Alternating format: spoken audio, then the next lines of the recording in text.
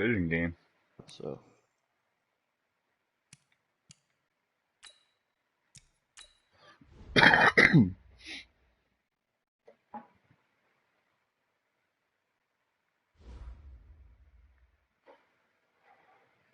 Damn, the Falcons are a 77.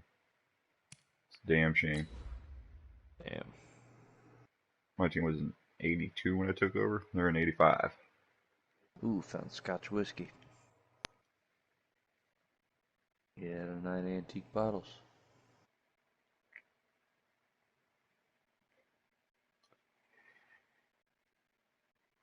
I think you get 40% more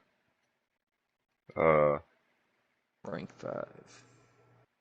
XP when you sell shit to Madame Nazar this week. Yeah. Yeah. So it might not be worth it for the money, but it might be worth it for the XP to get it leveled up. On EA Sports. Go sell everything you got to her. Coach, the weather this time of year in the South, perfect. Fall football weather, and we've got the...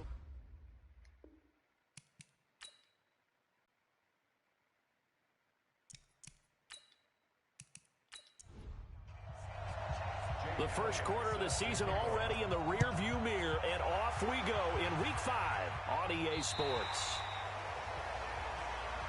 Let's go!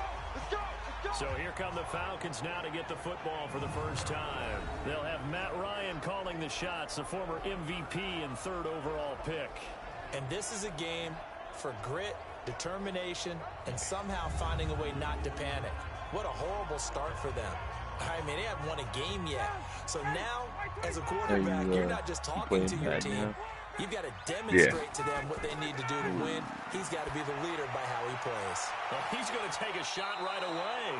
And he knocks the ball away, and it falls incomplete. All right, let's look at the offense. Devontae Freeman, this is a guy that you wanted to talk about, so take it away. Brandon, have you seen a running back play with such joy as well as such fury? Skin I love the way he runs the football and attacks defenses. An incomplete pass leads to 2nd and 10 from the 25. And he is met quickly in the backfield. Down he goes, folded like a lawn chair. That'll be a loss of a yard, and it leads to a 3rd down. I'm getting the sense that Fletcher Cox is making offensive linemen want to take the week off when they have to play against him. It's a regular routine for him, isn't it? It really is. That play there, that's him all day long. Good luck trying to block him and keep him from disrupting your offense. Little trouble thus far on their opening drive as they come up on a 3rd and 11. To throw is Ryan. He's got Freeman here. It's complete. And he's taken down, but able to slip across the 35. It's a gain of 13 and a first down for Atlanta. They've got good playmakers on the offensive side of the ball. I don't know what happened last week to really hurt their performance and hold down their production, but I would dare say that this week in practice, there's a lot of talk about how they're going to increase their proficiency. Yeah, that was a good start getting the playmakers involved. You mentioned that to me pregame.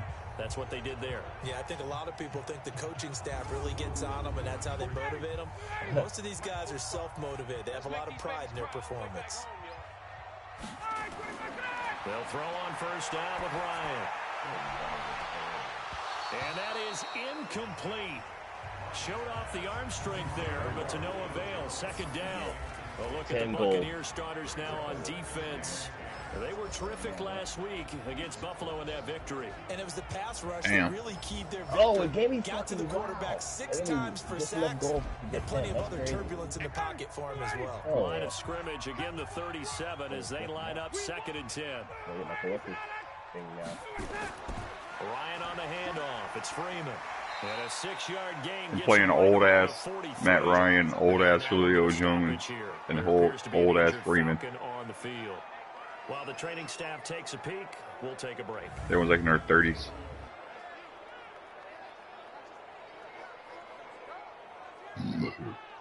Where the hell do you find Madden? In the box with an extra defender in the secondary now on 3rd down. Yeah, it changes every day. Go to your map and go to your index. It'll be in there. Incomplete. Oh, you ain't unlocked it yet, right? Nah, You gotta do the That's a Crips pretty good thing. opening possession He sends you a defensively. letter or some shit like that. You gotta go somewhere and especially on the road, do some with your stupid first mission. defensive possession, isn't it? Yeah. Go right out and establish yourselves and let them know this is going to be tough going all game long. I'm not sure if I'm doing that shit right now. On fourth down, here's Matt Bosher. It's not long. The longest part is, you know, the talking part.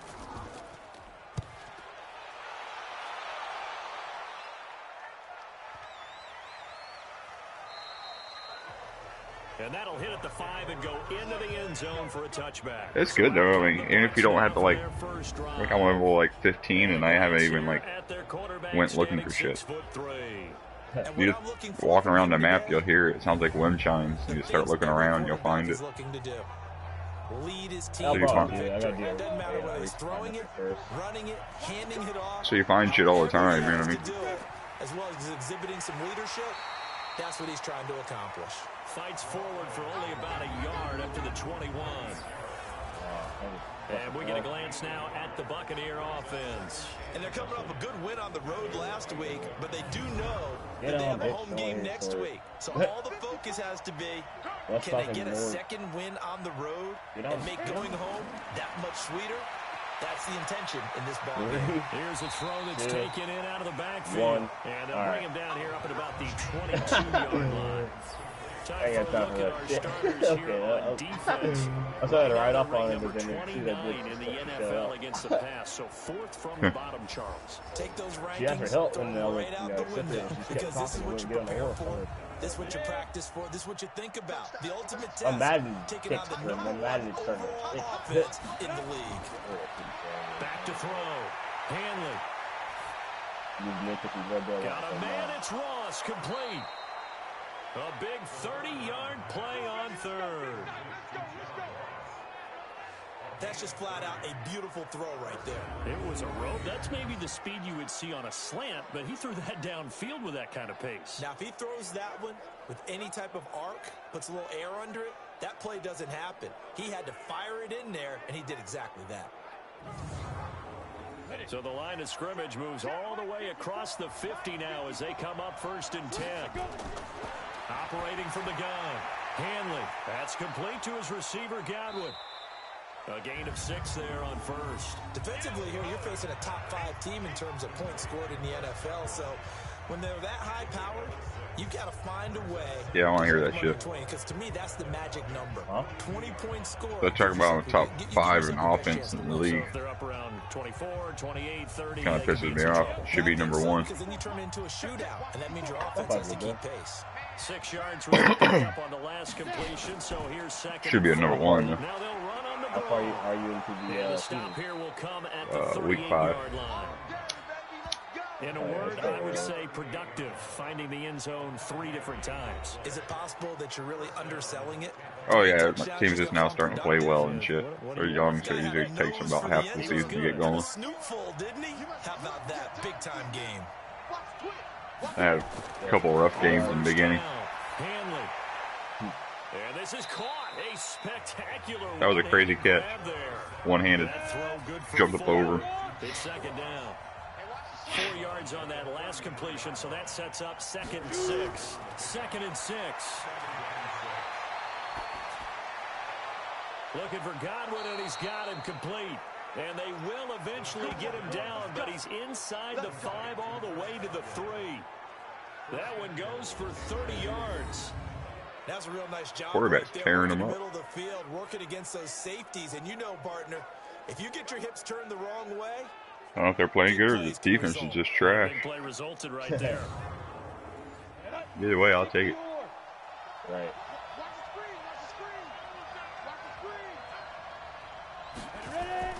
They go play action here on 1st down. What's up with this? Last time I had a man. 3 I had a yards good is the gain. That's 2nd and goal. It was like this defense I was playing. So like every single one of their corners was like fast as fuck. So like the receivers was having a hard time on like, the whole thing getting nowhere as he's belted before he could get out of the backfield. That'll wind up going for a loss of 4. Yeah, shitty run And defense, that's going to bring up an interesting 3rd and goal.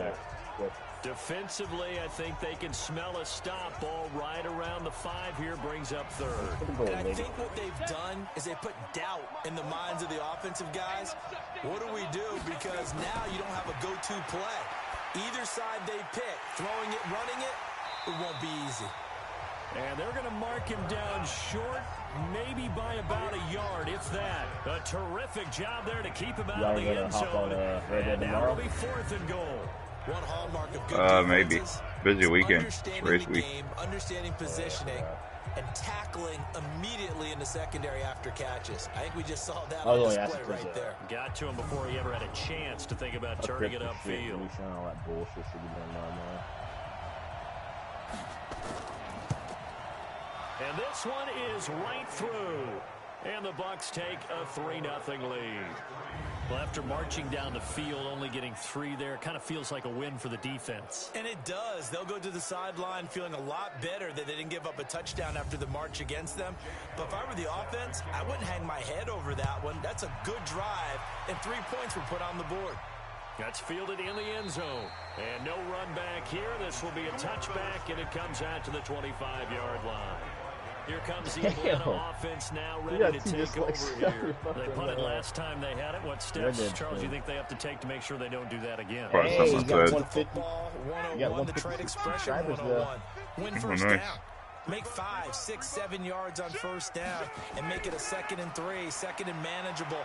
Keep accumulating first downs that way. Keep moving the football. Don't want to get behind the sticks because then the defense has the advantage. 12 yards is the pickup. Good for a first down for the Falcons. Tremendous blocking by the interior of the offensive line. They didn't just gash him there. They blasted a gaping hole for him to gallop through. I think if he comes back to the huddle, he better be giving them a whole lot of credit and thanking them for that much space to rumble. Line of scrimmage, the 37 on 1st and 10. Now Ito Smith. And this winds up a gain of 4 to the 41. The run got 4. Now they deal with a 2nd and 6. Ryan. And it's hauled in by Austin Hooper. And he'll be corralled out across midfield down to the 45. One of the advantages of zone defense, as I remember it, is being able to see the play develop in front of you. One of the disadvantages, when they find those levels where they can hit you with it. Sometimes behind the corner and in front of the safety, it makes it tough to defend. All right, man. I have to get off here. Gotta use the bathroom. All right, bro. So from Buccaneer territory now, it's 1st and 10 at the 45-yard line. All right. Yep.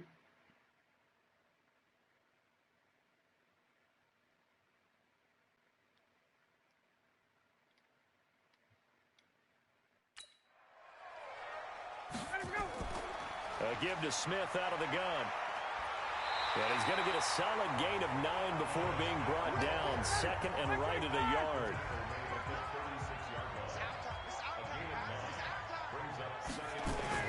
From the 36, Ryan. And finding the tight end, Hooper. It's a gain of 2. That's good for a Falcons first down. 1st and 10 at the 33-yard line. They'll run it here. This is Mark Walton. Just a yard on the first down carry, so it's 2nd and 9. Telvin Smith on the tackle. 1-yard gain. On 2nd and 9, Ryan. There goes a deep ball. And this is caught for a touchdown. Now hold everything here. Flag in the backfield. This one might be coming back. Would have put him in the lead, but hold that thought. Yeah, the celebration had to stop, didn't it? Because now you're on a real uptick. You're in the lead. Instead, you're still behind. Have to find a way to regroup. They get 5 yards on the run there. Still left staring at a 3rd and about 14. 3rd and long. It's Ryan. Getting the sense, Charles, they're going to put a big emphasis this afternoon on the run game. And why not? What we're seeing so far, working pretty well from them. And here's the best part. We always talk about the best performers do their job when the lights come on. I think he likes natural light best. Well, we hear so often how tackling has become almost a lost art in the NFL game. But it's so important to tackle well on these receivers, especially in a play like this one. Third down, they gave him the underneath stuff. You got to go up and make the tackle right away. A 50-yard attempt. And this won't get there. Won't be online either. It's no good. Off to the right. And this score will stay right where it is. NFL kickers nowadays, they make things look so easy because normally from this range, about 2 out of 3. And this is not an easy kick. Yeah, 20 years ago, you get where he was in that 50 range, maybe a little over. And it's a big kick, but now we just, if they leave it short, you're like, whoa, what happened? And that's what we have here. Yeah, you're right. 20 years ago, we were saying run some more plays and get closer. Now we think they're definitely within range, and you're exactly right. When it comes up short, there has to be something that went wrong because they have plenty of leg. They tried a 50-yarder and miss it, and now this offense has it 1st and 10 at the 40. From the gun, Hanley. This one complete to Scott Miller. And he'll work it across midfield inside the 45. It's a gain of 16, 1st down Tampa Bay. One of the selling points of the in route is it gives the quarterback a really nice sight line to his receiver and almost on a direct shot able to throw the ball into the middle of the field and have a great chance of success as they did on that play.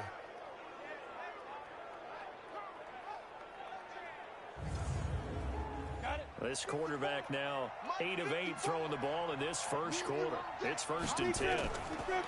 They'll run it now out of the gun. And he's dropped right at the 40. Gain of 3.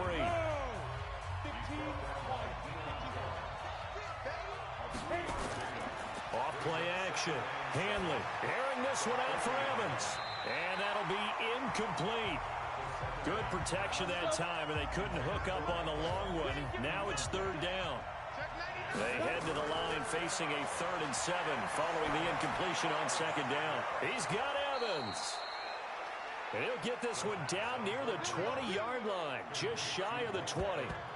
Those are the kinds of plays right there that show you why he's the number 3 man in the NFL in terms of receiving yards. Also tells you there's a full combination of what he's got going in his game. You name it, from route running to catching the football. That's why he's able to produce those types of numbers.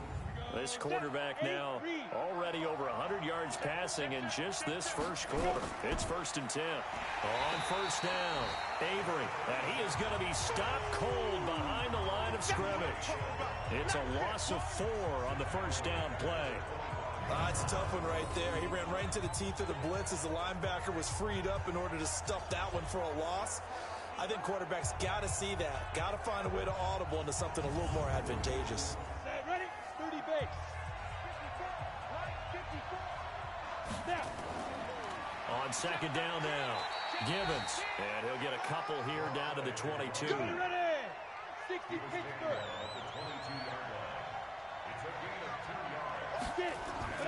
On 3rd down, Hanley. And that will be incomplete.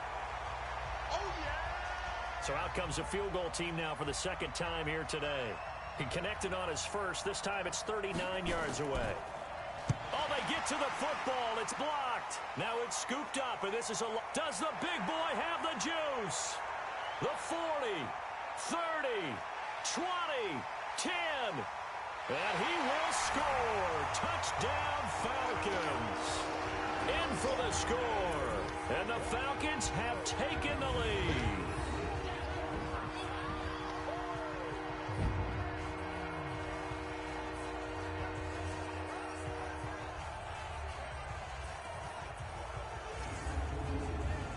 Jason Sanders now for the extra point.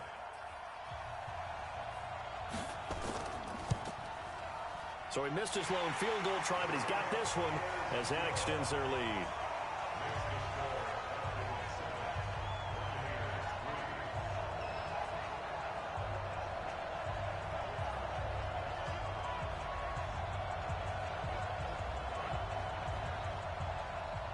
Now after the touchdown, it's Bosher to kick it away. This will be fielded at the 8. And he'll take this across the 25, couple extra yards, up to the 27-yard line. And Tampa Bay trots out there now. Last time they had a little bit of a special teams breakdown. That field goal was blocked. Yeah, and everything has to be precise in the kicking game. Snap, hold, kick. Obviously, the blocking to keep people out. So what you really want to do is get in there and get 6 points and take the pressure off of those guys. A run there on first down and a pretty good one of 5 yards, so make it 2nd and 5. 5 yards is the tally on first down. That brings up 2nd and 5. One thing to keep in mind, partner, especially in the second half, when you've got a running back of this size, of these dimensions, I can just tell you, attrition does set in for a defense because you're excited about hitting him in the first half. Maybe not so much in the second half, and some of these shorter gains turn into bigger runs later. Really good defensive effort. They were all over that little swing pass out to the right side before lost yardage. Terrific read, better execution, and done with a lot of enthusiasm, wasn't it? Absolutely. They saw it all the way, ran to the football, and caused a nice play for lost yardage. The last catch took him 2 yards in the wrong direction, so now what can they do on third? Looking to throw. Hanley. They'll find Miller. That's complete. Now, after the completion, we're going to get a timeout, an injured player. We'll check on his status when we get back.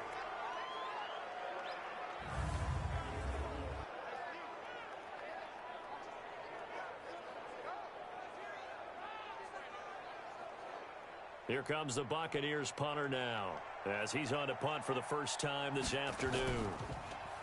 And this is away. It's a high kick, and he got all of it. And this is going to carry well into the end zone for a touchback. So here are the Falcons to take over on offense. They've dropped 4 straight games coming into this one, remember, but they have the lead here.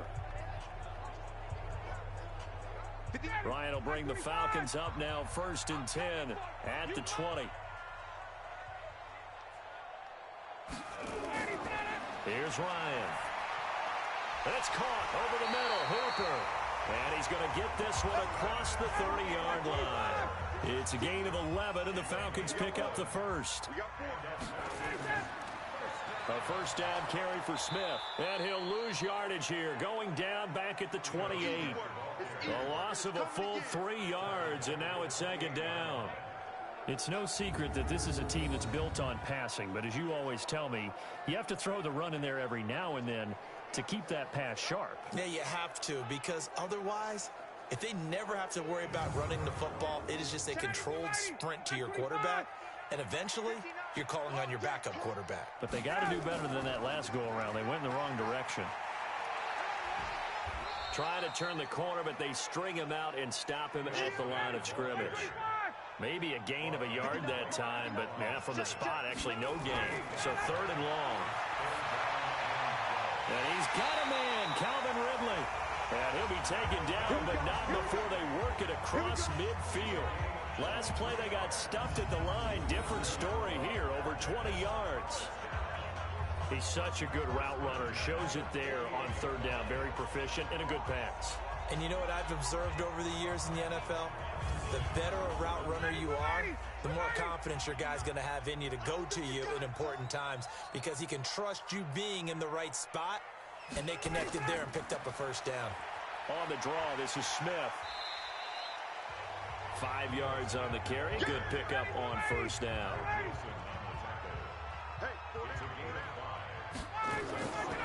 On 2nd down, it's Walton. And the stop here will come at the 38-yard line. 6 yards to pick up, and that's a first down. After one, 7-3 the score on EA Sports.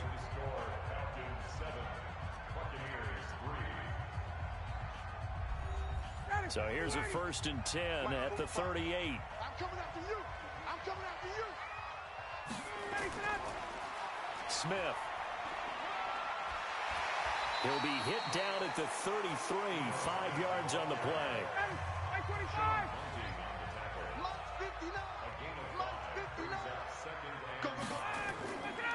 On 2nd down, here's Smith. And he'll be brought down. Oh, that's a face mask. Certainly looked like it. Indeed, here come the flags.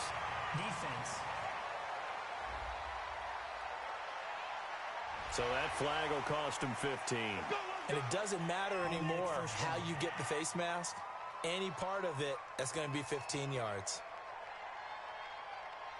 And they've got another 1st and 10 as the penalty keeps this drive moving. Now they'll throw it with Ryan. This complete to Jones. Able to get 7 on that 1st down pass play. 2nd and 3. Now it's Smith. And not a whole lot there. He does get a couple, taking it from the 5 down to the 3. The Falcons on 3rd down. They've hit 2 for 4 thus far. They need just a yard here. It's 3rd and 1. Now Ryan. And that will be taken in by Ridley for a Falcon touchdown. Calvin Ridley, his 2nd touchdown on the season. And the Falcons push further out in front. There was no going through the progressions on that touchdown pass. Yeah, nor was it necessary. His receiver won that route early, presented himself. No reason to wait. Go ahead and put it on him and score a touchdown. And a pause in the action because the booth, they see something that they want to take another peek at to find out if this was a touchdown or not.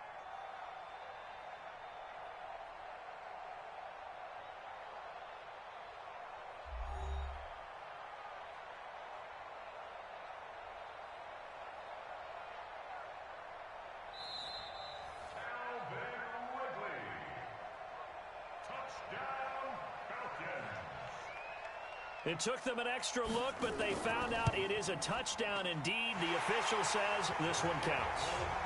Extra point up and good by Sanders, and that pushes the lead up to 11. A 10-play drive that time, and the Falcons score to cap it off.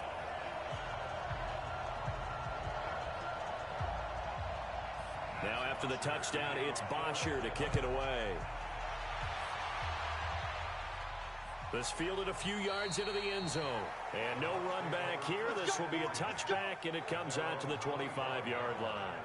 Getting set to go again as we look at the back, heading onto the field again. They've given him some touches. They haven't had a lot of success on the ground. Do you maybe keep going to that well, or do you mix it up more? I think you mix it up more, try and loosen things up.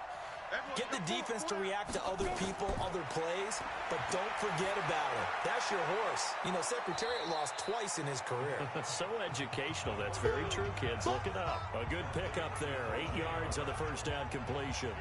Well, it's time for them to be good teammates right here. And what I mean by that is possess the ball for a little while. Get at least 2 first downs. Give their defense a chance to settle down a little bit after they give up a touchdown.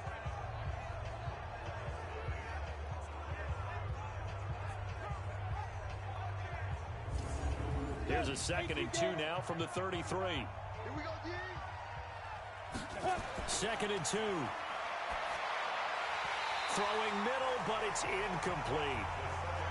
Didn't have a receiver open downfield, and as it turned out, couldn't even find his outlet man because of the coverage. It was way too tight. Unable to find anyone open. And he will have a 1st down here at about the 40. An effective 7-yard 3rd down conversion. And that's the big fella's MO right there. Running through tackles, keeping the sticks moving forward. This defense, if you don't bring 11 guys to the ball to try and get him on the ground, he's going to keep making runs like that. I feel the press box shaking every time he touches the rock. On the ready. 45 to Mike. 6-man. Check curls, check curls, check curls. Right back to him on 1st down. And boy, this defense again really making things tough on him as they stop him for no gain. Looking to throw on 2nd down. Hanley. And that's going to be incomplete. A lot of contact, no call, and it's 3rd down. The Bucs on 3rd down. They've hit it 50%, 3 of 6 to this point. This is 3rd and 10. This is Gibbons over the middle. And he'll get this up near midfield, but that's still a few yards shy of the 1st down. A short gain that doesn't get him the 1st down brings up a 4th down situation. Really nice job defensively. They knew where the sticks were. They got the stop before it.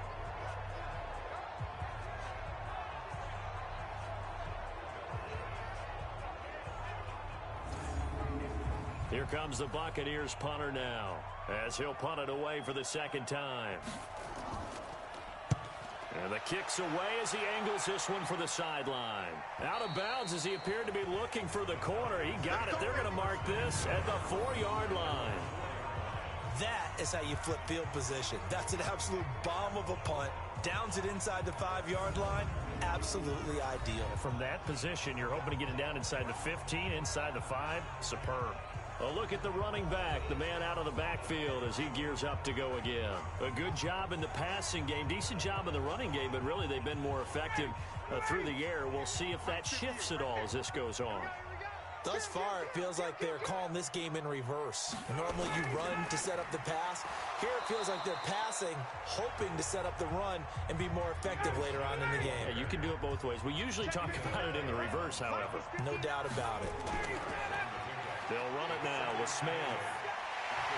And he'll be brought down, it looks like, right at the 15. That one, a first down pickup of 8. Now, this is an example of breaking down a defense, because on a lot of these runs, he's getting past the point of attack, and guess what he's doing? Forcing the secondary guys to have to make a lot of tackles.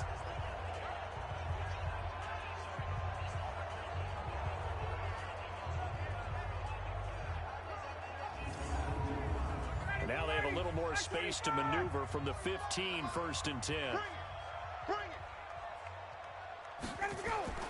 From the shotgun, Ryan. Thrown across his body, and it's intercepted.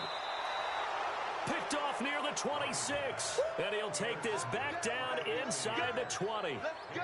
That interception sets them up beautifully already in the red zone. And you can hear it all the way up here. Oski, everyone turned to block, find a spot, and now they're set up inside the red zone for their offense.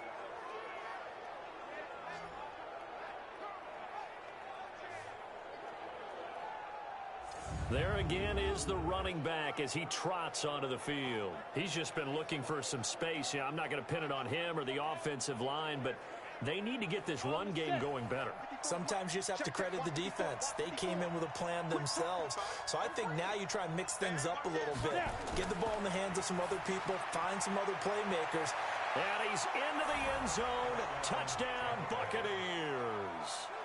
Chris Godwin, his second touchdown on the season, as his guys are back within a single score. Brandon, my man, just one sentence for that one. Clinic. And that's what they've done. They lead the league in points per game this season, but it's been quick strike ability as we saw on that drive. I think they're actually intimidating defenses because they're back on their heels right away, wondering where it's going to come from, how they're going to hit them. This group is well organized, well coached, and extremely confident in what they do. Point after, right down the middle. And that makes it a 14-10 ball game. A nice, tidy little drive there, getting the ball in excellent field position, and only one play to score it.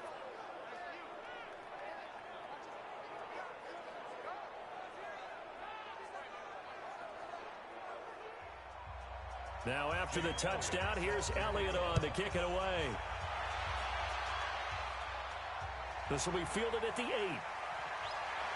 And he'll get it up to about the 26-yard line, just across the 25. Ito Smith heading back out with the rest of his offensive crew. The passing game, they've had more success there than the running game. Maybe something they game plan for. How come they didn't tell us about it? Because they wanted to keep it a secret. We did ask, didn't we? But I think what happened in this one is they've realized that they've established the run pretty well, and teams are going to key on that. They thought they could open it up and have success through the air, and that's exactly what's going on. Yeah, they've had success, at least so far, here in the second quarter. This will be a 2-yard loss on the play, and that'll make it 2nd and 12. Anytime you call an inside running play, you just know there should be a lot of congestion there. You're counting on your offensive line to take control of the line of scrimmage. That didn't happen in this case, and that play got bottled up. So the opening play of the drive goes backwards. Now they'll come up on 2nd and 12. From the shotgun, they run with Smith. Nowhere to go that time. Might have gotten a yard up to the 25. The Falcons on 3rd down. They've converted 3 out of 5 thus far. This is 3rd and 11. Ryan. he can't escape the pressure. Ryan goes down. Christian Wilkins. He's the culprit, causes a loss of 5, and it brings up 4th down. We've watched this a long time, and I still don't believe we get it. 3rd and long. Why are you calling play action? Yeah, because they're not going to bite defensively, right? No, not at all. I did have a coach explain to me years ago that for some teams, that's how they have to deal with pass protection and their line blocking. But to me, it seems silly. Yeah, well, they're silly, and it leads to a play action sack. Here's Matt Bosher now as the drive goes backwards, so he's on to punt it away. He steps into this one, and this is a rocket. Taking it about the 16. They'll call that a 61-yard punt. He got all of that one, and the Bucs will get ready to go on offense. Now out comes their leader and the captain of this offense back onto the field. Been a decent start for him here in this first half, but they're losing. And I think as the captain of the offense, you probably always feel like you need to do more in that situation. The best have always felt that way, and they won't settle for anything less. So right now, his goal is to increase what he's doing on the field, try to make sure his teammates come along with him, and he feels like if I do better, everyone will do better. And that's what we're seeing from him right now. Got to have a little extra determination. Yeah, a little extra determination. He has thrown the touchdown pass. No interceptions for him personally to this point.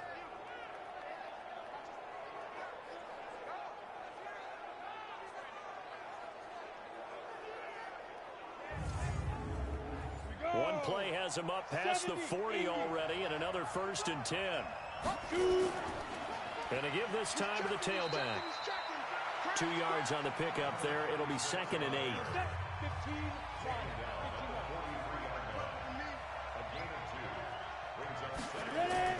Off the play fake. Hanley. He completes it to Evans. And that's going to be good for another 1st down as the tackle's made at the Falcons' 36. If you're going to blitz, likely going to leave you in man coverage with this guy, and that is less than ideal. It is, because just about any offense that has an elite receiver, if you blitz and have him in man coverage, you're going to him, even if he has an elite defender on him, because he usually knows where the ball is before the defender does. From Falcon territory now, here's 1st and 10 at the 36. Back to throw. Hanley.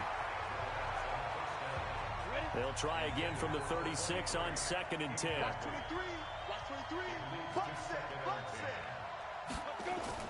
To throw again. Hanley. And this time he's got the hook up. It's complete. It's a gain of 16. 1st down, Tampa Bay.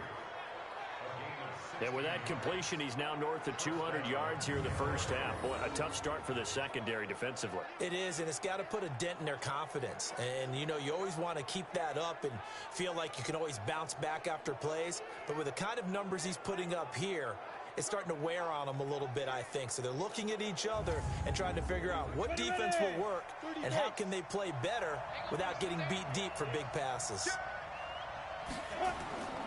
They'll run on 1st down. Avery, they'll get it inside the red zone, but only for a couple down to the 19.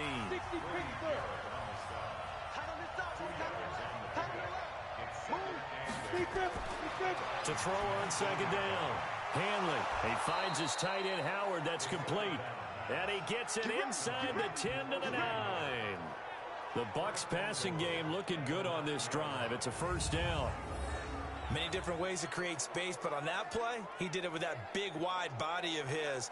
Didn't get a whole lot of yardage on the play, but it did what it was supposed to. Pick up a 1st down. Down. 10-2 soft. 54 miles. I'm coming up to you. I'm coming up to you. They'll try and run for it on 1st and goal. And from the 9, they get this to the 5-yard line. And the ball smacked down on the 5-yard line. Here's 2nd and goal. Now a handoff here to his running back. And he'll get this one back to the 5-yard line, but no further than that. This has been a long drive. You got to figure a field goal would be a letdown. Can they convert now on 3rd and goal? Looking to throw. Hanley. Looking end zone, but it's incomplete. They don't get the hook up there, but you really have to marvel at how precise he's been throwing the football these last couple weeks. Oh, that's the perfect word for it, precise. Because if you're at 70% or better 2 weeks in a row, you have a job as long as you want one in this league, won't you? I mean, let's face it, it's not just West Coast offense either. He's putting the ball downfield as well. And his kick is good. And the lead is down to 1 now at 14-13. So this time the protection holds up for him just fine, and he's able to bang it through. I think their special teams coach got the point across. He gave him a pretty good earful after the block earlier, and this time there's no penetration, so they're able to pick up 3. This one taken from the 7. And he'll take this across the 25, a couple extra yards up to the 27-yard line. Atlanta now coming out on the field. And on the last go-around, they really couldn't get anything going. They had to punt from deep inside their own territory, which means you're going to lose the field position battle as a general rule. What they're looking for now is a little more consistency, move the ball at least a few times on offense, get a couple of first downs, and hopefully flip the field. Yeah, just something to build off of. That's what they're looking for here. They'll start on the ground. It's Ito Smith. And just a short gain that time as they're able to get him down. 2 yards on the carry there. It'll be second down. From the 29, Ryan. Looking for his tight end on the corner. It's complete. A nice pickup there. 18 yards. First down, Falcons. A lot of tight ends just use their size and their strength, try to occupy some space and kind of body people away and catch the football. But not this guy. He's a refined route runner. Makes me wonder if he took some dance classes in his background with his footwork.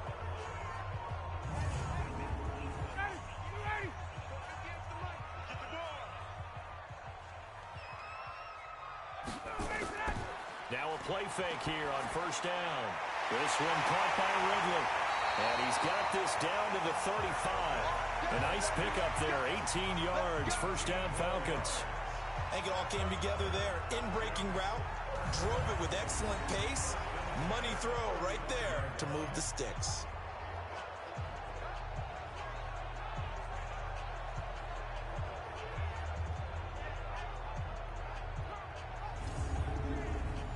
So from Buccaneer territory now, it's 1st and 10 at the 35-yard line. On the carry, here's Smith. This will be a gain of about 8 to the 27-yard line. 8 yards on the pickup brings up 2nd and 2 at the 27-yard line. On second down now. It's Smith, and only a yard this time as he's taken down right around the 26. The Falcons on third down. They've hit it 50%, 3 of 6 to this point. They're up against a 3rd and 1 situation.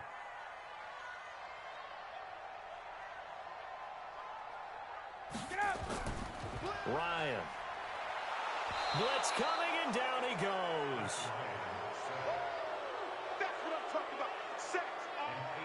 Whenever you see a team deciding to throw the ball in 3rd and 1, as a defensive player, my mindset is we've got them now, and that's why they dialed up the blitz and got after them. But occasionally, you want to pass it on 3rd and 1. I mean, not a lot for sure, but sometimes just to keep the defense guessing. Oh, no doubt. You want to break tendencies as you go along with a game because you don't want them to just say, oh, 3rd and 1, we know exactly what they're going to do. But in this situation, as an offensive lineman, as a running back, I want to know why I didn't get the football. Good work, boys. Let's go.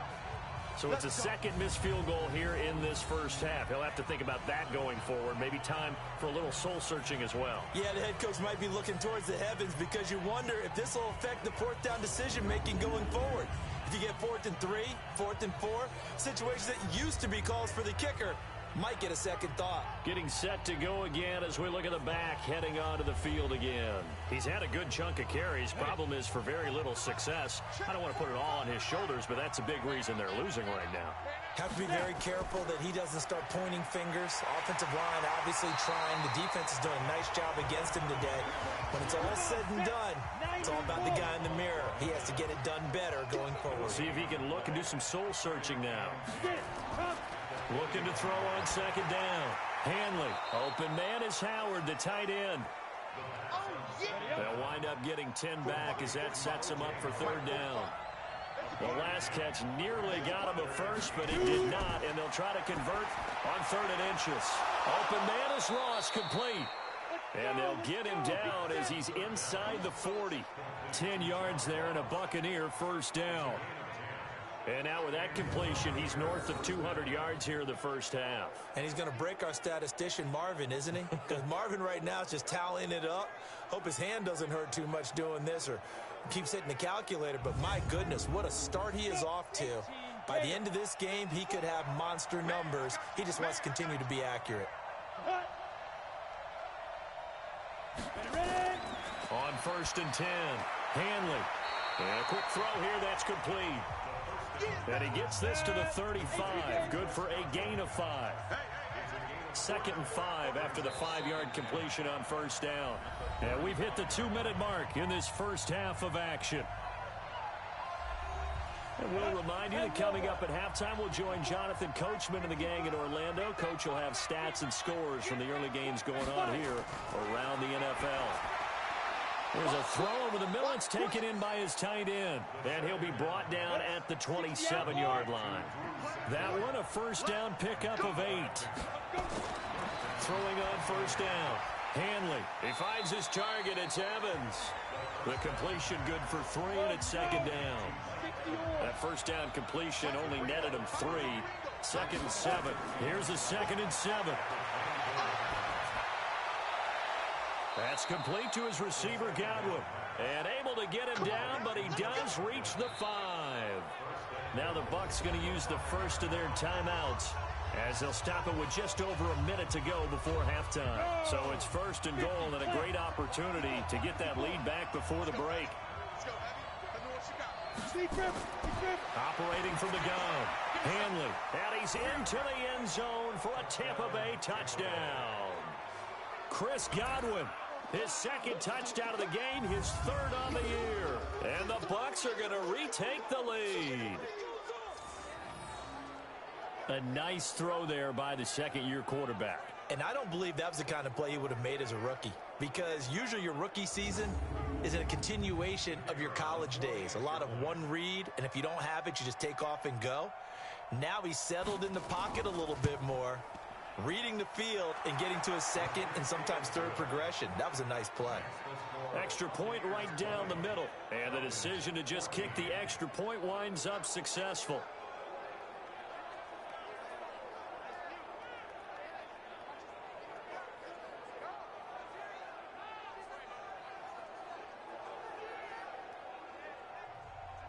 Now after the touchdown, here's Elliott on to kick it away.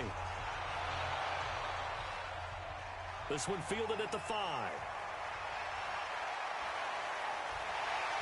And a good return. He's across the 35-yard line, right around the 36. Matt Ryan and the offense heading back onto the field. He's had a solid start to this game, but bottom line is they're losing, so he doesn't care about his stats. He just wants to right the ship on the scoreboard. He wants to actually increase his stats because he feels like if he does, that means things will get better for his team, maybe get him back into the ball game or into the lead. In these situations, I remember playing with a quarterback once where he actually ran out onto the field first ahead of everyone else just to say, guys, let's go. Try and create that energy, create that spark. Well, so far he has 1 touchdown, 1 interception. He'll be looking for that 2nd touchdown now. Oh, he's got a man wide open, complete. Now the Falcons going to use one of their timeouts as they'll stop it with just over 40 seconds to go in the first half. They'll throw on first down with Ryan. And he will find Ridley. That's complete. The Falcons going to use the 2nd of their timeouts as they stop it here with just under 40 ticks to go in this first half. Ryan now 12 of 17 through the air as he leads his guys up on first down. Now it's Ryan. He's got Hooper on the short connection. And he'll be a little shy of the 25 here at the 26-yard line. Give him 9 there on the first down completion. And now whistles and a flag, and I think we got a jump here. So they got him coming up from his linebacker spot. And sometimes the position designation really doesn't matter. If you creep up to the line of scrimmage, you just have to look for the football. Make sure it moves before you do. After the penalty, a fresh set of downs. It's 1st and 10. Let him know, let him know. To throw again is Ryan. This is caught. And he'll be out of bounds. And a nice gain of 21 yards.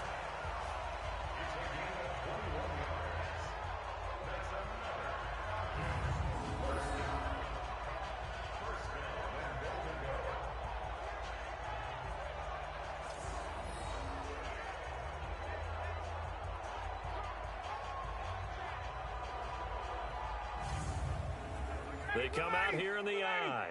They've been practicing goal line offense all week. Let's see if they're able to capitalize here. Throwing again, Ryan. And he's going to be swallowed up and taken down. Sacked back at the 5-yard line.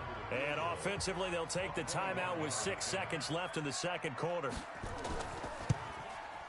The kick by Sanders is good. And that cuts the lead down to just 3, 20-17. So, yes, they'll still be down going into intermission, but the deficit is now made even smaller, very manageable. Yeah, and if nothing haywire happens here in his last couple of precious seconds, they will go into the locker room with a nice bounce in their step, having gotten a little bit closer on the scoreboard.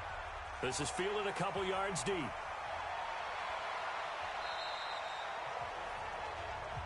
Let's go, baby. We have hit halftime. Still 2 more quarters to go. We'll take a timeout. We'll be back after this. You're watching the NFL, and it's on EA Sports. It's in the game. Okay, Brandon, thank you very much. More from you, too, in just a bit.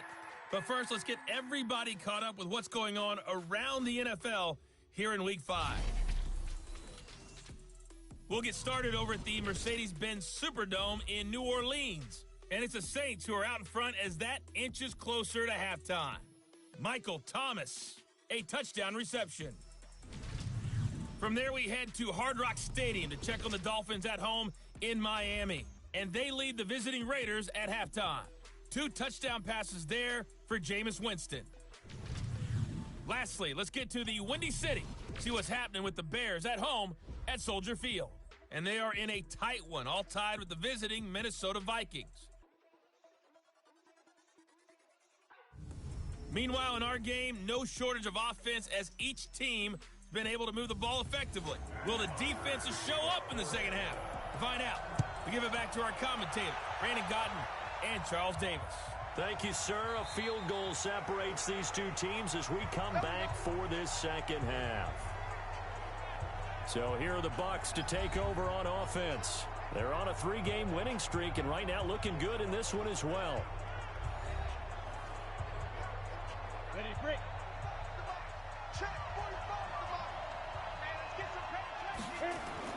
On first down, Hanley finding his safety valve here. That's complete. And he's upended after a gain of 2 out to the 27. They'll break the huddle, come up on 2nd and 8 at the 27-yard line. Now they'll run on the draw. Now, they struggled to get him rolling on the ground in the first half, and that's sort of continuing here in the third quarter. Yeah, but I don't think it's time to abandon the running game. I would say keep feeding the horse, and I believe he'll eventually reward them, especially as we get deeper in the game. 7 yards there, good enough to move the sticks. They're trying to show that they can run the ball and protect this lead. Give it to the backs, play a little bit of keep away, don't you think? And that's probably a good philosophy at this point, going to make that defense stand up and stop them.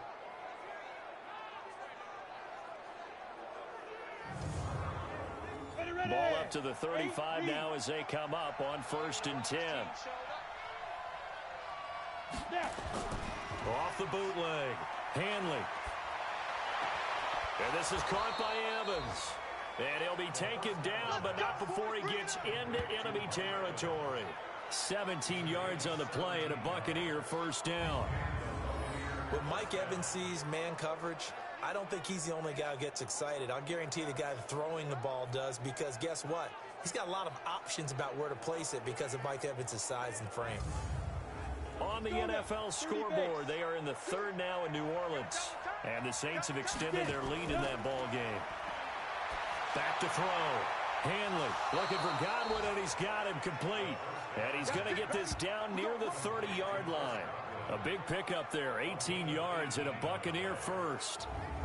And he's certainly been a huge factor in this when he's got the 2 touchdowns to his credit. Now they look to him again. He picks up the first. Yeah, I can hear everyone saying, well, why don't you cover him, double him, triple him, do what you have to do. But sometimes they get locked into such a groove and such a connection, it doesn't matter how many guys are in his area. He certainly looks to be in that groove right now. This quarterback now over 300 yards now for the game, and time to improve on that as he's got a 1st and 10. A pretty good-looking run there on 1st down. That'll go for 9 yards, just short of the line to gain. A nice run there, 9 yards, and it'll be 2nd down. 2nd and 1. And there we saw one of the downsides of blitzing during a rundown, because sometimes you get out of your gaps. You don't fit the run quite as well because you're headed towards the ball carrier with abandon. 7 yards there and a 1st down.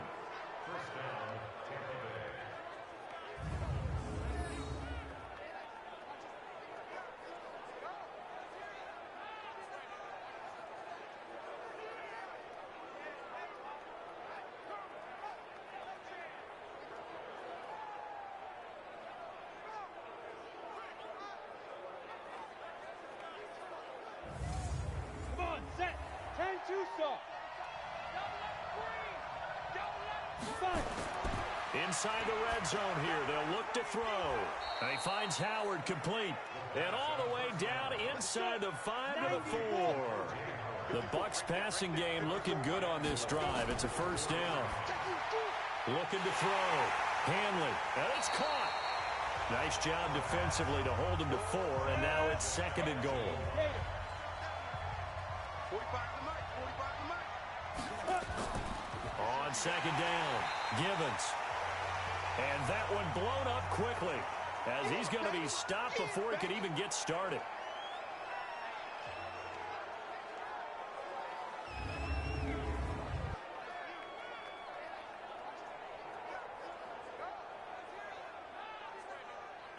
From back at the 3 now, this is 3rd and goal.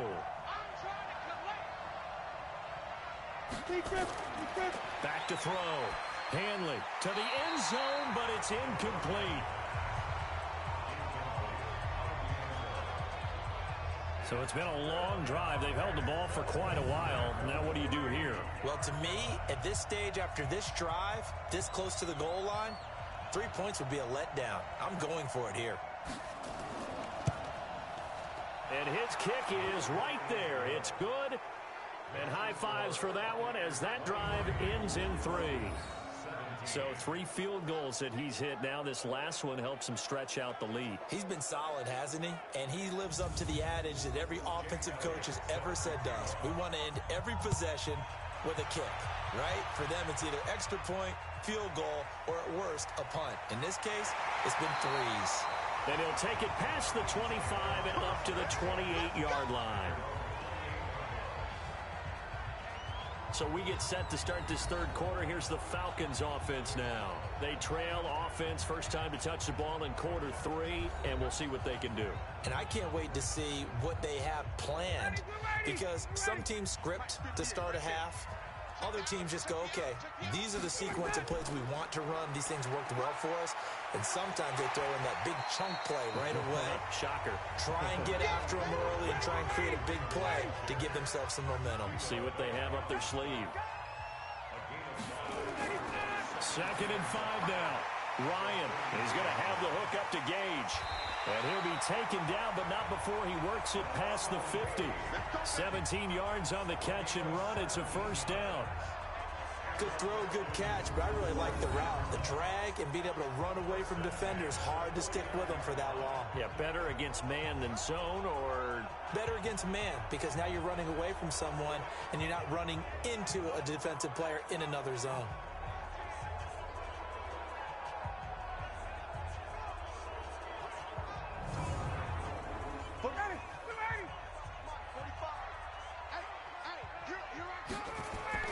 Now Ryan on 1st down. And that's going to be incomplete. Too tough to hold on to that one. It's 2nd down. So now 2nd and 10 after the incompletion on 1st down. Throwing again. Ryan. And he comes back with one complete. Line of scrimmage, the 37 on 1st and 10. Ryan will throw again. And finding the tight end, Hooper. Give him a couple on the catch. It's 2nd and 8. So 2nd and 8 here after the pass play for 2 yards on 1st down. Now it's Ryan. This to Jarwin. 4 yards on the completion, and it sets up a 3rd down.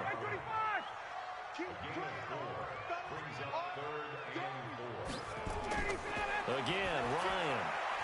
And he's got a man, Calvin Ridley. And he's able to get the first here as he's taken down at the 25. Well, that'll be enough to keep the drive moving forward. Another 1st down on the pickup of 5 yards. One thing you're hoping for when you run drag routes, you're able to hit a receiver in stride, and he can pick up a lot of yardage after the catch. But in this situation, the defense was effective, able to stop him before he could get a good head of steam going. Ryan now 6 for 6 since coming back out of the locker room. It's 1st and 10. And give him about 3 as he gets it down to the 22-yard line.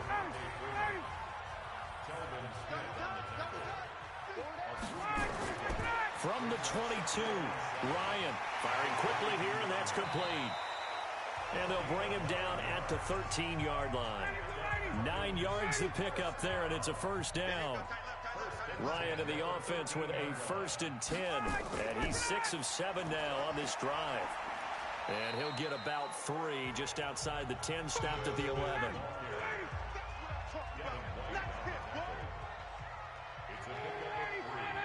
Brings up 2nd and 7 at the Buccaneers 11-yard line. Back to the ground, this time with Freeman. And he'll get this one down to about the 10-yard line.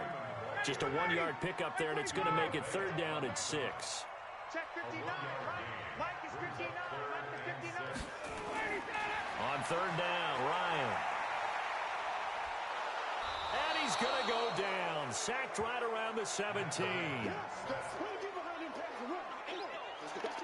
That's his 2nd sack of the game, and the best defensive ends, they do their homework as much as offensive guys do. They know how to beat the offensive lineman across from them, what moves they need to do to set them up. This guy's been pretty good at it all game long.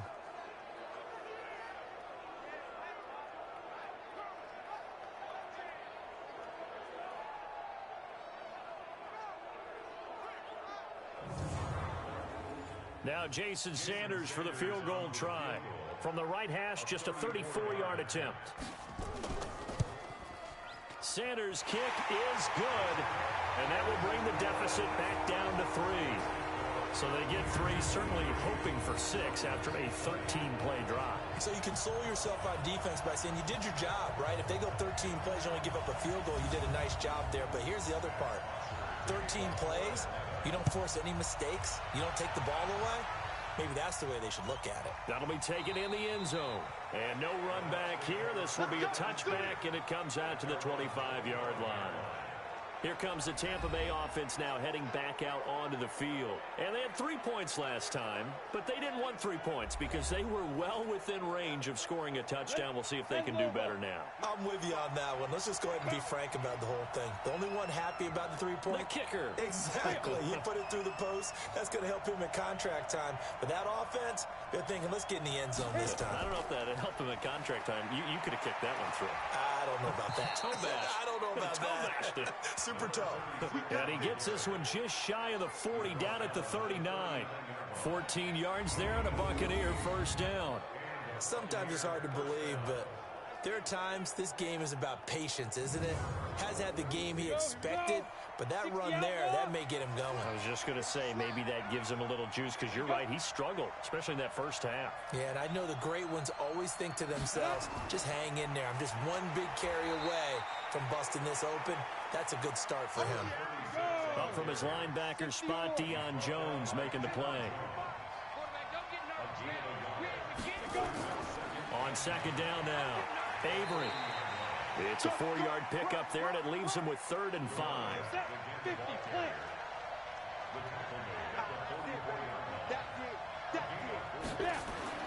Looking to throw. Hanley. Got a man, it's Ross, complete. And he's going to be out of bounds, but not before he takes it inside the 40. 17 yards on the play and a Buccaneer first down. They like going to him in the slot. He catches another one. I think this comes under the heading of until they stop him, why not go back to him? He has something going really well. Great working relationship with the guy throwing the ball, and they keep making the connection. This quarterback now, a perfect 8 for 8 to start the second half. Not bad. 1st and 10. From the gun, Hanley. He hits his target, left side, Watson. 7 yards, the pickup on the pitch and catch. Able to get 7 on that first down pass play. 2nd and 3.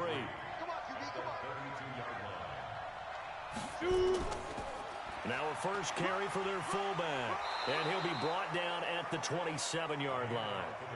A gain of 5, good enough for the first down.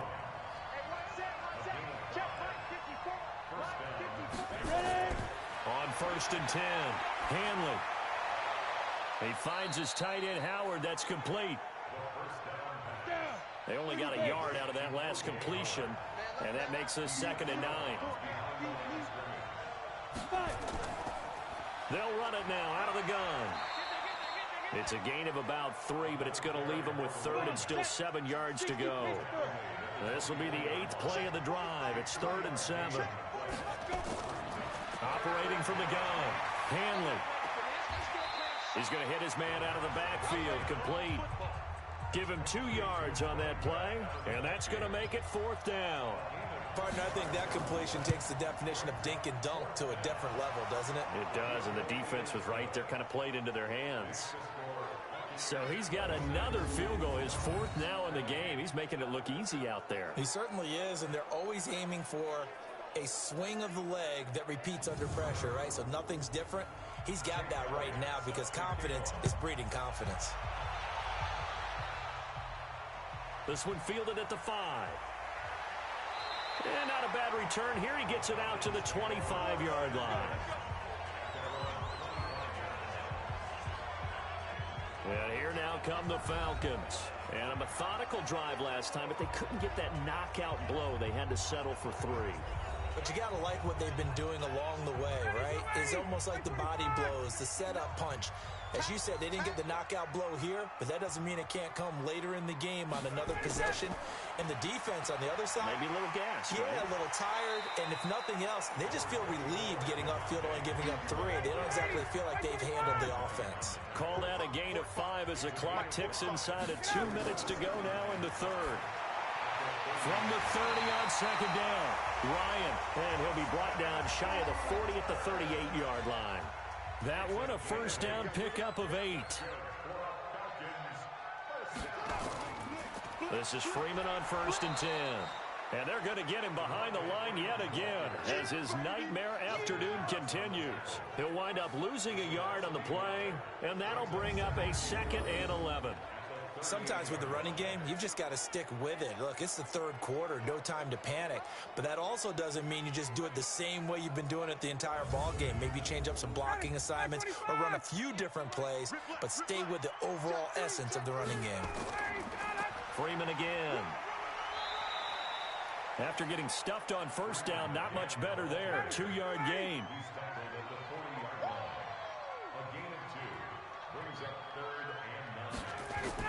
To throw on 3rd down, Ryan. And he's got his favorite target yet again. It's complete. A loss of a yard, and it brings up 4th. If you're a selfish player and you're throwing the ball, you're cool with the completion. Maybe not so cool with the yardage loss, though, huh? Yeah, you went backwards on the yardage. Hey, it kind of works like a sack for the defense there. Yeah, it's a really big play for them, right? Able to figure it out, sniff it out, and finish it off. Throwing to start the drive. Hanley, that's caught by Howard. And he'll go down at the 26, following a gain of 6. A gain of 6 there on 1st. Back now here on EA Sports. It's the Bucs. They've got the football. They also are in front here on the scoreboard as we start the 4th. From the 26, they'll line up on 2nd and 4. 2nd and 4. Nowhere to escape, and he goes down. And we say it all the time, have to be able to get rid of the ball sooner than that. You have to help your offensive line out. They're going to protect you as best they can. And if you're getting 3 to 5 seconds to throw the ball, they're doing a really nice job. But when you hold it and give up a sack, you're really almost discrediting their work.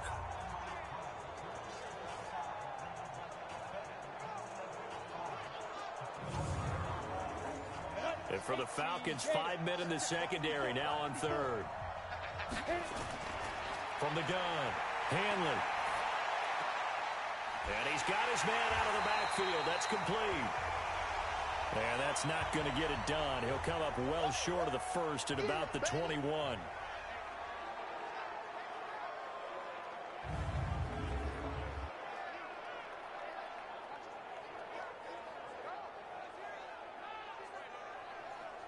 Here comes the Buccaneers punter now, as he's on here to punt it away.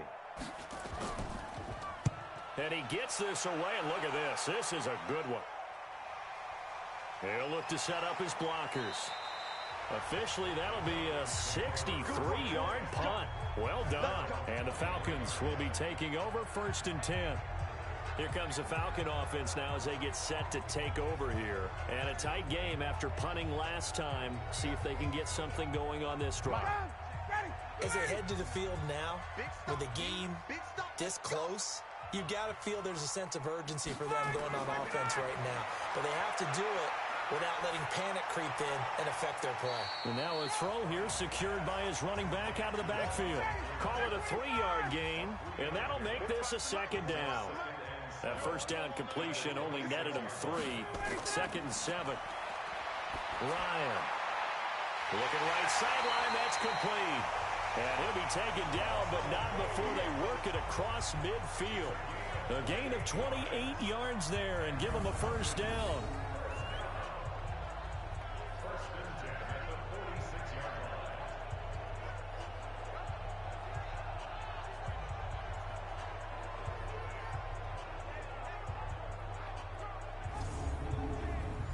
So from Buccaneer territory now, it's 1st and 10 at the 46. Ryan. And this will be incomplete. Physical play on the football there, and it's 2nd down. An incomplete pass on 1st down. That leads to a 2nd and 10. Ryan swings it out to the flat for Freeman. Everyone's got to be able to catch the football. Doesn't matter what position you play, but if you're on offense, be aware a ball may come your way. On 3rd down, Ryan gets it off to Freeman.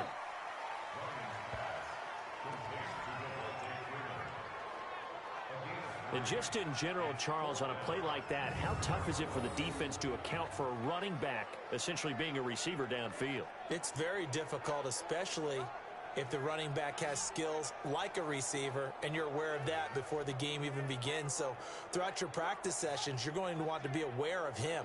Where is he lining up? What can he do? What kind of damage can he do to us downfield?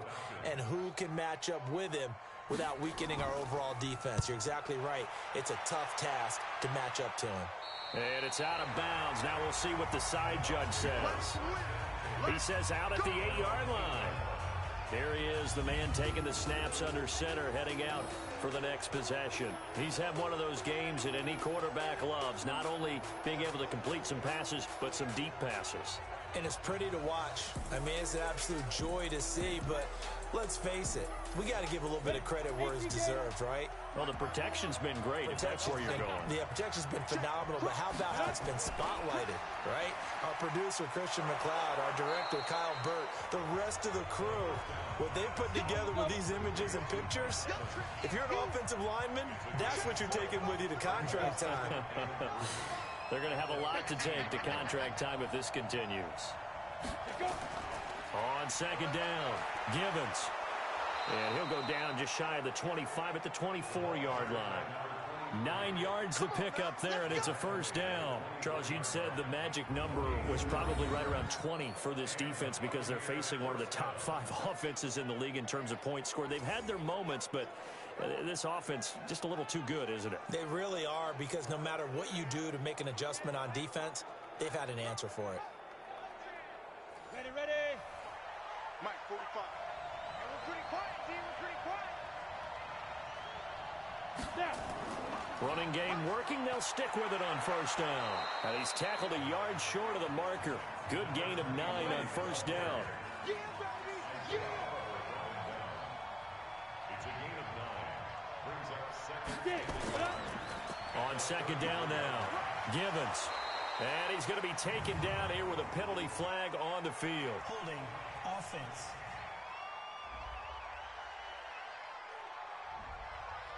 That one whistled against a big right tackle. You'd think being able to fire out and block it'd be a lot easier to not commit a holding penalty, but it's tough to keep those guys right in front, isn't it? On second down, Gibbons. And a nice run past the 30-yard line there. Go. Head over. He's brought down at the 31. A 9-yard gain on the play. Go. And it's third down. Ready. Off play action. Hanley. And he's got a man. It's the tight end Howard, complete. And getting this just shy of midfield. They'll spot it at the 49.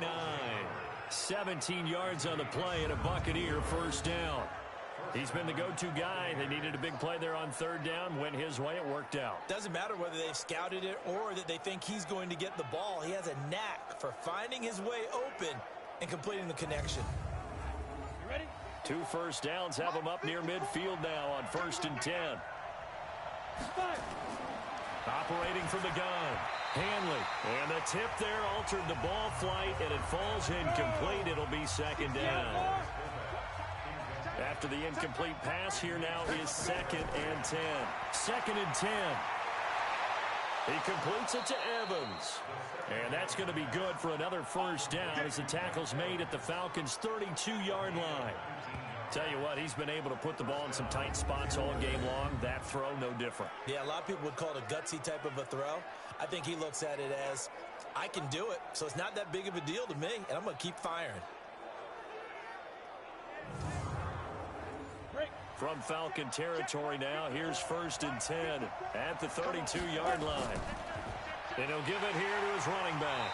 And I think this defense knew what was coming as he is smothered behind the line. It's a loss of a yard there, and it's 2nd down.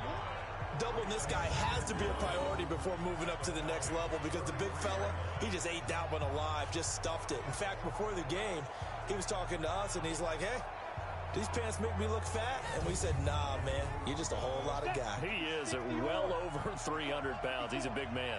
Maybe just a slight detour on what's been a strong drive. Here's 2nd and 11. And a flag comes in as that one falls incomplete. Pass interference. Well, let's see who this is on. So flag for the contact, pass interference. And I know that you're going to look at me and roll your eyes, and rightfully so, because you know what I'm going to say. Doesn't the defender have a right to the football as well? No, I don't like defenders. That's because you spent too much time with me. Okay, I'll side with you on this one. This is the correct call. Another nice gain, 13 yards that time, and another first down. These guys are running offense like you drive. The pedal is down, stomp down. How about that? Back-to-back completions. They are rolling. So much for being conservative and running that football. So 1st and goal, 6 points here would go a long way toward wrapping this one up. And they'll let the fullback try and take him home. And he's in. Touchdown, Buccaneers. It's the fullback. His first touchdown on the year as the Buccaneers tack on to their lead. Well, they weren't messing around. 1st and goal, they don't do anything fancy. They just go to the fullback right away. I like how you phrase that, because oftentimes they come back to the fullback when it's late in the down and distance count, right? In this case, first down, let's go get it right now. And he got it, 6 points on the board. Now the Bucs offense will stay out there as they'll go for 2. I'm coming. They'll look to throw. And he's got it. So the 2-point conversion is good, and they add on to their 4th quarter lead. So they're able to throw it in for the 2-point conversion. Sometimes that can be a risky play, but they got it. Yeah, you always have to be careful here because if you do get it intercepted, it's returned by the defense. That's 2 points for them, but he identified an open target and put it right on him.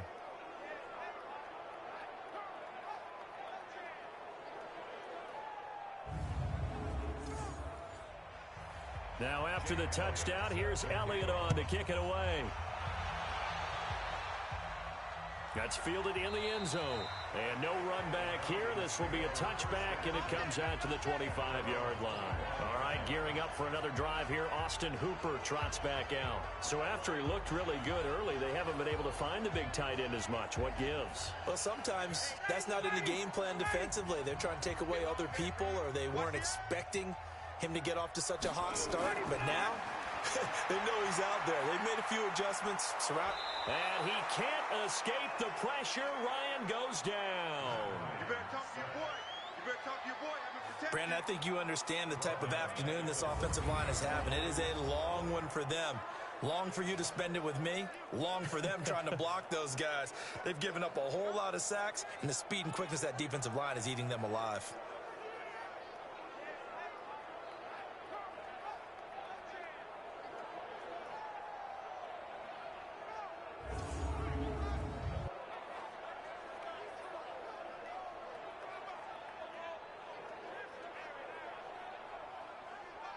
Well, they're in some hot water now. After that sack, it's 2nd and 21. Here's Ryan to throw. Quick hitter here. It's complete. And he fumbled it. It's on the ground. You don't want no problem. You don't want no problems with me.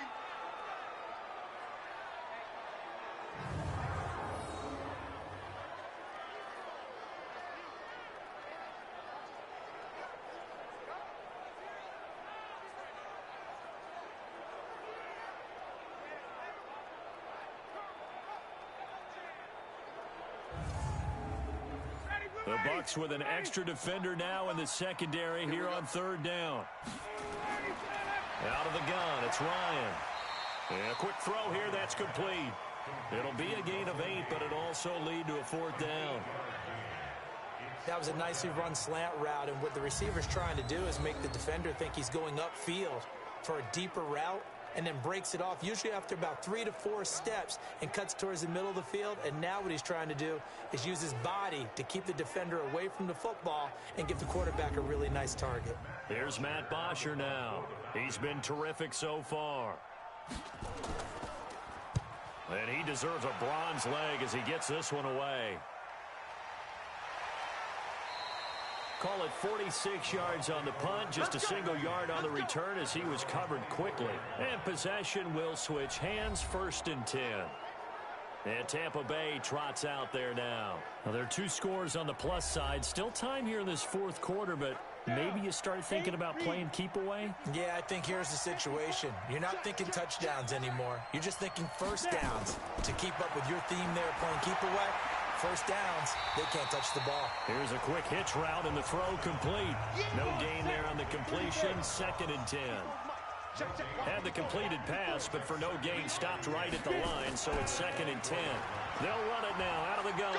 They'll be brought down on the 30-yard line after a gain of 6.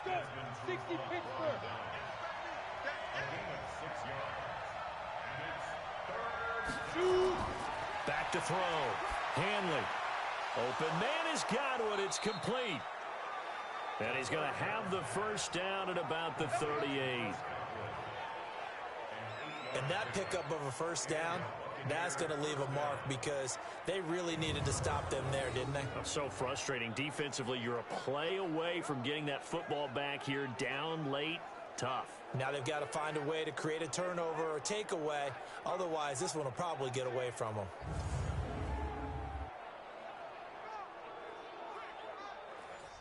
So here's a 1st and 10 at the 38. They'll run it now out of the gun. And he's going to be stopped up quickly here. Just a yard up to the 39.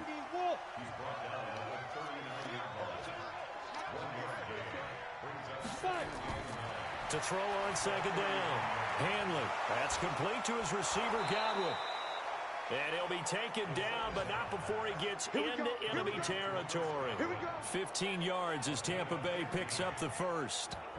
Another nice pickup through the air, and I think a lot of people might expect them to run the ball in this situation, Brandon, but with this lead, they're electing to throw the football. Swings, slants, quick outs, things that they consider safe.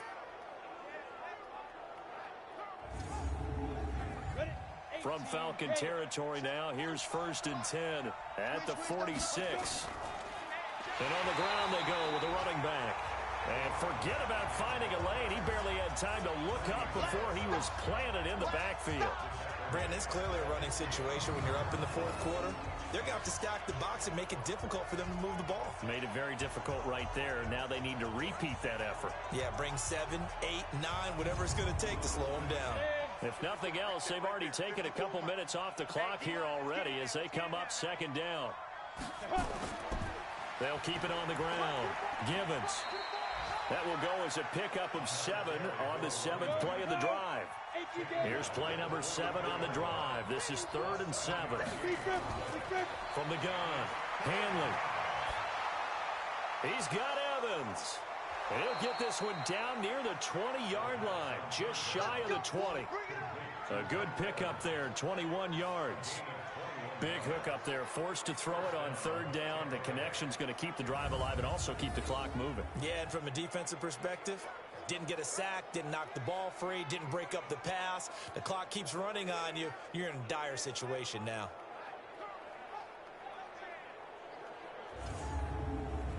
Clock running, under 4 to play now as they come up on 1st and 10.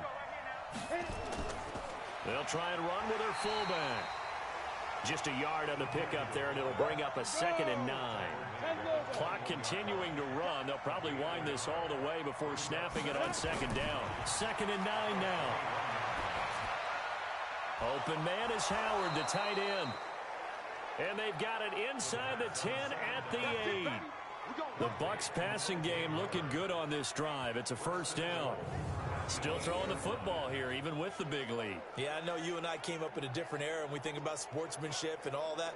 Other people think about fantasy points and getting their numbers. That's all they care about right now. A good chance now to put this game on ice. This is 1st and goal.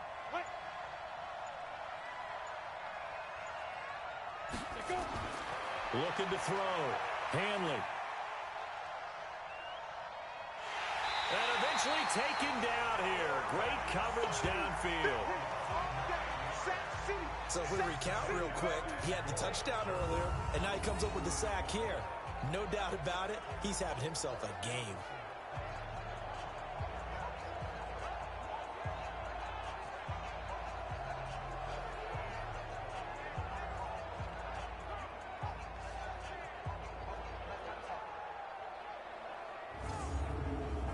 First down, a bit of a disaster, and now on 2nd and goal, back even further.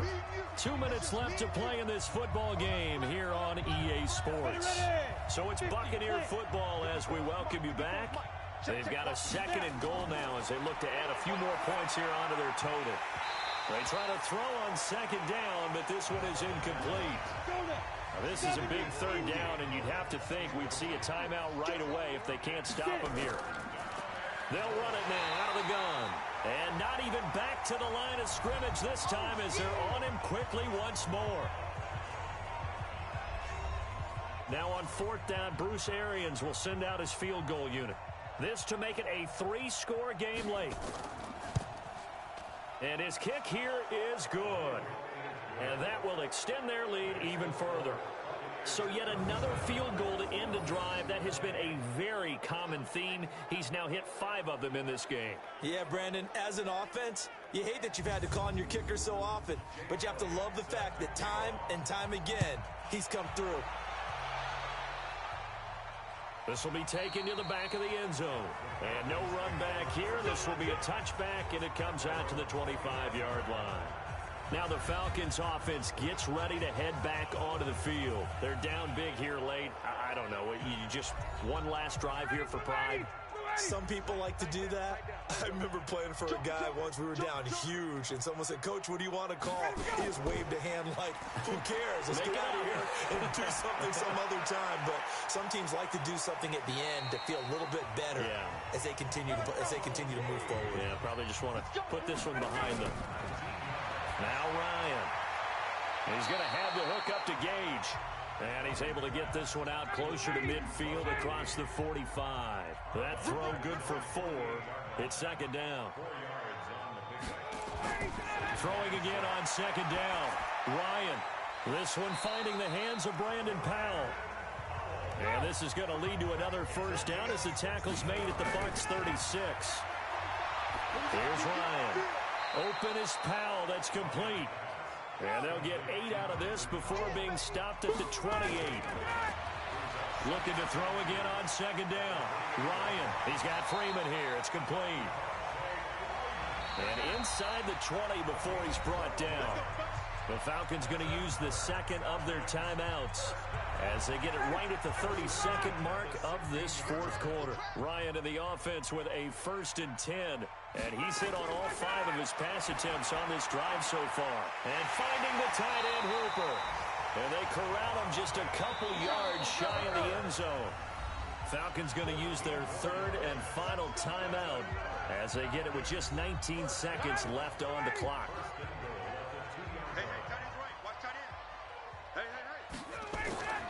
Ryan will throw again. Able to get away. And this is caught for a Falcon touchdown. A 2-yard touchdown grab. And the Falcons cut into that lead. A lot of people might call this backyard football. Sometimes just understanding who you've got out wide and who you're going to throw it to. Give him an opportunity to go up and make a play, even when contested. Looks like that one worked out pretty well. The trust factor, in effect. Sanders now to add the extra point.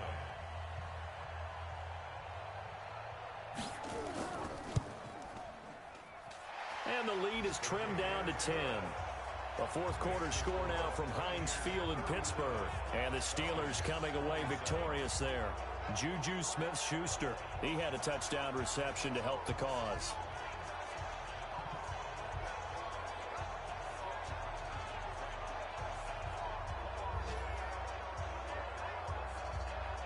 So time definitely not in their favor. Down 2 scores, but they'll try the onside kick.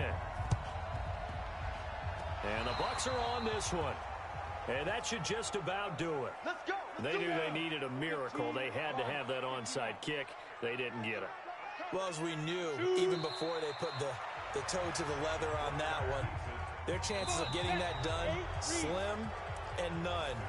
And I do believe we saw Slim just leave the door, didn't we? We did indeed. I think we're down to none. So time has run out on what will be a Tampa Bay victory. And I know I'm not breaking any news when I say that any road win in this league is a good one. No doubt. But it's a double bonus when you get a victory on the road in your division. And when you start a season, each team breaks down their schedule in different ways. Some do it every 4 games, right? Let's go quarterly. Others say, listen, we've got to take care of our home field. And, you know, out of a 16-game season, if you get 8 at home, let's at least win 7 at home and split our road games. That's what you're trying to get done. So you're exactly right. A road win, precious, especially within the division. So for the Buccaneers, they boost their record up to a strong 4-1. And they will head back home next week.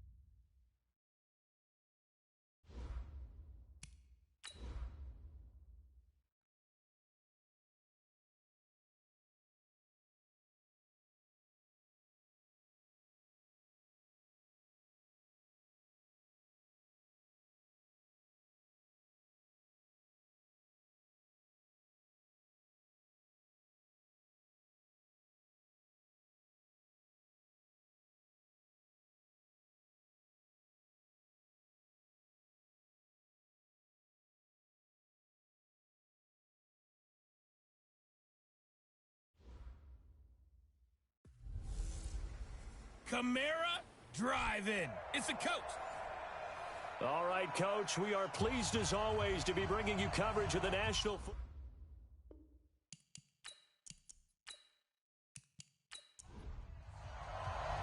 Set to go now in Week 6 of the NFL season, and we are underway on EA Sports. Fielded about a yard deep. And he'll get across the 20 before he's brought down at about the 23-yard line. And here come the Saints for their opening drive. They'll be led out by the second tallest quarterback in league history at 6'7". It's Brock Osweiler. And I'll bet right now it's just one thought in his mind. Win the game. Oh, yeah, without a doubt. He played pretty well. I mean, he didn't turn over the ball in terms of interceptions, no, right? 2 touchdown passes last week. 2 touchdown passes, but when your team doesn't win, that's just hollow. And the best quarterbacks don't care about anything but whether or not their team won. He'll wind up getting a yard on the game's first play. It's second down. And this O-line, it is the lifeblood of the offense. They establish the tone. Mean, nasty, physical. They can't wait to get after people. That allows the rest of the offense to feel confident.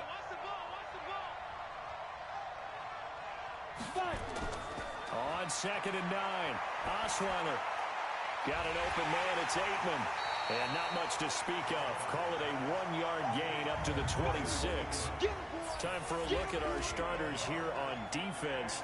They're in the spot statistically that you don't want to be in against the pass. Number 32 in the league, dead last. That was a nice play right there, but overall this season, it's been an absolute disaster. A total lack of communication on the back end. They need a leader who can put this team, this unit, on his shoulder pads and carry them to the right spots. Throwing, Osweiler. He is going to find Hill here. And they get him down, but not before he takes it across the 40-yard line. It'll be a Saints first down on a gain of 16 yards. Well, sometimes our pregame meetings do pay off, don't they? What did the guys in the locker room call him? Well, they said it with a chuckle. They called him Old Reliable. Yeah, that means he doesn't move quite as fast as he used to, but he still knows all the tricks, doesn't he? Even that little gentle push-off in order to get open. He finds a way to pick up a first down.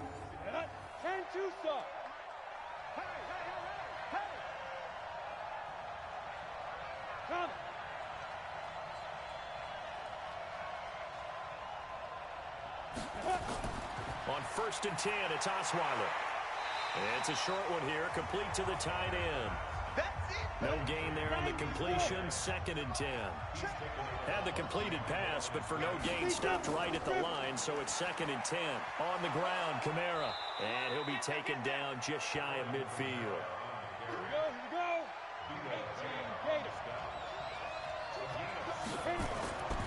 Here's Kamara trying to run for him. And he has the first down yardage before they bring him down right at the 45. Give him the third down conversion, 5 yards on the play. Defense had a chance to get off the field here on the opening drive, couldn't do it. I know that we go into these meetings with coaches, and sometimes maybe we can get, a little bit numb because they're always going to talk about how important third down is, aren't they? Offense and defense. In this case, one capitalized, and the other, as you said, had a chance to get off the field and didn't get it done. So from Buccaneer territory now, it's 1st and 10 at the 45-yard line. Osweiler.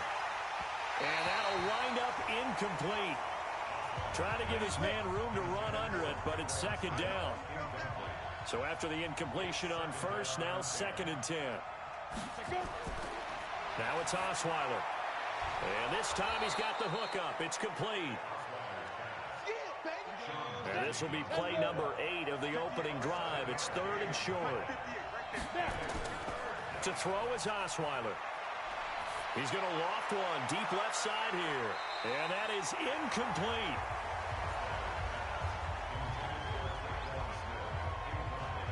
You absolutely have to have this early on, right? 3rd and short, they elect to throw for it, and that's normal NFL football. They're going to throw on 3rd and short, but you've got to hit it, don't you? Yeah, in the first quarter, like you said, to set the tone, can't connect there.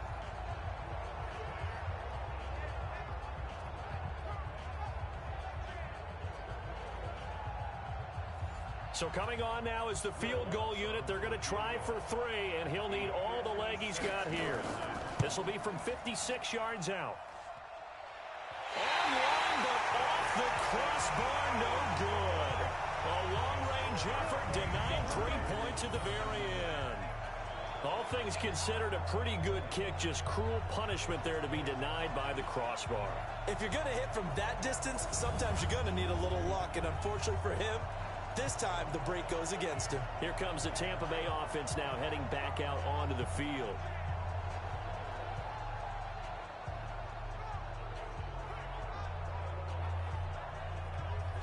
So the missed 56-yarder, and now the flip side. Good starting field position at the 46 near midfield.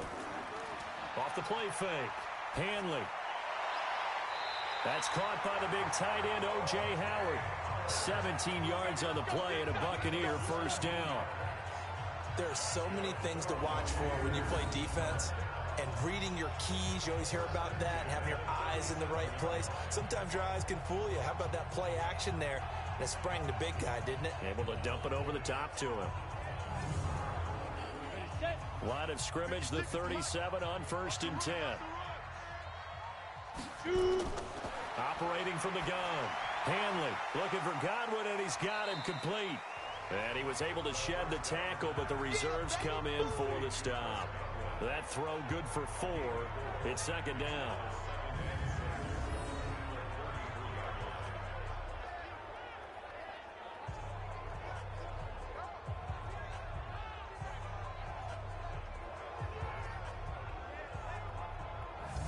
Got it. 4 yards on that last completion, so that sets up 2nd and 6. 2nd and 6. And down he goes. They sack him back right around the 41-yard line. Corey Littleton. The blitz works to perfection as he gets in there to dump him for a loss of 8.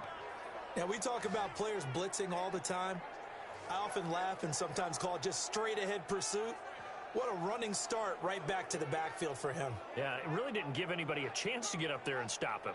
No, I mean, that's really, really difficult. You're asking a whole lot anyway, but when he gets that kind of a start and comes through clean, oftentimes the advantage definitely goes to the defensive player.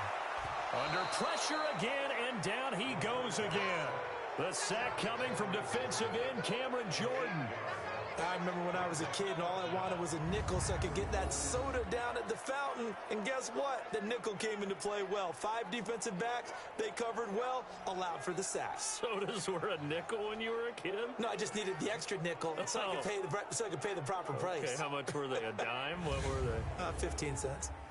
Here comes the Buccaneers punter now, as he should be able to pin him back deep here with his first punt. And he was called on 3 times in the win last week as his first one here's away. This one angles out of bounds in a good spot in the coffin corner. And they're going to mark this out of the 5-yard line. That is how you flip field position. That's an absolute bomb of a punt. Downs it inside the 5-yard line. Absolutely ideal. From that position, you're hoping to get it down inside the 15, inside the 5. Superb. Go now. 50, plant.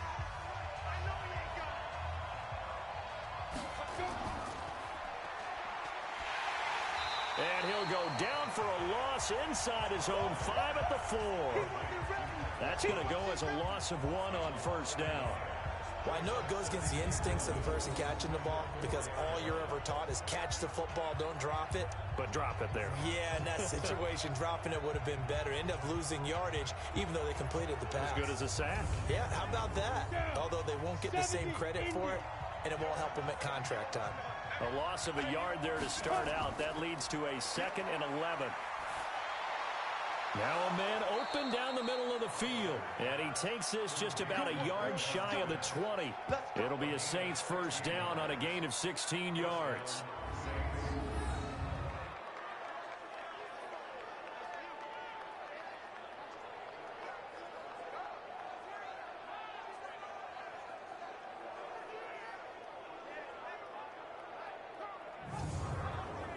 So a much rosier picture now after that last play. Here's 1st and 10 at the 19-yard line.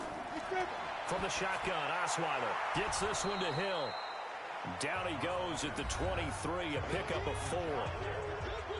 The numbers for Hill a week ago. 5 catches, 52 yards. And you know what he did all week in preparation for this one? Hydrated.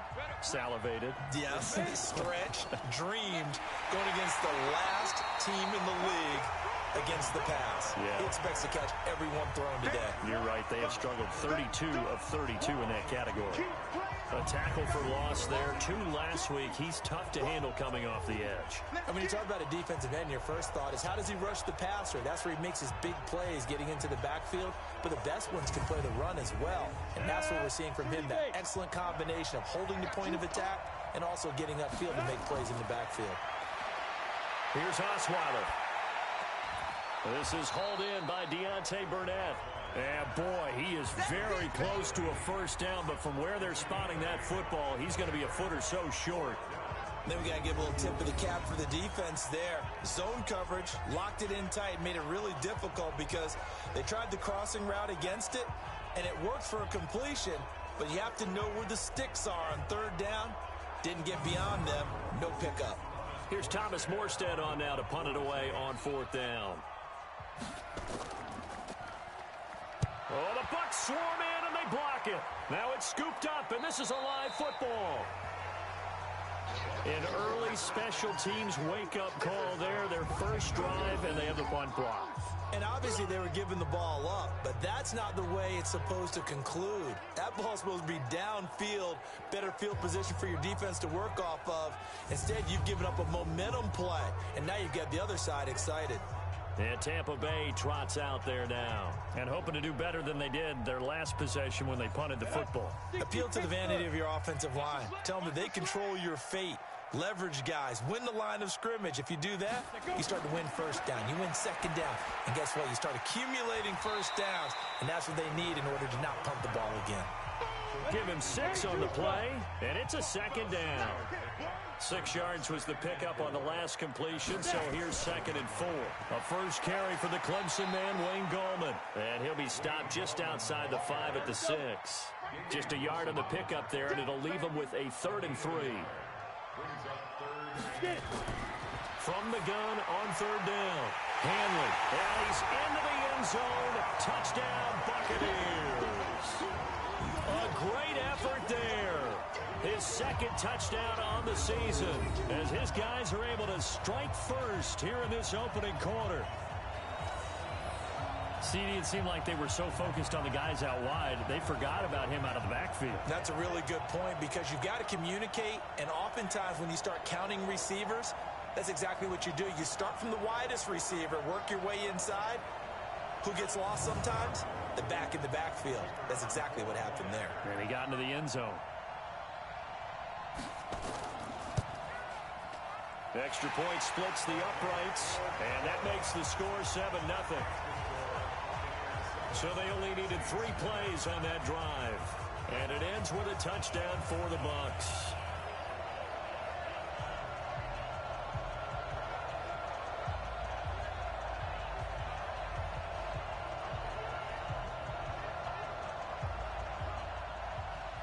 Now after the touchdown, here's Elliott on to kick it away. This fielded a few yards into the end zone. And no run back here. This will be a touchback, and it comes out to the 25-yard line. Back out onto the field now comes the New Orleans offense.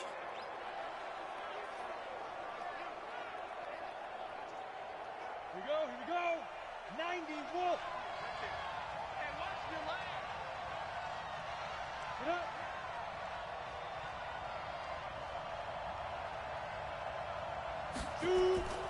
They begin on the ground with Kamara. Looking for a seam, but finding none. He'll get back to the line of scrimmage, and that's it. No gain on the play there. 2nd down. Throwing on 2nd down. Osweiler. He's got Smith here. And they'll get it all the way up about 5 yards shy of midfield. That one a gain of 20 and a first down. Fired that one in there, able to make connection on a nice in route. With those faster passes when they're going that fast, any hesitation as a quarterback that the deflection, if you miss, might be bigger and lead to an interception? Yeah, and the deflection works both ways. Maybe a defender gets a hand in the way and it pops in the air. And sometimes you throw it so hard your receiver can't handle it, and he pops it up in the air for the defenders to grab as well. But a moot point there as they were able to connect. Now here's a pass on first down that's knocked away and incomplete. The tight end Josh Hill was the target, but it's going to be 2nd down. Again on 2nd and 10 now. It's Osweiler. It's caught. Smith. That catch good for 5. It's 3rd down. The last play on the completion got them half of what they needed. Now here's a tough 3rd and 5. Now Osweiler. Open man is Michael Thomas. And he's got the first down yardage before he's brought down at the 42. First grab for Thomas. It's good for a first down as well. Would it be safe to say that as precise as routes are supposed to be run in the NFL, maybe they're not quite as precise in college ball? That's accurate, yeah.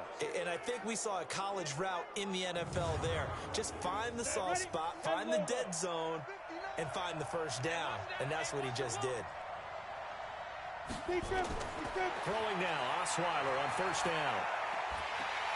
He's going to have the hook up to Burnett. It's a pickup of 5. Brings up 2nd down. 2nd and 5 after the 5-yard completion on first down. From the gun, it's a run for Kamara. And he works it to the 30-yard line here, right at the 30. 6 yards the pickup, and that's a first down. So 1st and 10 now from the 30. Out of the gun, it's Osweiler. He rifles one that's intercepted. It's Devin White, the linebacker. And it's a tremendous return as they finally get him at about the 10-yard line. I tell you what, credit is due there on them preventing the touchdown after that interception. How about him chasing him down and not giving up the pick 6? Because what happens a lot of the time is when you see the interception, you just kind of hang your head a little bit and you momentarily pause because you're frustrated. He shook that off and gave great chase and got it done. Still a great return and very good field position.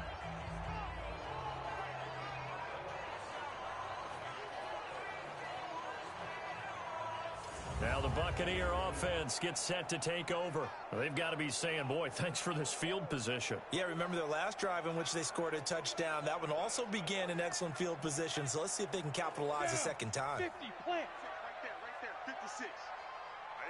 That's what I do. Throwing on first down. Hanley. And it's intercepted at the goal line. Chauncey Gardner-Johnson with a pick. And he'll go down inside the 15 at his own 13-yard line. Well, there definitely was some juice on that pass. And while tight ends don't always have the same reputation for hands as wide receivers do, in this case, that ball was expected to be caught.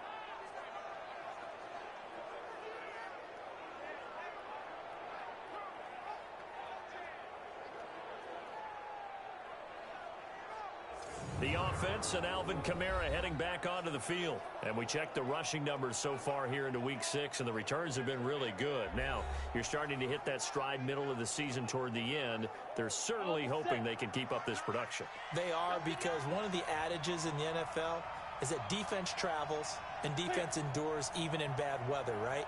You know what else does? A good running game. And people want that, especially as you head down the stretch. You may play outdoors in some nasty stuff. You're trying to get to the playoffs. This is the time to get it going.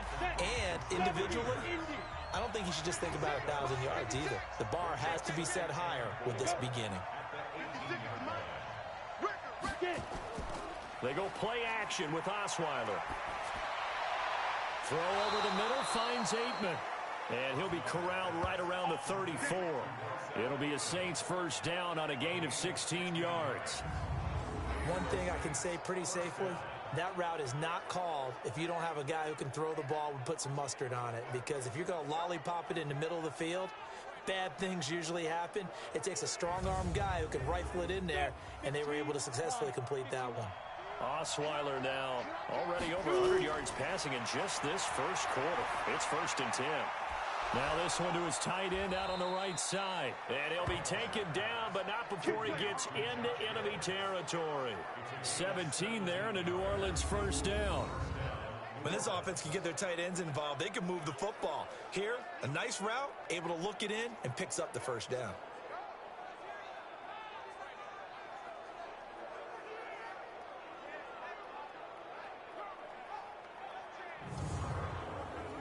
Osweiler now, after the pick on the last drive, 3 for 3 to start this drive. It's 1st and 10. They'll run it now out of the gun. Credit him with a 1-yard gain there to make it 2nd and 9. 30 base. 59 mark, 59 mark. Check, 59. On 2nd down now, Fitzpatrick. And they'll get this just to the 47. 1-yard gain. And they'll need the 39 here for a first. This is 3rd down. From the gun, it's Osweiler. And the throw there going to be incomplete. Yeah, good game catch the ball in the backfield a week ago. And they're going to try and involve him in that way in this game as well. But you can tell scouting is taking over. They're making it a little bit more difficult. Yeah, defensively, they told us, hey, we've got to take him out of the passing game, limit it to just short runs, because he can really impact this offense. And no return possible here as they angle this one out of bounds. So here are the Bucs to take over on offense. They're working on a 4-game winning streak, and they lead this one as well right now as they start 1st and 10. 58 to Mike. Go, Tackle, let's go. We got this. They get just 2 out of it there, and it's 2nd down. Go. Hey, 2 stop. 2 yards on the pickup. Defense. This is Gallman. And he'll take this up near the 35, maybe the 34. It'll be a gain of 5, but still about 3 yards shy of the 1st down marker, and now it's 3rd down. Just a gain of 2 there, and it's going to bring up a 4th down. When a good play is made on defense, oftentimes leverage is the key to everything. Defensive line not getting turned, all the other guys making sure they're in the right spot, and on that play, they were able to stop them short of a 1st down. Here comes the Buccaneers punter now, as he'll kick it away for the 2nd time. This is away and a very good kick, angled for the sidelines. And this one will not be returnable as it sails out of bounds. They decide against going for it on 4th and 1, maybe to the dismay of their offense, but hey, a nice consolation prize down inside the 5. Nice consolation prize indeed. So maybe the offense is upset, but they showed confidence in their defense by punting it away. Out is the Saints offense now as they get ready to take over here. Well, they're going to have to go at least 50, 60 yards here if they want to ensure that they don't have to punt the ball like they did last time. Yeah, so what you're saying is we're not playing to just get out of the shadow of your own goal line, right? You're playing to make sure the punter doesn't see the field again. So it's not picking up a couple of 1st downs. You want to pick up 5 or 6 1st downs and make sure you move the ball into their territory. No gain there on the completion, 2nd and 10.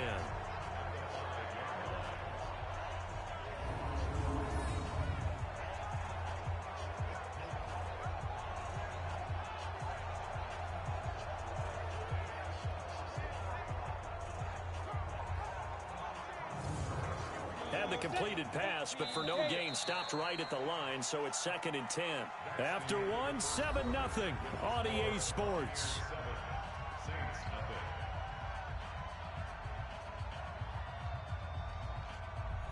Ready? Mike 59. I got him. Switch it. To throw again on 2nd down. Osweiler. Thomas has got it. Complete. And they work this out past the 25. A gain there of 21 yards. Right after the turnover, they come out throwing. And that means it's a sudden change situation. We used to practice it on defense. Sudden change, get out there, stop the offense. But you typically run out there a little bit unsettled. I think that's why he came right out throwing the football, hoping to catch him off balance. And he did. Set, ready? 18 Gators. Hey, defense, let's go. Pick it up, team. Now a 1st down carry. It's Kamara. And he powers his way up past the 30. Give him 5 on the carry there, and it'll be 2nd down. On 2nd down, Kamara. And he'll get this up only to about the 33. It'll be a pickup of a couple, and it leaves him with a 3rd and 3. On 3rd down, here's Kamara. And he will have a 1st down here at about the 40. Now it looks like we'll get a timeout as there's a Saints player down here on the field. While the training staff works on him, we'll step aside and be right back.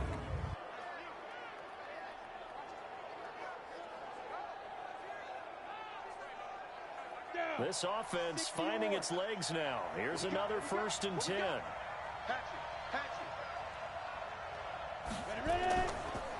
Going to give this time to the tailback. And they'll get to him after a gain of 7 to the 47.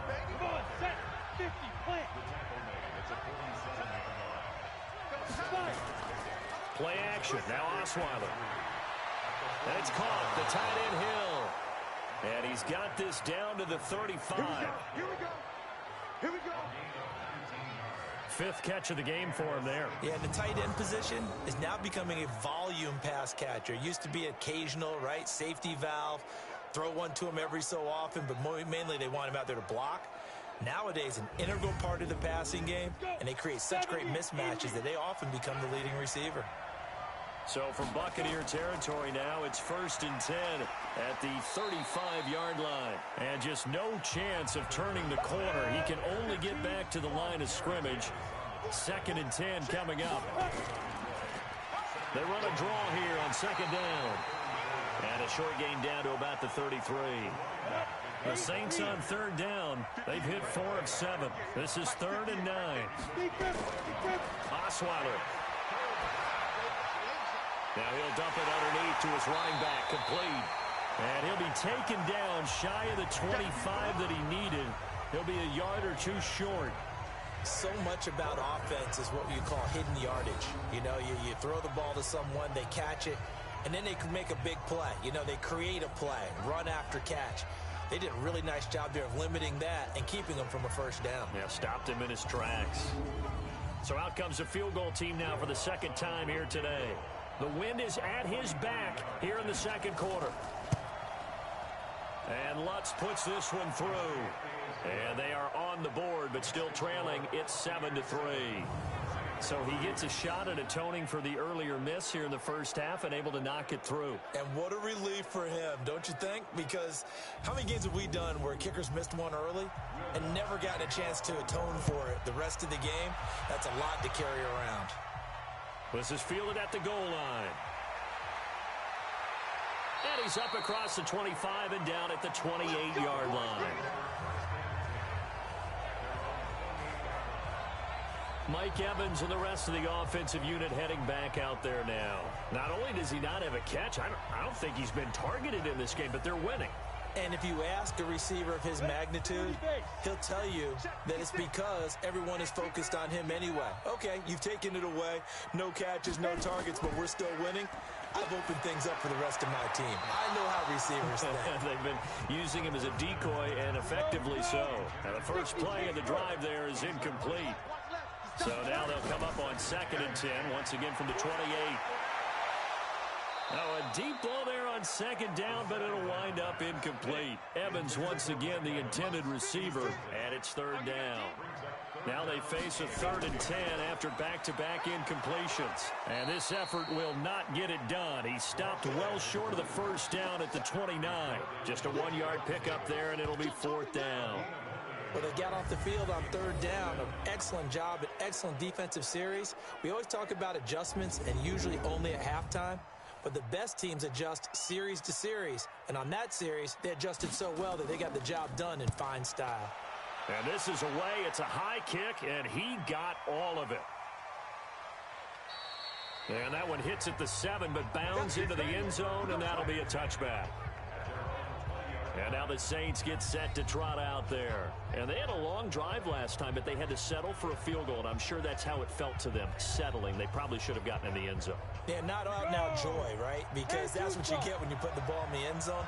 But there are benefits to that type of a long drive. Your defense gets a chance to take a break, adjust a little bit, maybe get themselves ready to get back out on the field and play a little bit better. So they'll take the benefit even though they wanted the 6 points. And maybe wore down the other defense. We'll see. That didn't appear to be a run blitz. He just started in once he saw the run develop. That appeared to be a case of see ball, get ball. First play of the drive goes the wrong way. Here's 2nd and 12. Let's go, D. Now Osweiler gets this to a standout receiver, Thomas. And he'll get to the 29-yard line, brought down there. They get 11 back on that one. It leads to third down. This is complete to Michael Thomas. The completion there winds up a wash, and it'll bring up fourth down.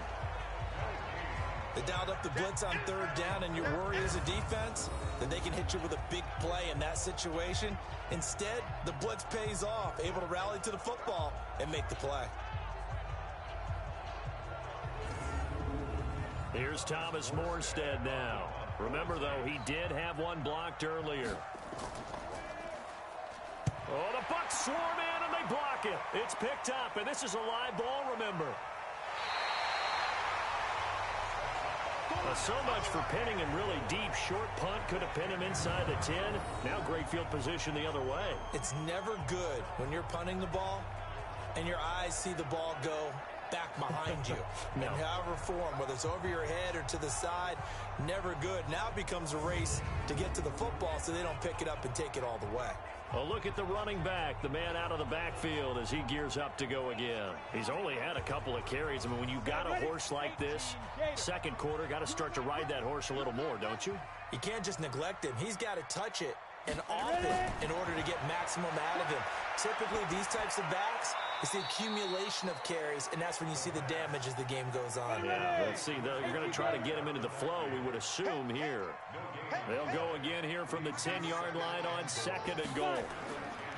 Off-play action. Hanley looking end zone, but it's incomplete.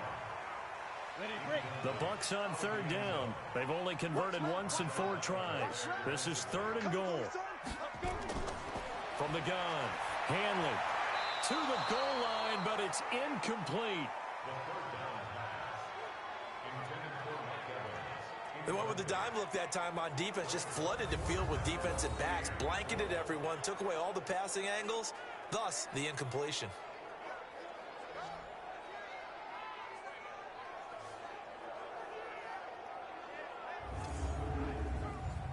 Now on fourth down, Bruce Arians will send out his field goal unit. And his kick is indeed good. And they push the lead up to a touchdown now at 10-3. They had it first and goal, 3 attempts, couldn't get it in, so they settle for 3. Yeah, the field tends to shrink a little bit the closer you get to the goal line, doesn't it? It doesn't sound right. It sounds like counterintuitive. But you run out of space to run the deep routes, so they can just sit on the shorter stuff if you're going to throw it. If you want to run it, there's just not as much space. They end up having to take 3 there. And he'll make it across the 20 as his guys will set up shop at the 23-yard line.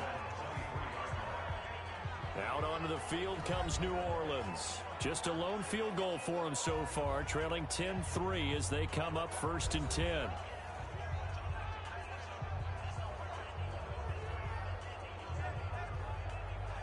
go now. 10 over. 58 right there. Second turn defense. Second. They go play action now. Osweiler. And the coverage terrific there as that's knocked down and incomplete. The linebacker, Telvin Smith, able to get a hand on it there. And once again, they'll go from the 23-yard line on second and 10. The throw over the middle taken in. And they're able to get this one across the 35. He'll get 15 and a Saints first down.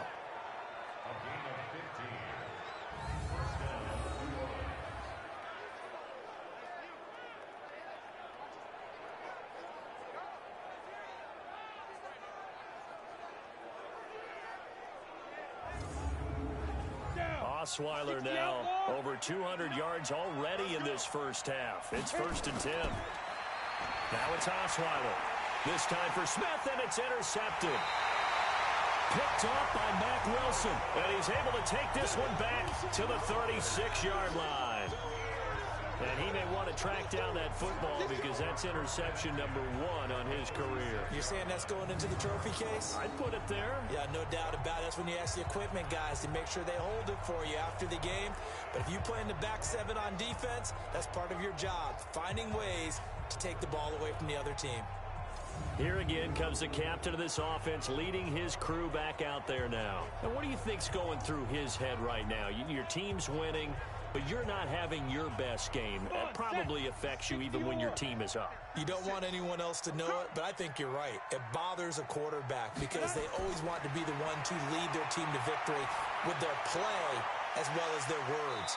And in this case, he's got something he can fall back on. He's contributed, yet at the same time he's thrown an interception. Got to remember the bottom line, though. They're winning, so he knows if he plays better, they might be winning by more. It's only the second quarter, so he's got some time. And he finds Howard complete. And they move this all the way down to the 9. 23 yards on the play. The beauty of route running is it doesn't matter what position, everyone's doing the same thing. In this case, tight end, selling the vertical route. Get the defensive back on his heels, break off for the corner, and with good timing, you get a completion, as we just saw there.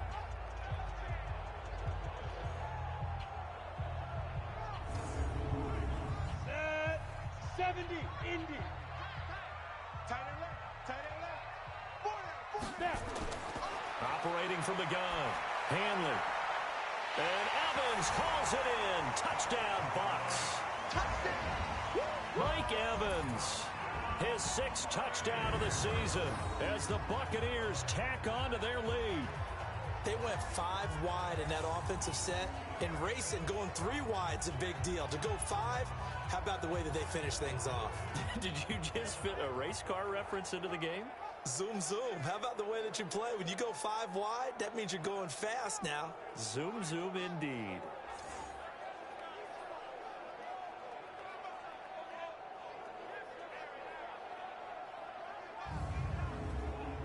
No going for 2. They'll kick the point after.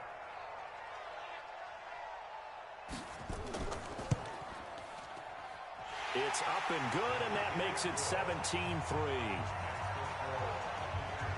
The drive there only spanning 3 plays. And it's all finished off with a touchdown by Tampa Bay.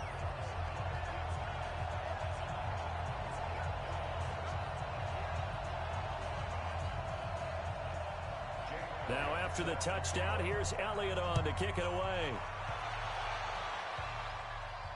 This is fielded a couple yards deep. And all that worked, but he stopped where he ultimately would have been, and he's simply taken a knee, and that's the 25-yard line. Back out onto the field now comes the New Orleans offense. And following the interception, just any interception, are you a little bit more cautious when you start that next drive, or no, you just throw that out the window? I think you are. I don't think that there's any way you can run back out there and go, totally didn't affect me. Let's just go ahead and be loose with the football again. You're going to take care of it, but you have to be careful about being too cautious because now you can't run any offense at all. Still want to attack. We'll see how they attack them here. 5 yards is the tally on first down. That brings up 2nd and 5. Gordon, I think from our experience together, we have learned that most offensive coordinators are going to tell you, if I'm going to run the football on first down, I've got to get at least 4 yards. They got 5 here. They've got to feel pretty good about that one. A gain of 5, good enough for the first down. They go play action here on first down. He gets it to Thomas. And he gets this one to midfield before he's brought down. He'll get 15 and a Saints first down. One of the feature points of the in route is being able to make a nice throw to the middle part of the field. And for a quarterback, that's one of the better throws and better looks that he'll get. But he has to be careful not to wait too long and let his receiver wander into some tough territory. If he's late with the ball, he can get his receiver hit and hit hard. 60 Pittsburgh. Here we go. Alert 3, alert 3. Alert 3. On first down, Fitzpatrick. And this will be stopped at the 44. That one good for 7 yards.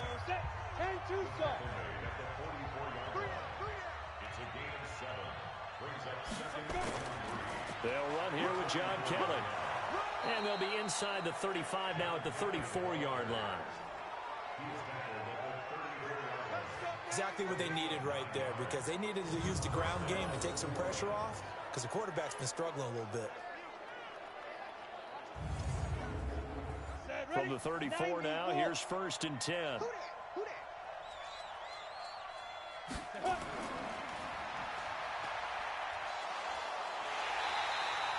All that and it only nets him a yard. It's second down.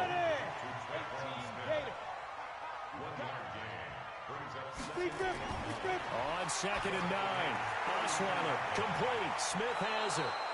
And this is going to lead to another first down as the tackle's made at the Bucs 18. You can see the time and effort and thought that they put into their passing game because it was evident right there. It looks like a simple pitch and catch, but you and I both know that they have planned for this and worked hard to make it happen. Go now. AT Gator. Watch the screen. Watch the screen. Watch the screen. Hit it. They'll run on first down. Fitzpatrick. And he'll get him inside the 15 down to the 14-yard line. It's a pickup of 4, and it'll bring up second down. On second down, Fitzpatrick. And he'll be taken down here at about the 11. 2 yards the gain there, and now they're left with a 3rd and about 4 for a first. From the gun on 3rd down, Osweiler. And he's got it. And he'll take it into the end zone for the Saints touchdown. An 11-yard touchdown as his guys are back within a single score. All the receivers in the league are plenty good enough, otherwise they wouldn't make it in the NFL. But the ones that go to the Pro Bowl, they have refined route running ability. Will Lutz on for the point after.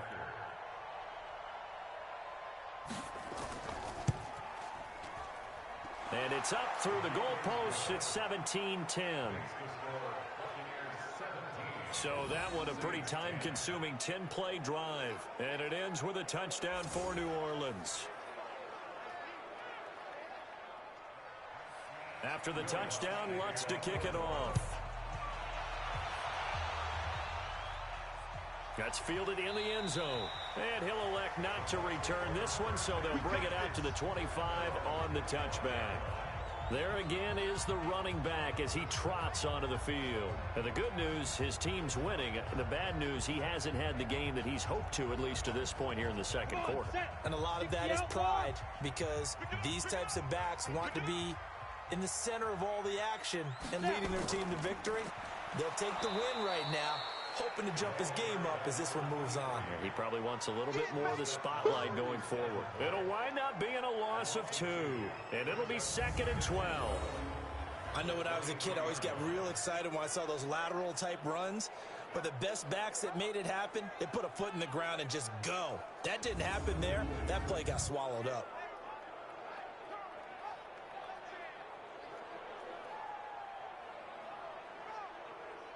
So the opening play of the drive goes backwards. Now they'll come up on 2nd and 12. From the gun, Hanley. And he slings one that's incomplete. The intended target was Chris Godwin. And now it's 3rd down. An incomplete pass on that last play, and that means they'll need to come up with something here on 3rd down. He's going to flip one out here to his running back. And they're going to get him down well short of the first as he can only get this to the 30. And we see another pitch and catch there to the running back. This position just continues to evolve. They become just as critical to the passing attack as a lot of receivers, tight ends, because their ability to make people miss in the open field can really generate big plays for an offense. Here comes the Buccaneers punter now, as he'll punt it away for the 4th time today.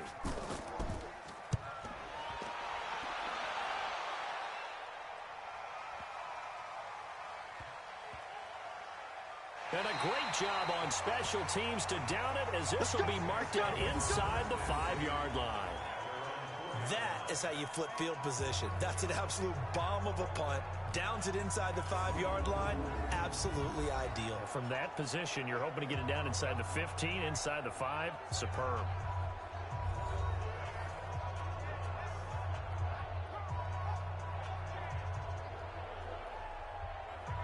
The Saints offense on the field, ready to get their drive started. And they will start this drive with just terrible field position, backed up inside their own 5. But we have seen teams be bold here and take shots, right? Sometimes you go max protection, make it a one-receiver route, and take your shot downfield and see what happens. And occasionally, we've seen success occur.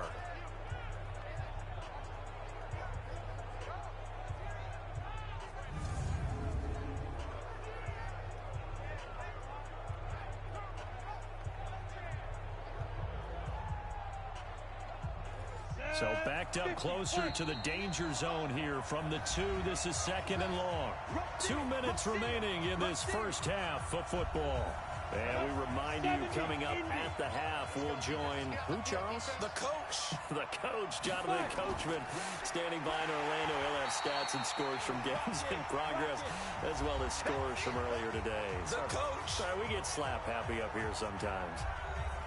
Facing the prospect of a punt from their own end zone, they need some cushion. Let's see what they can do on 3rd down.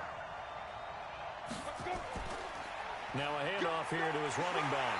And able to get a little more breathing room out to the 5-yard line. The Bucs going to go ahead and use the 2nd of their timeouts. So that means they're down to 1 remaining here as we head toward halftime. Here's Thomas Morstead now. And he's had all kinds of problems just getting punts off so far. And it's fielded at the 34. Good blocking there, nearly sprung him. As it is, it'll go as a 19-yard return. And the Buccaneer offense will be set up well as they take over. Now we get a peek at the captain of this offense heading back out there. And he's looked pretty good. Does have the 1 interception, but 2 touchdown passes so far. Your analysis. They'll take the offset. When you're talking about throwing 2 touchdown passes, no one wants to see an interception thrown, but those things happen in the course of a ball game and over the course of a season. But throwing 2 touchdown passes, that's why the team has an advantage. That's what they're looking for more of. They'll be hoping to make it a 3-to-1 ratio here in the 2nd quarter. Throwing to start the drive, but that one incomplete. Now he'll look to throw here on 2nd and 10. Throwing for his running back, and he's got him complete. And he'll go down shy of the 40 at the 41. Back to throw. Hanley. He's got Evans. And brought down, but able to get it to their 30-yard line. That's good for a Buccaneer first, a pickup of 12 yards.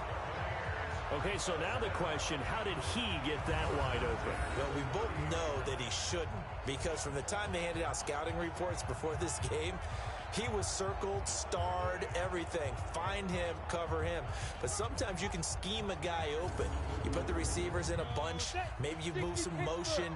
Maybe you put him on the backside of a formation, and all of a sudden you've got a better matchup. Every now and then. And he's going to go down. They get to him back at the 40. Cameron Jordan able to get in there for his 2nd sack of the afternoon. Are you seeing what I'm seeing? That's 3 sacks now, and this team came into the game in the bottom 5 in the league in sacks. Yeah, what's going on? It's not been their bread and butter. I don't know. Is a blind squirrel finding a nut, or is this something they can build on? Well, they found some momentum. They found a crack in that offensive line, and they're putting it to good use. Sacks, a growing theme in this first half. This is 2nd and long. Looking to throw. Hanley. And that is incomplete. A lot of force bearing down on him there. He could not hang on. It's 3rd down. An incomplete pass on that last play, and that means they'll need to come up with something here on 3rd down. Back to throw. Hanley.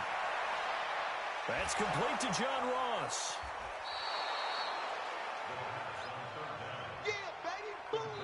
Now a timeout signaled for, and they'll get it with 10 seconds to go before halftime. So out comes the field goal team now for the 2nd time here today. He hit his first, this one from 38. And his kick is good. And they double him up here. That makes our score 20-10. So a late 3 there, and that'll help as they head into the break. Talk about situational football and something they've worked out since the OTAs and mini camps the previous summer. They take care of the ball, get 3 points, knowing they're going to get the ball to start the 2nd half. That's the old 2-for-1 special to finish things off. This fielded at the 2.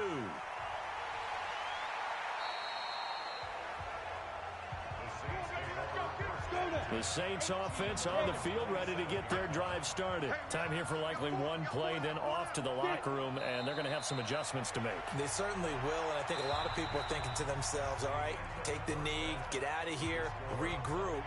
But how will the head coach and his staff approach halftime? Will it be angry? Will it be clinical? Will they be calm? Will they just let it all out?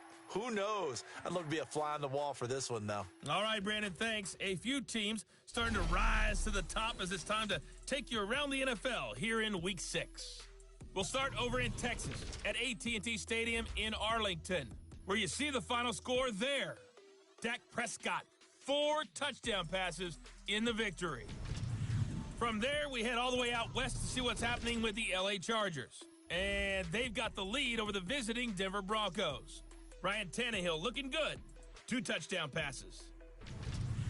Finally, let's get out to the Bay Area. See what's happening with the Raiders at home in Oakland. And they have the lead in that one over the visiting Chiefs. Hunter Renfrow, over 100 yards receiving and a touchdown catch as well. Meanwhile, in our game, it's been a back-and-forth first half. Who can put it together in the second half? For the answer, we turn it back over to our broadcast team of Brandon Godden and Charles Davis. All right, Coach, thank you, and we welcome everyone back for quarter number 3. And he'll be brought down at the 23, make it the 24-yard line. Let's go. Out come the Buccaneers. They'll have it first to start in the third quarter. They built a good first-half lead. Now they have a chance to add on to it. And what I'm thinking is that the offensive staff spent the entire halftime just working with them on, here's what we think they're going to do to attack us in the second half. Nice first half that we've had, guys, but be prepared for some change-ups.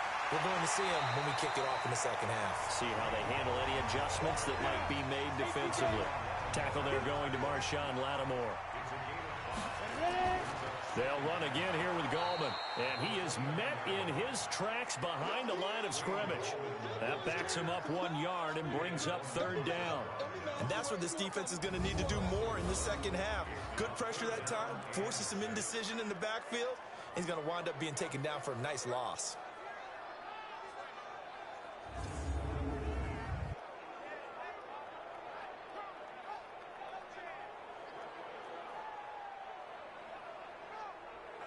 And for the Saints here on third down, an extra defensive back on the field. Operating from the gun, Hanley, and he's got a man. It's the tight end Howard, complete. And they'll get it up just short of the 45 at the 44. 15 yards as Tampa Bay picks up the first. And the game just keeps evolving. Big guys running those corner routes, so difficult to cover.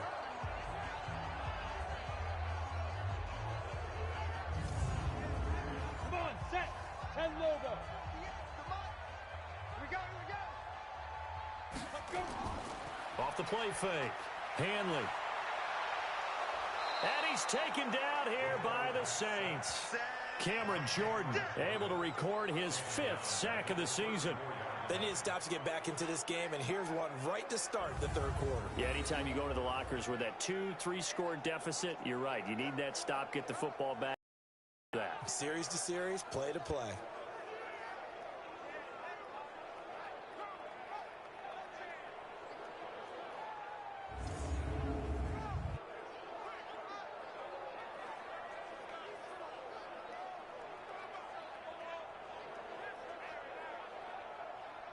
So now 20 yards to go on second down after the sack. Work to be done.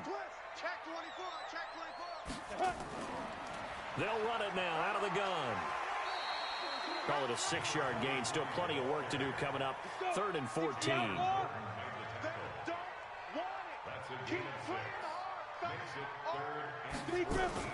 Throwing on 3rd and long. Hanley. He's going to have the hook up to Ross. And to the 46 he goes and no further. So he is well short of the first down marker.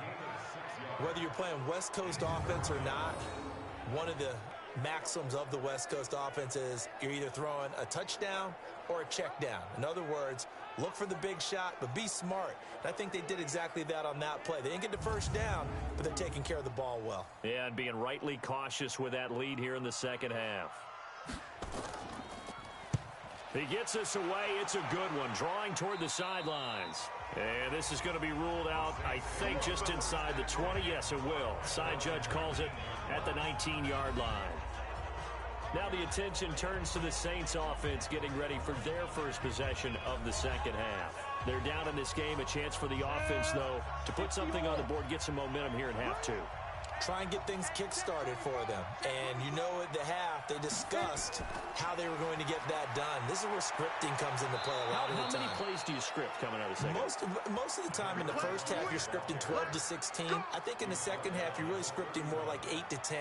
Kind of a starter or an opener, whatever terminology they use. Just something to get you off to a quick start. First downs have not come easy, and neither have runs like this throughout this game. Absolutely not. He finally felt like, whoa, a sigh of relief. We got something going in the running game. Now a play fake here on first down. And Thomas has it. And able to get this one across the 45 before he's brought down. Now it looks like we'll get a timeout as there's a Saints player down here on the field. Well, he gets attended to. We'll step aside.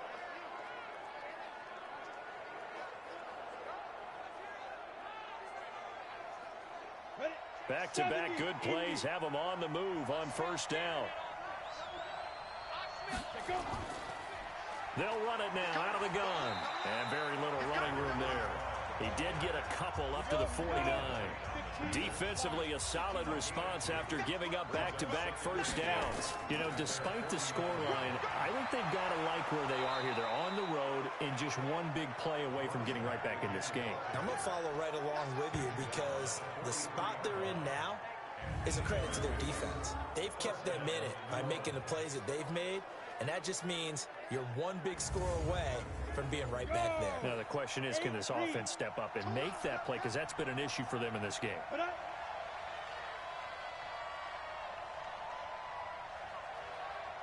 They'll throw on first down with Osweiler. It's caught. Smith. And he's going to get this inside the 30. 17 there and a New Orleans first down. It's a gain of 17 yards. First down, Saints.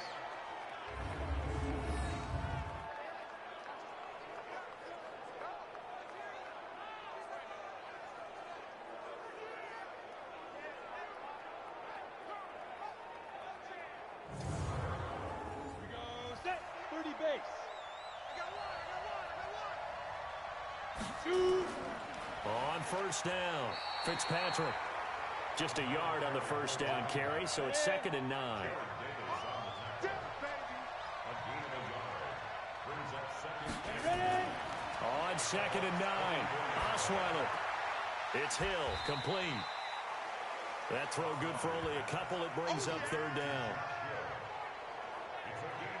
And, partner, I think that was a great example that not all tight ends are created equal because everything was right. Got the completion, but he's not one of the more dynamic guys in the league. So even though he caught it, couldn't turn it into much more. This offense in desperate need of a conversion as they come up on 3rd down. Out of the gun, it's Osweiler. He is going to find Hill here. They're able to convert on 3rd down, and that sets up a 1st and goal. And in a lot of ways, that catch is expected. Red zone presence, and that one was realized there. You've got to find your tight end in that situation.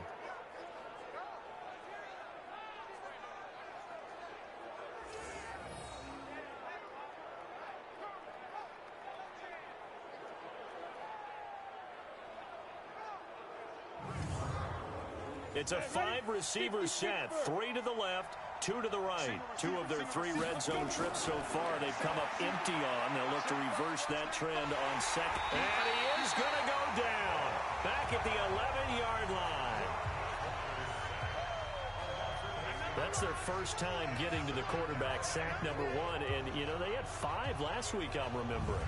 And you have to find a way to slow down the pass rush, not necessarily with just protecting your quarterback, but you show them a lot of different looks, and they did that in the first half. You know, different angles, different things to slow down the speed.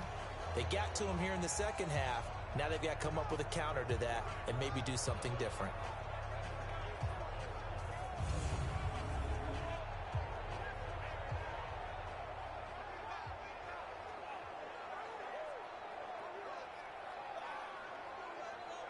Now from the 9, here's 2nd and goal. And he'll give it here to his running back. And he maneuvers his way down to the 3-yard line. A nice run there as he picks up 6. It's going to be 3rd and goal now. Well, sometimes I get caught in hyperbole, but I think they desperately need to punch this one in. They're running out of time. Yeah, two-score game, second half. You're down here. This is the time to put it in the end zone. Yeah, not going to get much better than this for an opportunity. Kelly to try to punch it in. And he'll go backwards, losing yardage to the 5. That'll back him up 2 yards and also bring up 4th.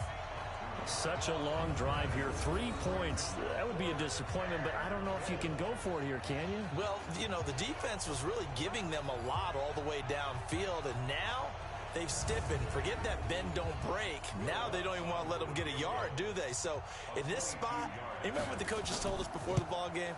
Any drive that ends with a kick is going to be okay with us, whether it's a punt, a field goal, or an extra point. Take the field goal right here. A dozen plays on that drive that ends with the field goal. Let's go ahead and break out some of the old chestnuts here, right, partner? Keep the ball in front, rally to it, and make the tackle, right? No big plays given up, no balls over your head. Bend, don't break. Hold on. Chestnuts? You like Come that on, one? what does that mean, break out? That just because you break chestnuts? I'm not sure about that, but I'm just going with why they said that. I have no idea. Here comes the Tampa Bay offense now heading back out onto the field. They've got the lead. Last time had to punt it, though. What's the key to this drive? I think it's leverage. The leverage. Big guys up front. You know the motivational speech on the sideline is, guys, give us an opportunity. Protect the passer, create space for our runners, and let's go ahead and get these guys. Low man wins. Let's go do it on this drive. We'll watch that leverage on this drive. That'll wind up a gain of 27 on the catch and run. So many times you hear today's NFL described as a space game. Get your best players into space with the football in their hands. That's why sometimes you just swing it out to your runner, get him out in the flat, and let him have a chance to make people miss an open field.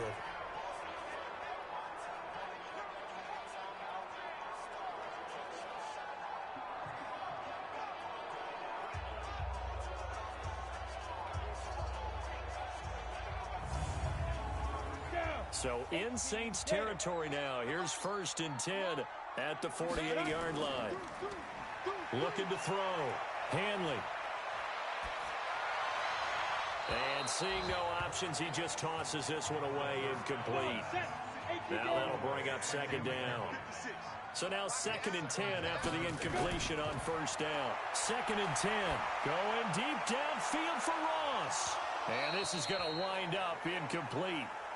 The coverage there too strong on the deep ball, and now they face a 3rd down. Big play coming up. Here's 3rd and 10. I would expect to see some pressure here. The pressure drops off as they'll look to throw. And he's corralled, but not before getting it inside the 35. And there's another completion to the tight end. And let's face it, it is hard to overthrow a 6'6" target. It is indeed. Quarterbacks like their speed guys. They like that huge 6'6" target that they've got in him. They really do, and it reminds me of what one great tight end told me once. He had told his quarterback, just make sure you throw it up there. You know, kind of like put up on the top shelf where the kids can't get it. A delayed give to Gallman. And that play is blown up, losing yardage back at the 35. It's a loss of a yard there, and now 2nd down. Perfectly designed blitz right there. They took that one from the grease board to the field because they were able to free up their linebacker to get into the backfield and spill the play.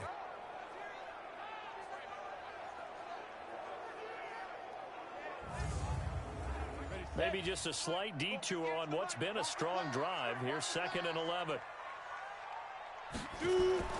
Off the bootleg. Hanley. That's caught by the tight end, Drew Sample. And this is going to be another 1st down as the tackle's made at the Saints 23. This quarterback now perfect since the second half started. 7 of 7. It's 1st and 10. Now, meanwhile, a pass that should have been intercepted, but it winds up falling incomplete. Once again, they'll go from the 23-yard line on 2nd and 10. To throw again. Hanley. He finds his target. It's Evans. And they've got it inside the 10 at the 8. The Bucs passing game looking good on this drive. It's a 1st down.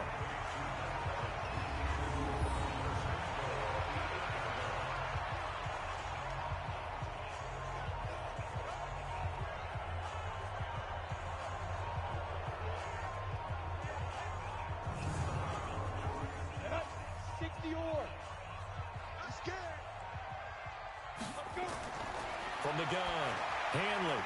This is caught. And he's into the end zone for a Tampa Bay touchdown. A great play there. His second touchdown of the afternoon as the Buccaneers tack on to their lead. A good, sustained drive there in this third quarter, capping it off with a touchdown to give them a nice 2-score advantage. It was actually a fun one to watch, wasn't it? I mean, for me, seeing the mix of what they did, how they moved the ball downfield, very sharp, too. Each and every play seemed to be executed with great dispatch.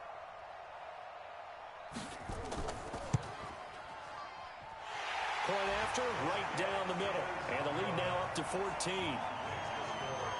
A good drive that time as they go 9 plays in all. And it ends with a touchdown for the Bucs.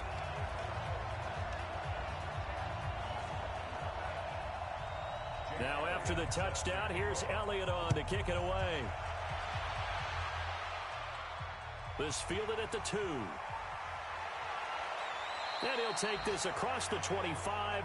Couple extra yards up to the 27-yard line. Out onto the field comes New Orleans. And tough to win games if you're going field goal, field goal, field goal here. They got field goal last time. Now they'll be looking for a touchdown. They're looking for the big chunk now because, as you noted, the field goal way of doing it makes it that much harder and puts more pressure on every possession for you now. Go ahead and get 6 and feel a lot more comfortable about the position they're in. Bigger chunks. We'll see if they can get the score. And they get him down, but not before he takes it across the 40-yard line. He'll get 15 and a Saints first down. And with that last play, he's now up over that 300-yard mark. And in today's NFL, it almost feels routine. And I hate that when you talk about a 300-yard passing game.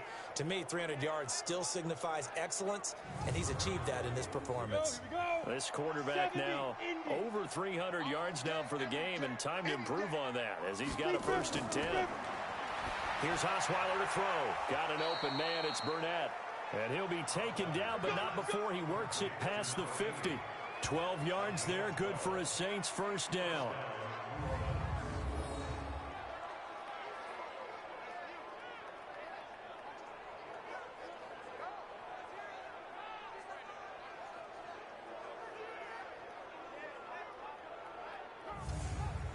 Back-to-back good plays have them on the move on first down. Stop your running.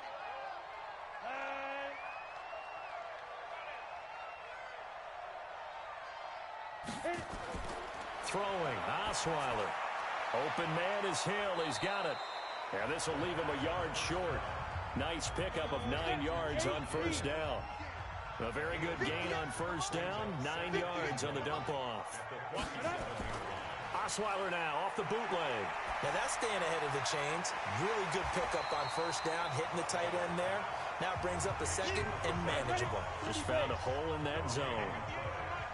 This offense in desperate need of a conversion as they come up on third down. And to give this time to the tailback.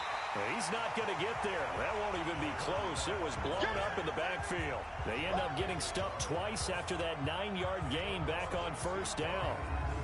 And, partner, in a lot of short yardage situations, you'll see the linebackers step up into the gaps, what we call mugging the line of scrimmage, to make sure they take away all spaces, all creases.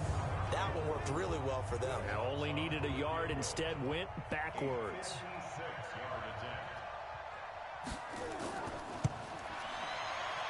And his kick is good. He got every bit of that one as it's good from 56 yards out. So his third field goal of the ball game brings him a bit closer, but there's no question they need to start turning some of these 3s into 6s. And 7s and probably even 8s. You know, as a kicker, you just head out when you're called upon, so he's done his job. It's the rest of the offense that needs to get it in gear if they want to close this gap. This is fielded a couple yards deep. And he'll bring it a few past the 20 to the 23-yard line. And Tampa Bay trots out there now. And that last drive, a long drive, but not just that. They had a great air attack going. Do they stick with that? I would think that they would, because if they were confident enough to do it on the last drive, starting backed up in their own territory, why would you change anything? They've got to be confident about what they're presenting and continue to do so. Yeah, because the secondary, they really look clueless. was amazing because that drive went and went, no adjustments, and no big plays by the defense to knock the ball away. They'll keep it on the ground. Gibbons. They tried a quick hitter inside, but that one was swallowed up because what they're hoping, those big defensive linemen will take the bait and move laterally and open up a crease that they can run through. Didn't happen on that play. Got a man, it's Ross, complete. Give him 35 yards there on the third down conversion. Just more of the same there, partner. Guys have just been running free in the secondary this entire game. No pass rush, a lot of passes completed. Been an easy day for them.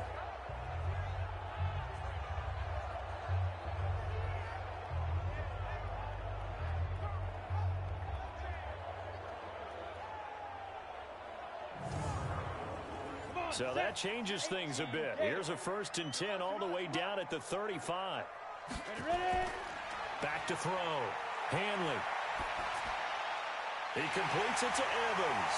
And inside the 20 before he's brought down. Add this game to the last one, and they moved the ball over 50 yards in 2 plays.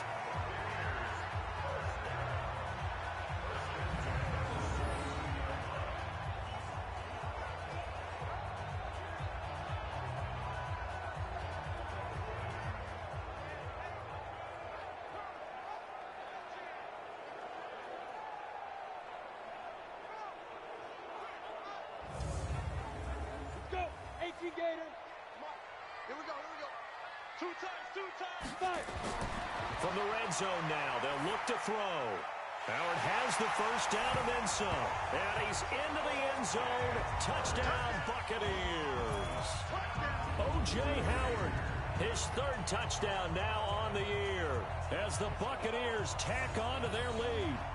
Boy, it's nice to have that big, reliable target you can go to. Each and every time. A lot of people see that position as a fallback. Throw it to them when all else fails. Not at all. This guy can make plays, and that's exactly what he just did. Yeah, play here for a touchdown.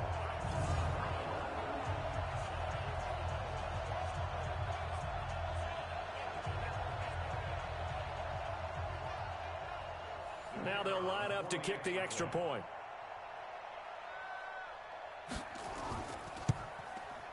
And the lead is up to 18 now.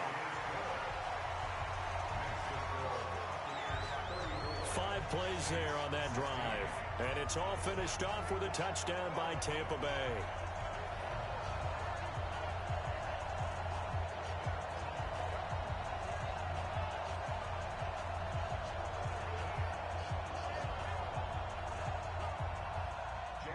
Now after the touchdown, here's Elliott on to kick it away. This is fielded a couple yards deep. And no run back here. This will be a touchback, and it comes out to the 25-yard line. The Saints offense now, they get ready to head back onto the field. And fortunate to get points on the board last time. They had to hit a really long field goal to do so. The kickers in today's game are so good and so skilled and hit from distances that we almost start to take them for granted.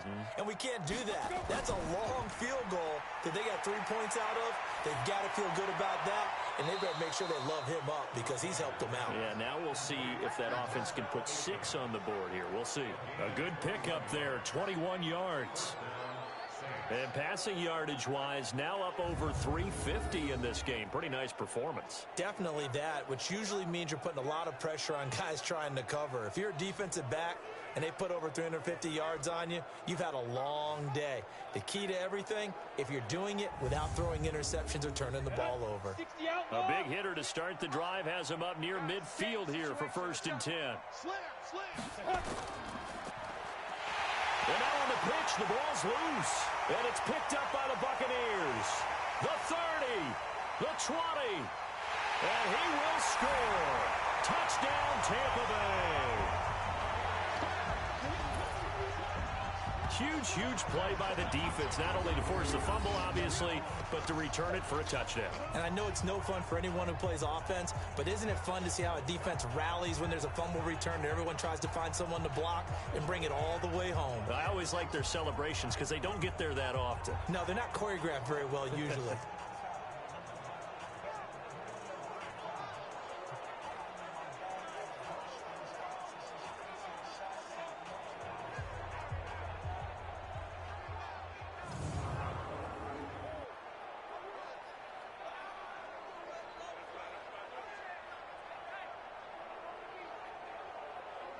Now the try here for the point after.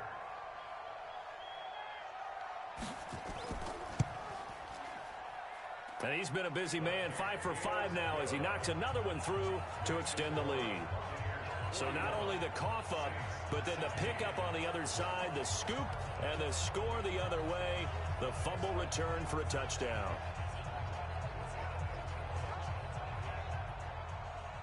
So here's the kickoff now as they'll get it again following that fumble return for a score. This fielded at the 2. And not a bad return here. He gets it out to the 25-yard line. Now the Saints offense, they get ready to go back to work here. And they weren't on the sidelines for long, but I'll tell you what, I'm glad you and I weren't down there. We could hear them, the coaches from all the way up here. They were adamant, you've got to hold on to the football or else we have no hope. Yeah, it's easy for me to laugh sitting up here, but you're exactly right. If we were down there, that message would have been received a whole different way. Because turnovers, they've been a big problem for them. Got to take care of the football. Got to hold on to it. 12 yards there, good for a Saints first down. Absolutely love the run right there. This guy's known for his quickness, but also for his speed. And he's able to get to the second level almost before you blink if you give him any type of blocking. Always talk about slot receivers, and they're usually known as quicker than fast.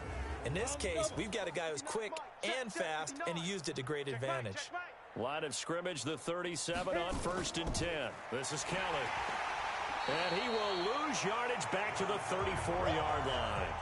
Call it a full 3 yards in the wrong direction there. Brings up second down. Make it now 3 tackles for a loss in this game, 1 for each quarter. And for a guy who played defense in college, I can just tell you that he's feeling very satisfied right now by what he's doing. But he's elated because he knows what he's doing is helping his team win the game right now. Making some big-time plays, getting into the offense's backfield and spilling everything. They'll go again with Kelly. Not much there. Maybe a couple up to the 35. These guys have punted 4 times already, and they're staring at a 5th, barring a conversion here on 3rd down. Back now here on EA Sports. A lot of happy faces in the crowd at this point as their guys have a big lead here to start quarter number 4.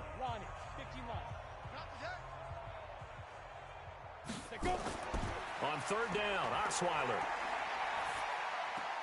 And this one complete to Burnett. And he can only get this to the 42-yard line. And that is not near enough. They get 7 there, but it brings up 4th. You got the big lead defensively. Willing to give them that underneath stuff, right? And this is why you work on your tackling. Tackle them after the catch, inbounds, keep the clock running. Just go ahead and bleed the game out that way. They're already slim hopes are going to ride on this one. They'll go on 4th down. They'll try and throw for it with Osweiler. And he bats it away, and it falls down incomplete. The Saints' decision to go for it backfires. And the Bucs are going to take over with excellent field position to boot. Well, being just short of midfield, they decide to take a crack at it on 4th down. They don't come through. Sometimes it's just showing confidence in your defense. You know that they're good, and they'll take care of you. A lot of coaches during the week will announce to their team, we're going to be aggressive, guys. We're going to go for it. Hey, defense, you got me? A little bit of a challenge to them to see if they'll pick up the rest of the team. We'll see how they respond now. Here comes the Tampa Bay offense now heading back out onto the field. Been a very strong performance for them really on both sides of the football. The turnover on downs the most recent example, and now obviously they're in a great spot here. If you're over on the bench right now, you're shaking hands with your teammate, you're hugging him, give him a little dap. Been a big performance for them. Now you just don't get careless. Take care of the ball on the way out. They'll wind up losing 4 yards on the play, and it'll bring up a 2nd and 14. And never good on a pass completion there to go the wrong way. Lost yardage. No, for some reason it seems to work better when you throw it downfield or you can move the ball downfield running it that way, doesn't it? But in this case, if you're the defensive guys, you're energized, executed well, and you caused a lost yardage play. That's going to feel good and look great in film. Open man is Ross, complete. A good pickup there, 13 yards as they get closer for 3rd down. Now Gallman, and an alley to run. And he's got the first as they'll bring him down at the 28-yard line. They're able to convert with a gain of 4.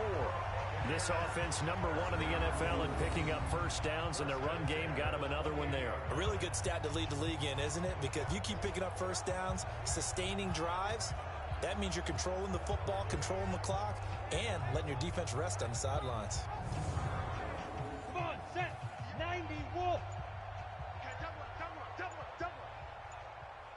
Five. They'll run on first down. Gibbons. And inside the 20 before he's brought down. It's a gain of 11, and the Bucs have a first down.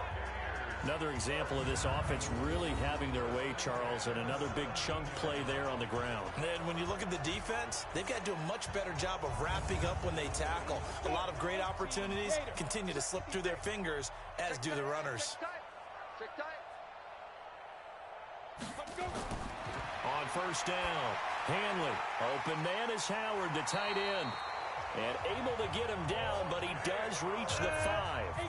12 more yards there and another first down. Operating from the gun. Hanley to the end zone, but it's incomplete. He was looking for Chris Godwin that time. But it'll be second and goal. The line of scrimmage, once again, the 5 as they get ready for second and goal. Second and 5. And he's into the end zone for a Tampa Bay touchdown. John Ross, his third touchdown now on the year as his guys continue to pour it on. There's no doubt in my mind. And do you hear that? Do you hear the... It's not scales, right? I don't hear scales. Do I actually hear a tune being warbled? I think the fat lady's humming. Yeah, she's doing more than humming. She's belting it out right now. She's going. She's full bore. Yeah, this thing is flat out finished. Extra point attempt to come here.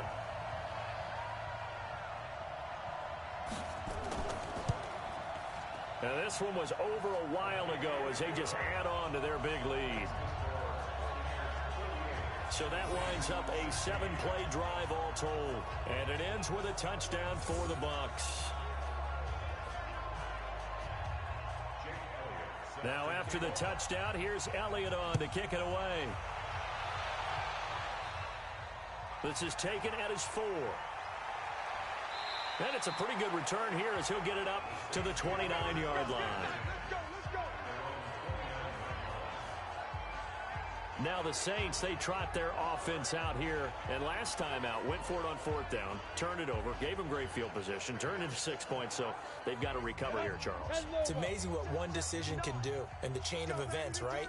The decision to go for it on 4th down. Caused all of that. It caused every bit of it, but it showed confidence. Hey, I've got confidence in you guys. Go pick it up for them. Didn't happen. Also showed confidence in the defense. They didn't pick up their end of the bargain, so now they've got to come back out and start over and rebuild that confidence. People worry about throwing the out route because often it can get jumped, and that can turn into either an incompletion or an interception, but not on that one. Everything came together, and he catches it and goes over the sideline.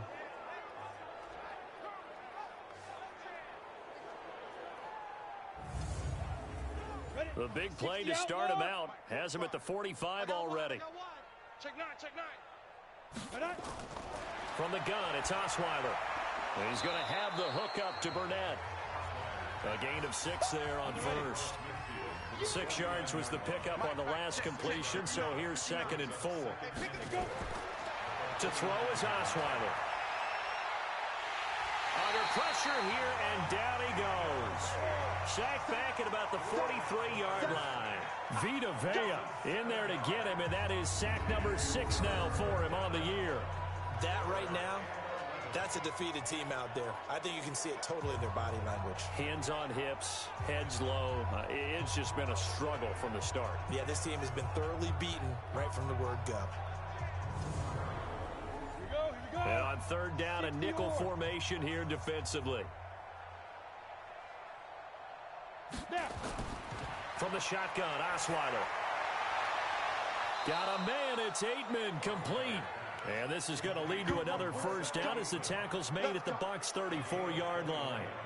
You know I'm going to lean towards the defender, right? You know I'm going to do that. I know. That's a tough situation for him as I see it. But the truth of the matter is, that ball was not streaking towards him. Had a little arc on it. He's got to find a way to get his head around and make a play on the football.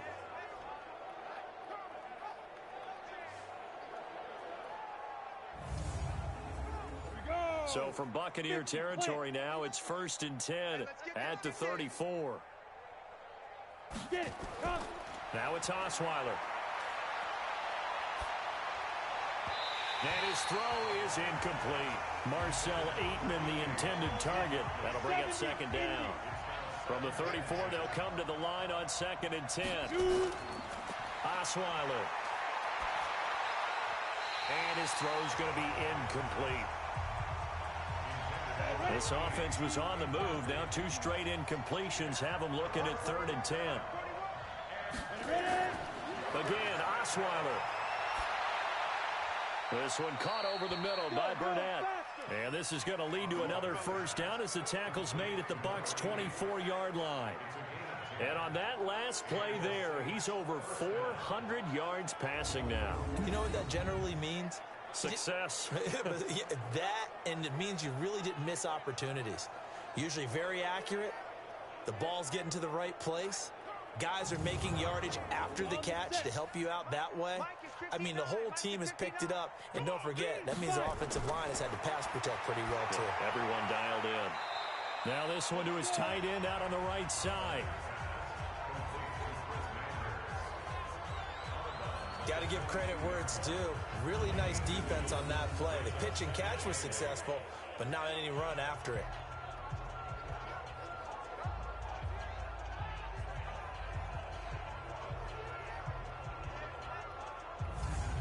So 2nd and 8 here after the pass play for 2 yards on 1st down. Throwing again, Osweiler. And he's got his man on the out route. And he takes it down to the 10-yard line. 12 yards there and a 1st down. Throwing now, Osweiler on 1st down. And he's not able to get away. Sacked back at the 22. Fletcher Cox in there to get him, and that is sack number 6 now for him on the year. The amount of sacks that they've absorbed in this game is absolutely extraordinary. Let's just face it. This offensive line, flat out, cannot handle this pass rush. It's been demonstrated time and time again.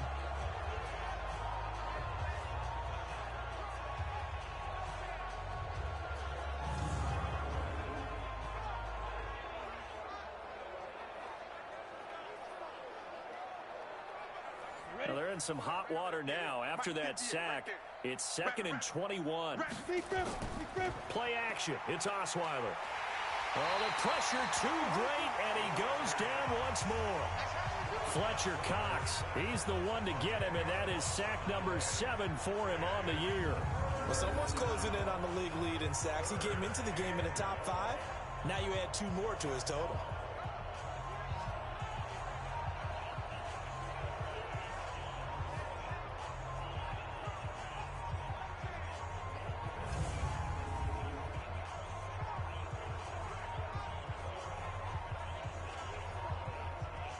Need something from deep in the bag of tricks here after 1st and 2nd down went backwards. It's 3rd and very long.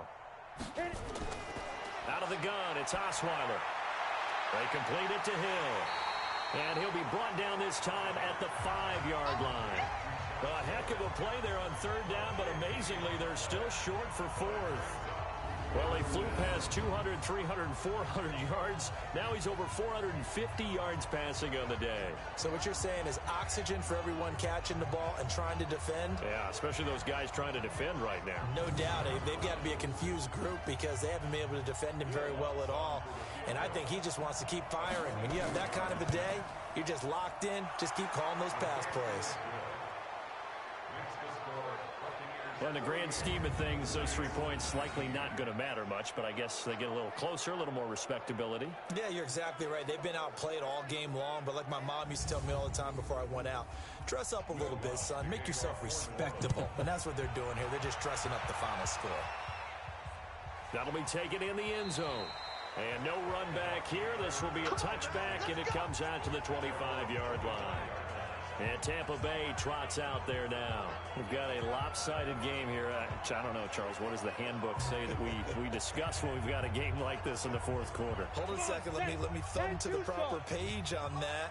Know what it says? What? Let's discuss how we got here. This is a dominant performance, where they took control of this game, how they've managed to keep control of this game.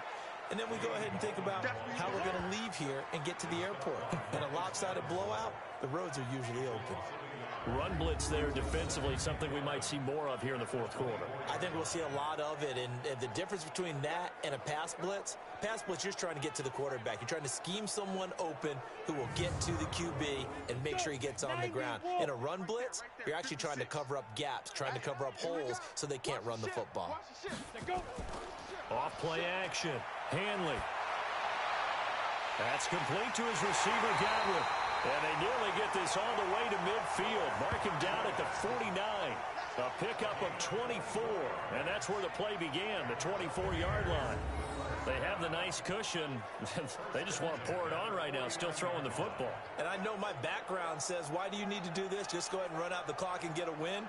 But as many people pointed out to me, this is a video game, man. Go ahead and put the numbers up. Sportsmanship, not an issue. Exercise those fingers.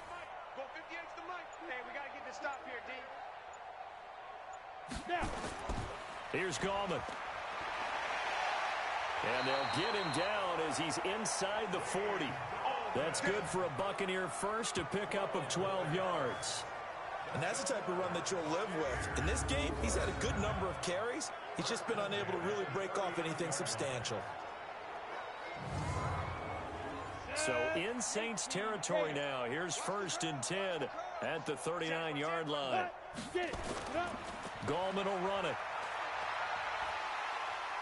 And they'll get him down after a pickup of 8, 2nd and 2.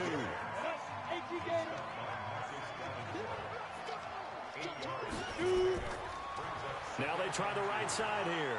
And he'll be a little shy of the 25 here at the 26-yard line.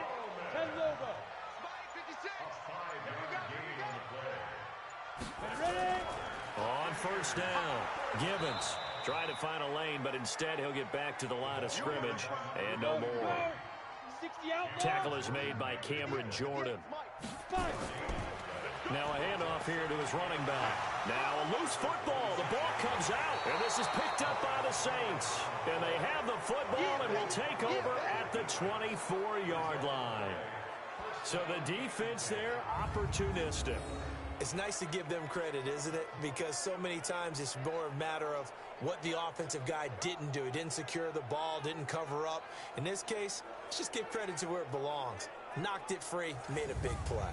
The Saints coming out now to take the field. And last time they got 3 points, but it was a chip shot field goal. And when you go to the sideline after a chip shot field goal, maybe the offense not too happy. It's a balancing act, isn't it? Because you're exactly right. They're none too pleased that they didn't punch it in for 6 points. But they also have to remember they did put points on the board. 3 points is 3 points. And in this league, you take points when you can get them. Not easily done. Give him 9 there on the 1st down completion. That last catch short of the marker by just a yard leaves him with a very manageable 2nd and 1. Now, meanwhile, a pass that should have been intercepted, but it winds up falling incomplete. They tried to throw on 2nd down, unsuccessful. Now it's 3rd and 1. Osweiler, the open man is Smith. And brought down, but not before reaching the 45-yard line. 12 yards there, good for a Saints 1st down. Going old reliable there to the slot on 3rd down.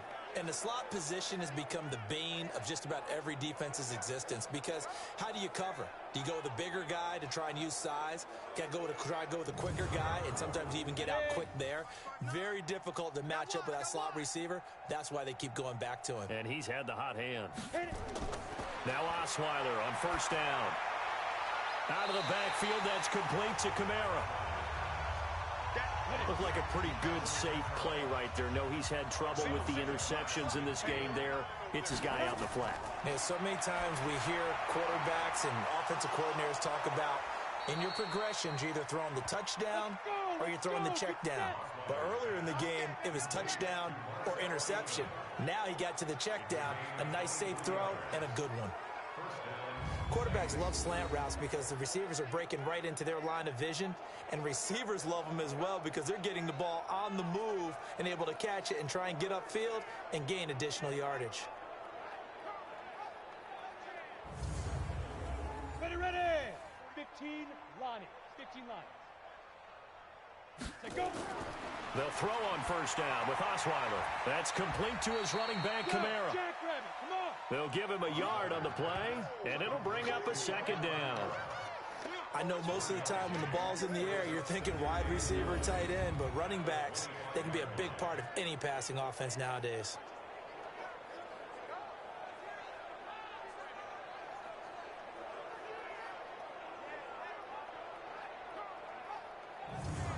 They only got a yard out of that last completion, and that makes this 2nd and 9.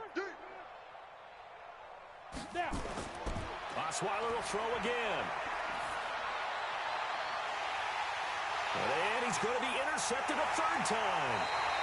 It's Devin White, the linebacker. And a big turnover there as his guys will get the football back.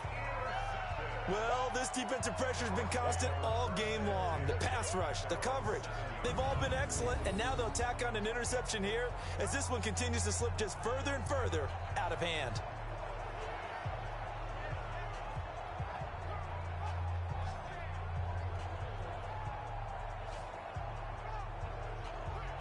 Now the Buccaneers offense gets ready to head back onto the field. The outcome of this one, well, we know who's going to win it. It's just all window dressing at this point. Got me thinking, what's the biggest blowout that you've been a part of as a player, a broadcaster? No, I'm not going to go to the player part because when I think blowout... Because you won every game as a player. No. I think about being blown out. And no one wants to go back to those memories. But, you know, when I was calling college football, I saw a game that, you know, a team put 70. I actually saw it happen twice. A team put 70 on their opponent. And in the NFL, in the 2017 season, I saw one of those changing of the guard games where a team that hadn't been very good before now was dominating and kicking around a team who had been ruling their division. And that's when you earn your paycheck, right? As the analyst, you got to fill that time. You've got to know what's going on out there and how it all happened. Well, obviously, that begs the question, what game was it? That was Seattle hosting Los Angeles, the Rams. Yeah. Their second meeting of the season, and the Rams turned it around from their first one and blew out the Seahawks. Now we're going to get a timeout. Here's we've got an injured Buccaneer. While the trainers take a look, we'll step aside.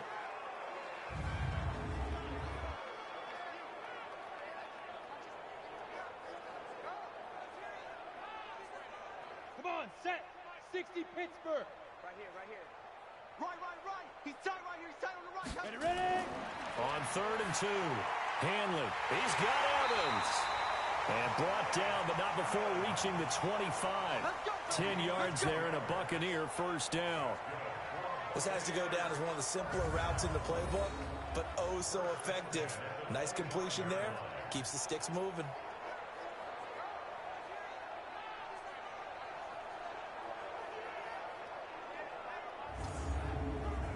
Not totally home free yet, but it's looking good as they come up 1st and 10.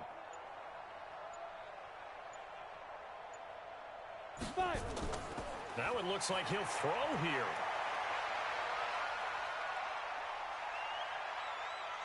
Nowhere to go here. He lost the football.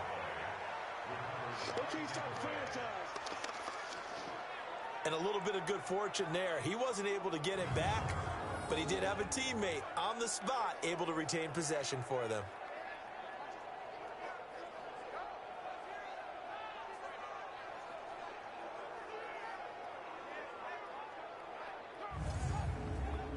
Well, they're in some hot water now. After that sack, it's 2nd and 21.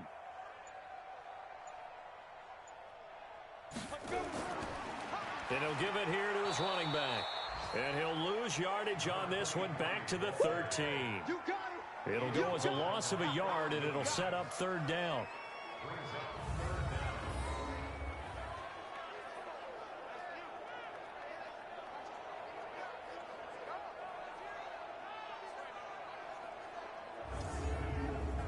Need something from deep in the bag of tricks here after 1st and 2nd down went backwards. It's 3rd and very long.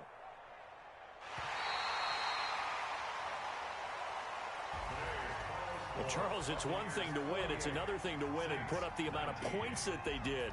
Boy, were they clicking on offense. They can't help but feel great about themselves, can they?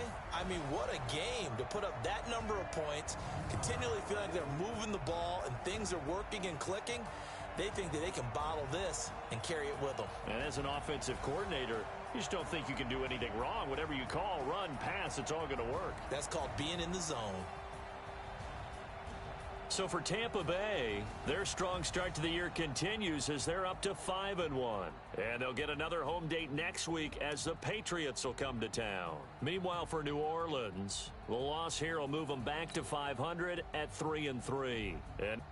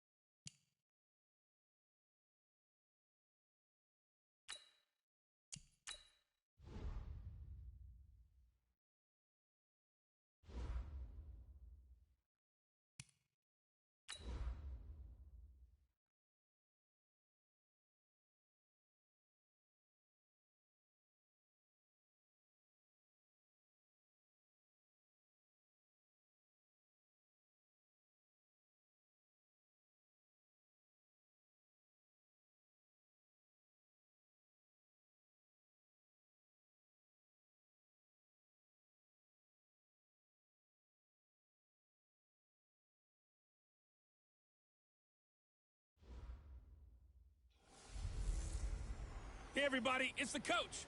This is the NFL on EA Sports. Up next, we've got what should be a great match. All right, Coach. EA Sports coverage of the National Football League is on the air.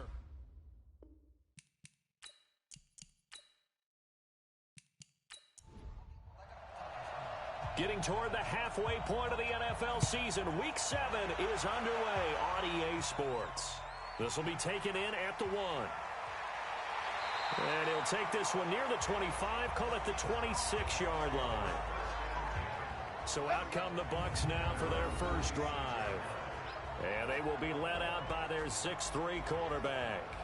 I read something prepping for this game that he said prior to, and I think he really said it a few months ago, where he talked about he wants to have the type of season that at the end, he's buying gifts for all the guys who have helped him along the way.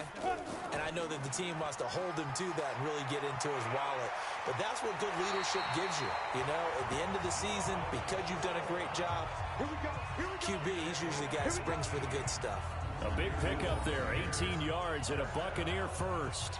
And that's a run that'll energize an offensive line. They'll take that one all day long. Fundamental breakdown by the defense. You've got to be able to make plays on the edge.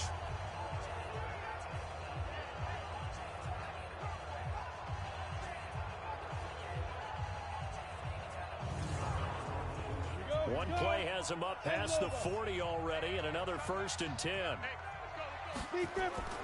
From the gun, Hanley. There's the Penn State man. It's Chris Godwin. And taking it across midfield and inside the 45. First down, Tampa Bay there, a gain of 13. Now a first down carry by Jones. And early on, they're picking up right where they left off last week. And I know a lot of coaches say each game is its own. You don't really have carryover. This feels like carryover. So much confidence from the previous game that they're using to their advantage now. That opening drive rhythm continues right into play number 3. Whatever they decided that they wanted to run before the game, it's working pretty well for them right now.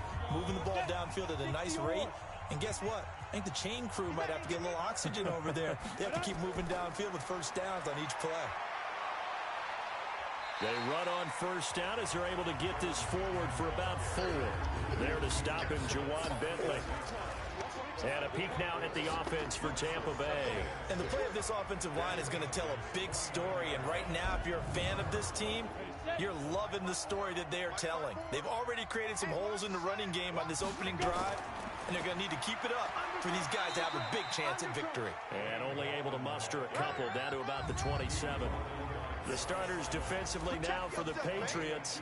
It's quite a unit. Number 1 in the NFL against the pass. And when you're getting ready to face the number 1 overall offense in the NFL, it does not matter where you rank defensively because you got your hands full. You don't know what you're going to face, but you know that that's a strong unit that you're getting ready for.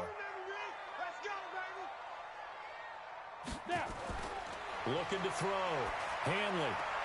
And he's got a man. It's the tight end Howard, complete. Coming into the week, he's the NFL's leader in receiving yards. There's his first catch, and it's good for a first down. They're piecing together a nice drive to start this one. Seems pretty scripted and pretty successful so far. And I think they did it without our help. Because you remember when we sat in the production meeting with them to talk about this, and hey, you know, how you guys going to come out of the gate? I know I offered my help with a few plays, and they didn't seem to want it. Offer mine. You were the smart one. Whatever they're doing, though, it's working really well.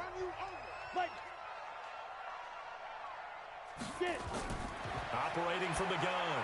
Hanley looking for Godwin, and he's got him complete. And here he'll get it down to the 7. Only a yard on the completion. It's 2nd and goal. They go back to the ground with Jones. And he's going to press this one forward as they stop it right around the 1. A nice run there as he picks up 6. It's going to be 3rd and goal now. They'll try and run it in with Jones. Boy, no chance as he was met and dropped behind the line there. He lost 2, and it brings up 4th. That's a really alert defense there because they saw the heavy look come in from the offense, countered it with extra linebackers who brought a little bit of speed and heft, and able to really make a big-time play for their defense. Now on 4th down, Bruce Arians will send out his field goal unit. from the right hash, and this one just a chippy. And this one is right through. And the Bucs take a 3-0 lead. Even though they didn't find the end zone, they have to be pretty pleased with how they moved the ball on the ground because we know that that was one of their big goals in this game. And that really goes through the entire offense because when you're running the ball effectively, just about everyone's involved. It's not just the guy carrying the football. It's everyone blocking for him, both inside and on the perimeter. Fielded about a yard deep. And he'll wind up getting an extra couple yards here for his trouble as he'll bring this one out to the 27. So now the Patriots getting set to take over on offense. They'll be taken out by the product of the University of Louisville, the talented Teddy Bridgewater. And coming off of an early season open week.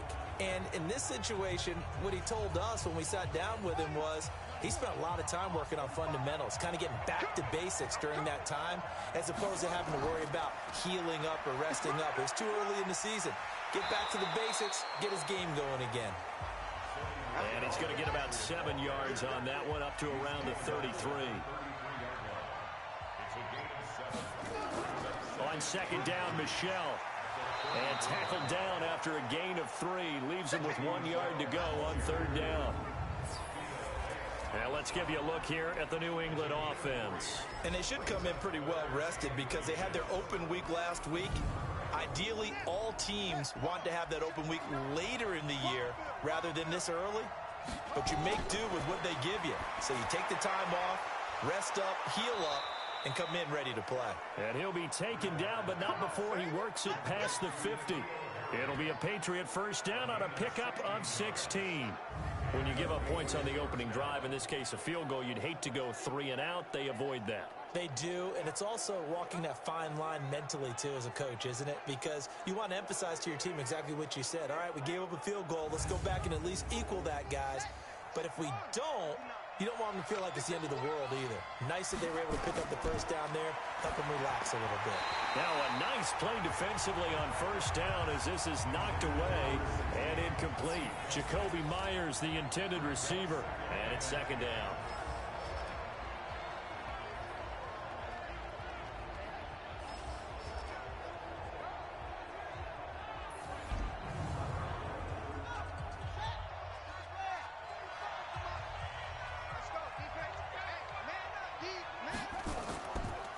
The draw. Here's Michelle. They get 6 here after the incompletion, and it'll leave them with a 3rd and 4.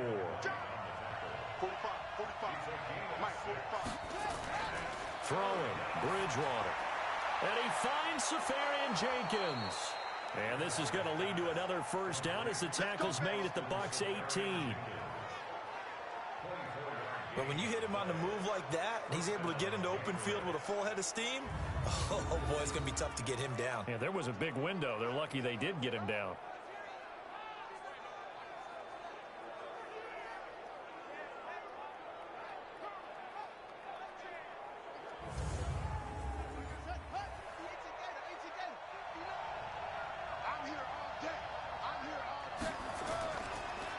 Now a first down carry. It's Michelle. And he'll go down here at the 12-yard line. It's a 6-yard gain on the ground, and that'll make it 2nd and 4.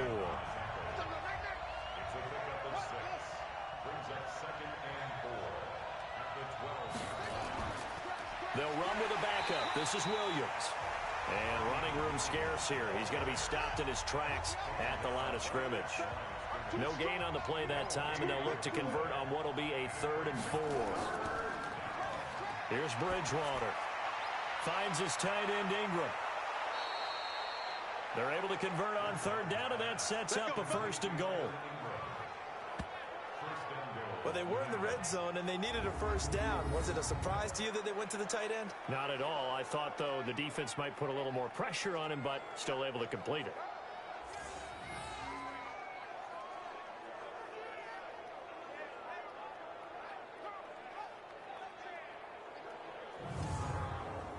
So another 3rd down conversion, and now they've got a 1st and goal. And they will run it with Michelle. And no signal yet. I don't think he got in. He didn't. They'll mark him at the 1. Call it no gain, and it's going to be 2nd and goal. All right, quick observation, Brandon, because... And he's over the line and into the end zone for a Patriot score. Sony Michel with touchdown number 7 on the year. And the Patriots have taken the lead. They were able to stop him at the line on first down, but this time he punches his way through. And sometimes just because you're stopped on the first run, it doesn't mean the play call was bad or incorrect. You might just need better execution and just a tad more determination. And they got it done on the second try. Extra point by Carlson, up and good. And that makes it a 7-3 lead. So that one a long 11-play drive. And it was Sony Michel's touchdown scamper that polished the drive off. Bailey now to kick it away after the touchdown. Fielded about a yard deep. And the decision to come out is going to cost him 5 as he's taken down right at the 20. Here comes the Tampa Bay offense now heading back out onto the field. And last time able to get 3. It's not what they wanted. They wanted 6, but they got at least something. They mustered something out of the drive. They'll take it. I like the way you've described it. Not ideal, but they'll take it. Anything to put some points on the board. But this time on offense, they don't even want to see the field goal kicker trot on the field. They want that ball in the end zone. Yeah, they'll be going for 6. That'll set them back with a loss of 3 on the play. And it'll bring up a 2nd and 13. The best play callers in any league know how to break their tendencies. They study themselves, they self-scout, and they realize most of the time you don't call a draw play on 1st and 10. So every so often you insert that play just to make the defense think, even if it's not successful. So now they have to contend with 2nd and 13 after the first down run goes backwards. From the gun, Hanley. Open man is Howard, the tight end. And able to get this across the 20 before going out of bounds. 4 yards on the completion, and it sets up a 3rd down. I think it's okay there. They didn't get a whole lot on that play, but it's nice to have a safety valve that's built like this guy. Big target, guy you can spot pretty easily. Put it on him when your other targets aren't open. They get only 4 that time as that leads us to a 4th down. They didn't get the first down, but I have to say I do like the call. I like what they were trying to do. Try and hit your receiver on the run and see if he can pick it up. Keep it on his feet, get a little rack yardage. Yeah, but a nice job defensively to get to him and keep him short of the first. Out comes the New England offense to see what they can do this time. And they're hoping to redo their efforts in the last drive when they got into the end zone. And just think of what it's like now on the sideline, because when you score a touchdown, you have to go over and look at the tablet and see what you did on the last drive. When you scored points, it's a whole lot better view than when you're trying to figure out how to fix things there. This drive starts out on the ground with Michel. So a nice job to break the 1 tackle, but not much daylight after that as he's brought down. Just a yard on the pickup there, and it'll bring up a 2nd and 9. On 2nd and 9, Bridgewater. That's going to be caught. It's Jacoby Myers. 18 big yards on that one, and a New England first down. I know many people like to throw to the tight end, maybe in a little flexed out position because he creates mismatches with his size. But slot receivers do the same thing with their quickness, their speed, and their route running savvy.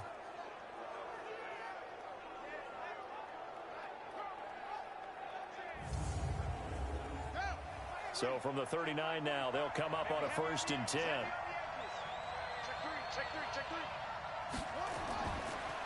On the ground, Michel. It's a 7-yard carry to set them up with a 2nd and 3.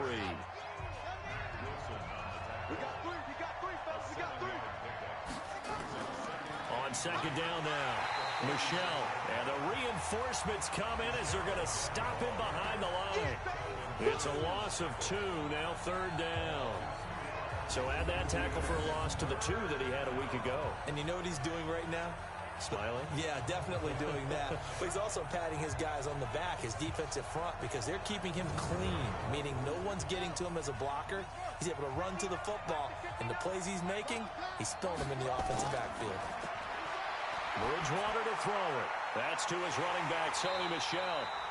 And a pretty nice tackle there, ranging up from his free safety spot as he'll stop him about a yard short.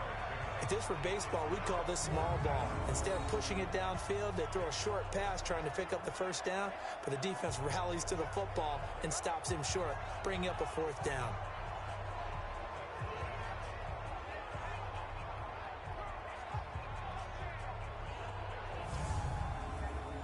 The Patriots send out their punter as he's on to punt for the first time this afternoon.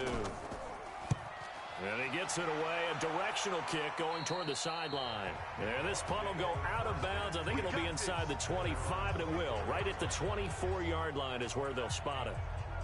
And Tampa Bay trots out there now. And on the last go-around, they really couldn't get anything going. They had to punt from deep inside their own territory, which means you're going to lose the field position battle as a general rule. What they're looking for now is a little more consistency, move the ball at least a few times on offense, get a couple of first downs, and hopefully flip the field. Yeah, just something to build off of. That's what they're looking for here. He's going to wind up and air it out. And that is incomplete. Took a shot there on first down, but he couldn't reel it in. From the 24, they'll go again on 2nd and 10. 2nd and 10. He sets up the screen to Jones. And he's going to lose yardage here. Back to his own 18. Time to give a little credit here. That was an excellent read by the guys on the defensive side of the ball. Oh, you're crediting your defense. Got to credit them on that one because they tried to fool them, right? Tried to trick them. Ran a screen, and they went to it and smothered it for a loss of yardage.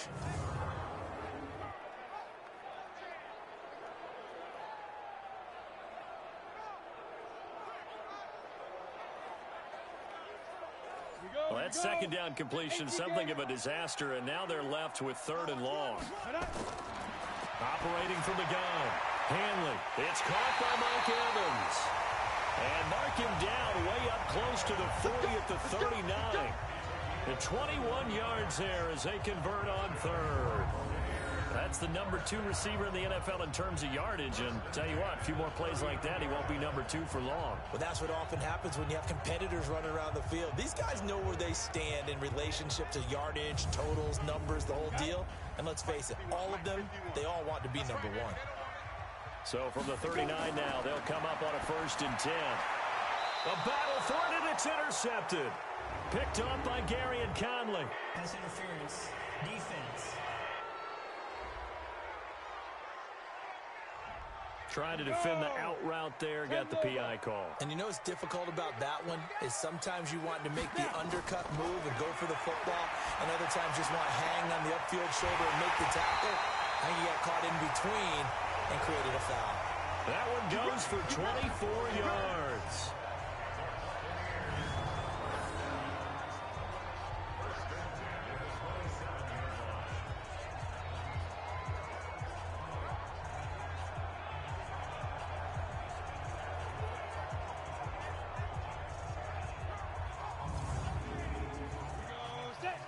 The outlaw.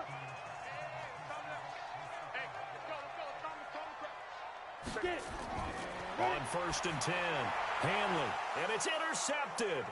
Picked up by J.C. Jackson, and he's able to get it back to right around the 27. So that's back-to-back drives where they're throwing an interception. Ordinarily, we look at the offense and say, what's going on with your scheme? Maybe we should look at the defense and just give them a whole lot of credit. They've got them frustrated right now.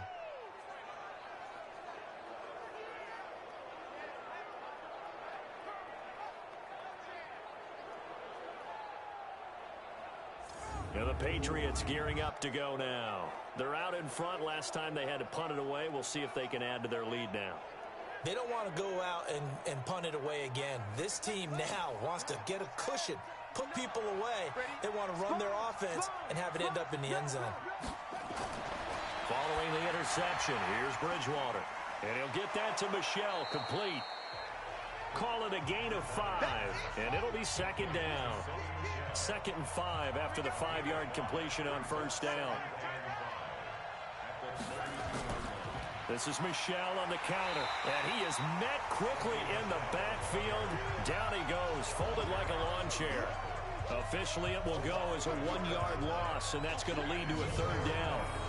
He did have the touchdown run earlier, but not a heck of a lot more than that throughout this game. No, not at all. In fact, I would say that this defense has done as good of a job on him as they have on any runner in recent memory.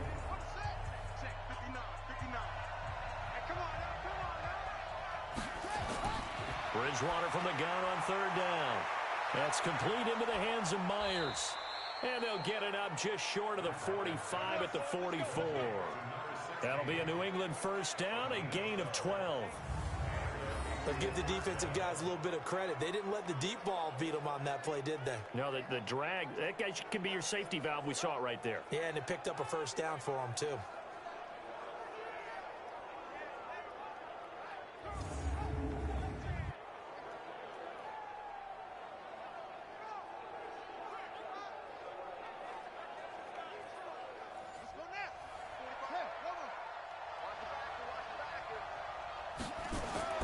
First down, Bridgewater.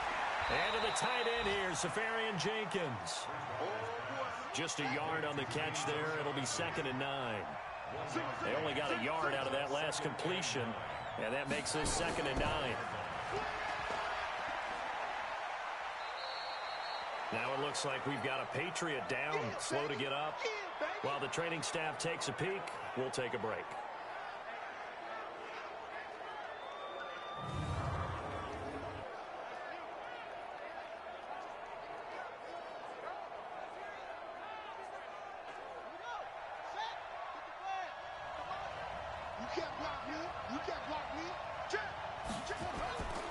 Play fake. Bridgewater. And down he goes. The pressure getting to Bridgewater. Fletcher Cox make that now 8 sacks for him on the season.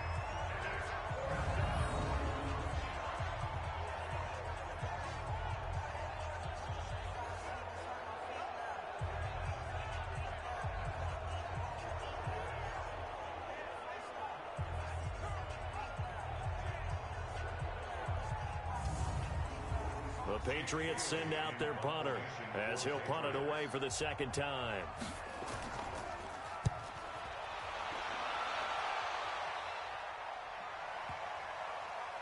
Oh, and what a play on special teams here. This is going to be down inside the 5, all the way down at the 2-yard line. After one, 7-3 the score on EA Sports. The Bucs offense set to begin their next possession. And they will begin with, should we call it, far from ideal starting field position, their own 2-yard line. So what's your definition of ideal? The 1-yard line on the other side of the field. Yes, exactly right. So, yes, your definition is apropos in this case. Looking to throw on 2nd down. Hanley. And he finds Howard complete. And able to get it across the 20 before they get to it. 14 yards there and a Buccaneer first down. Completion was given up, but that's why you play zone defense, so that you can have people around the ball when it's caught, and you don't give up much run after the catch.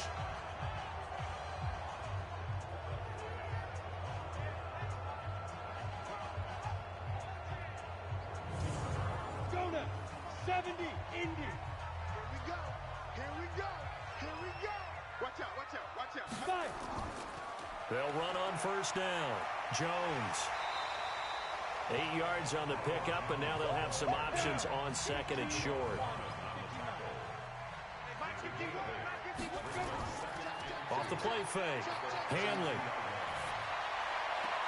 He finds his target. It's Evans. And able to get this one across the 45 before he's brought down. 17 yards on the play and a Buccaneer first down.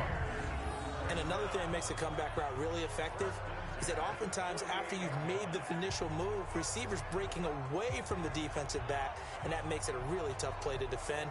A nice chunk of yardage picked up there.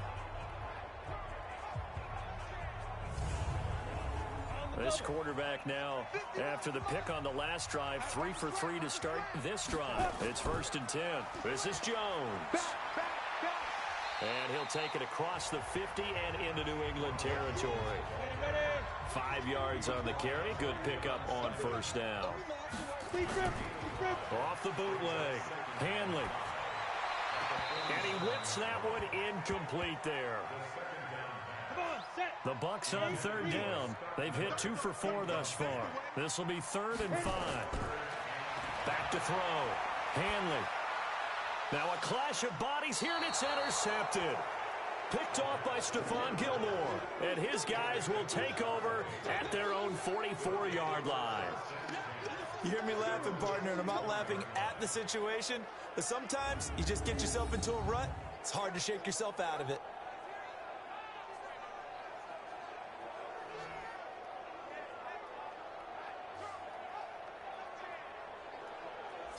The Patriot offense now set to come back out onto the field. Well, what do you think? You get the ball off the turnover near the middle of the field. You take a shot here on the first play? You know I'm big on that. I love when I have great field position. After a turnover, I feel like I might have them a little bit off balance. I prefer to take a shot, but a lot of coaches will tell you only do it if you trust the guy who's got the football in his hands. Meaning, if it's not there, he won't force it downfield and maybe turn into an interception. He'll go to the check down, go to a second option, and go ahead and take the play that's in front of him. On 1st down, Michelle. Give him a couple on the carry there, 2nd and 8.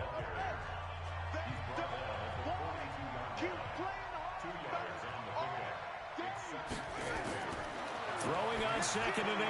Bridgewater. That's out to his running back, Michelle.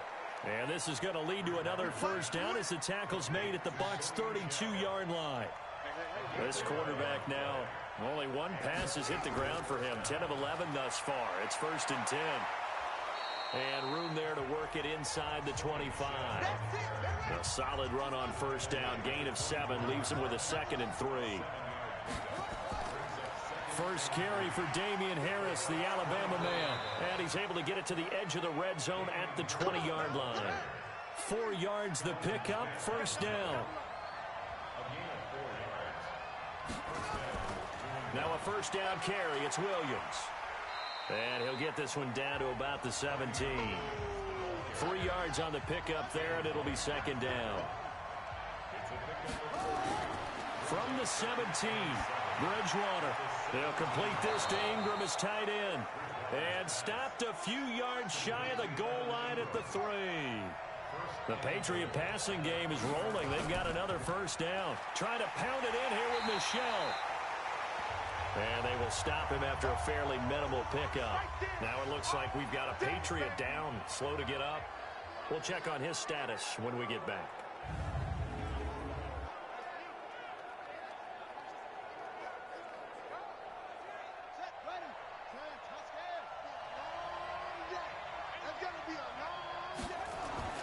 On 2nd and goal, Bridgewater. And he will not get away. He's sacked back around the 3-yard line. Sacked by the outside backer, Telvin Smith. Now, you've been around me a long time now. You know on 2nd and inches, I love it when teams are aggressive and take a shot. But we just saw the downside to being that aggressive, didn't we? Now you've given up on a pretty likely 1st down if they had run the football, and they need to come up with something here on 3rd.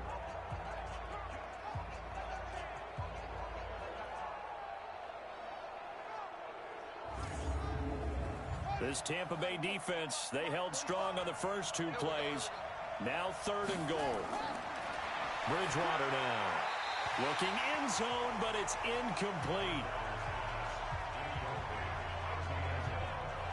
So they opted to pass for it on 3rd and goal. Let's see what they do on 4th and goal. Well, I think they threw it with the idea that if they didn't get it, they would go for it on 4th and goal. So they've got another play in there. And the holder's going to keep it. He's going to try to run for it. And the surge is going to be too much defensively. He's hit and taken down to the backfield. They pass up the 3, fake it. It doesn't work. And the Bucs defense, they'll celebrate the goal line stand. Getting set to go again as we look at the back heading onto the field again. You can count his carries on 1 finger. They've only given him the rock 1 time, Charles. What gives? So we can't draw any conclusions just yet. He has to touch the ball multiple times in order to get into a rhythm and have a chance to have success. You know who else gets into a rhythm? The offensive line. They feel better about what they're doing when they know they've had multiple opportunities to get it done. Yeah, well, the conclusion we draw so far, they're losing here in the 2nd quarter. Let's see if they change tunes. 7 yards on the pickup there, and it'll leave them with a 2nd and 3. Here's Jones. I'd say it's pretty good strategy. If you throw interceptions on back-to-back drives, let's see if the running backs can handle the ball a little bit, get things going, and also you motivate your offensive line. I think they're in the mood to fire out and hit someone. I thought the defense, though, might be a little more prepared for that run. Pretty good gain on the ground. We use the word relentless a lot with guys who are aggressive on the field. In this case, it really fits, doesn't it? How about his ability to break tackles and his feet never stop moving? After the run by Jones, here's 1st and 10. Come on, baby. Come on, let's go. Get down. From the gun, Hanley. And that is caught on the right sideline, but out of bounds, says the line judge. The throw took him a little too far. It's 2nd down. Throwing again on 2nd and 10. Hanley, he's going to have the hook up to Ross. Only 3 yards on the catch. It's 3rd down. The last catch did get 3, but they're still left needing 7 yards on 3rd down. He completes it to Evans. And he takes it all the way down to the 3. They're able to convert on 3rd down, and that sets up a 1st and goal. Excellent execution, and now they're set up nicely. Are they ever? Red zone? I wonder what the next play call is going to be, because after a big play like that, a lot of teams like to use the momentum to launch another one.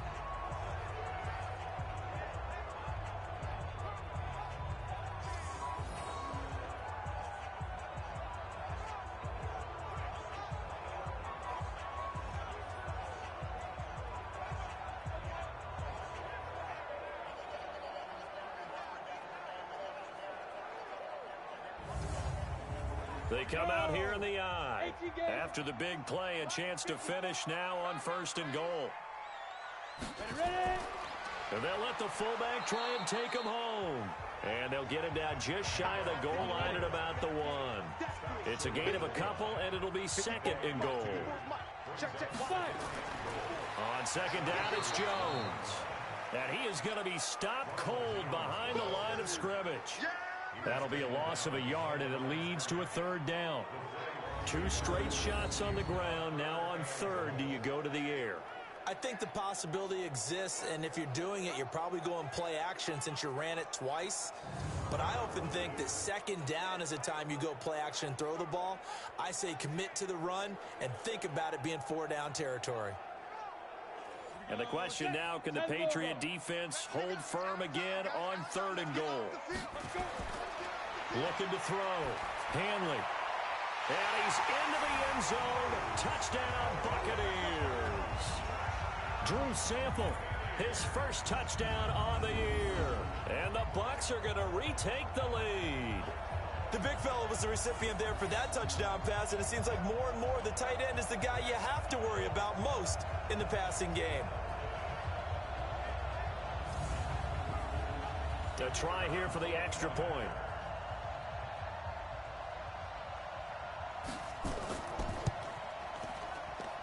And it's through, and that makes the lead 10-7. So that drive takes him down the field in 8 plays. And it's all finished off with a touchdown by Tampa Bay.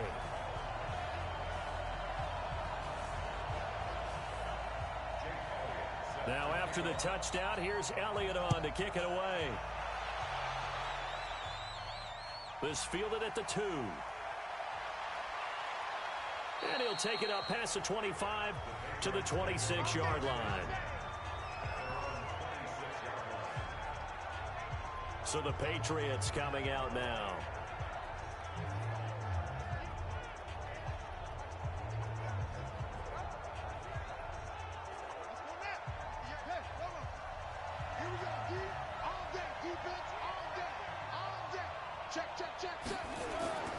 They begin with Michelle on the ground.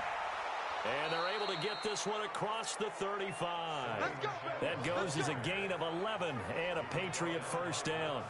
They held him in check in the first half, but that's his longest carry of the game right there. So would this be the definition of fresh legs since he didn't get much done in the first half? Now he has a great opportunity. He's taking full advantage of it. Line of scrimmage, the 37 on 1st and 10. Now Michelle. And this winds up a pickup of 2, maybe 2.5 to about the 39.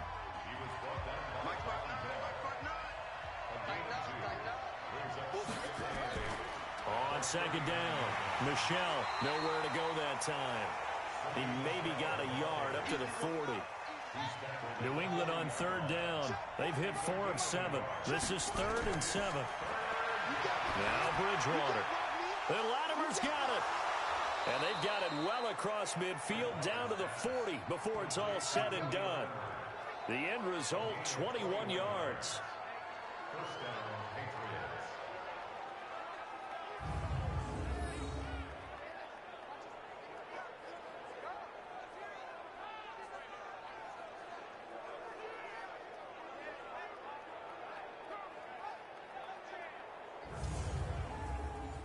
So from Buccaneer territory now, it's 1st and 10, right at the 40. Now a first down carry for Harris. And he is swallowed up right at the line of scrimmage. Telvin Smith that time there to make the play. Looking to throw on second down. Bridgewater. He gets it complete to Latimer. And this is going to lead to another first down as the tackle's made at the Bucs 28. This quarterback now 13 of 15 passing. That's good for 87%. It's 1st and 10. And he'll get it down inside the 20 to the 18-yard line. Give him 9 on the carry that time, and they're set up with a 2nd and 1. On 2nd and a yard. Bridgewater over the middle, and it's incomplete. New England on third down. They've had good success, 5 for 8 to this point. They need just a yard here. It's 3rd and 1. Trying to pick it up on the ground with Harris. And they work this near the 5. He'll be stopped at the 6. They're able to convert on third down, and that sets up a 1st and goal. Partner, if you want more carries, I think we saw how you get them. Showed that he's got the fresh legs, and he picked up the first down on that run. Don't just ask for them. Show them that you're supposed to get the football.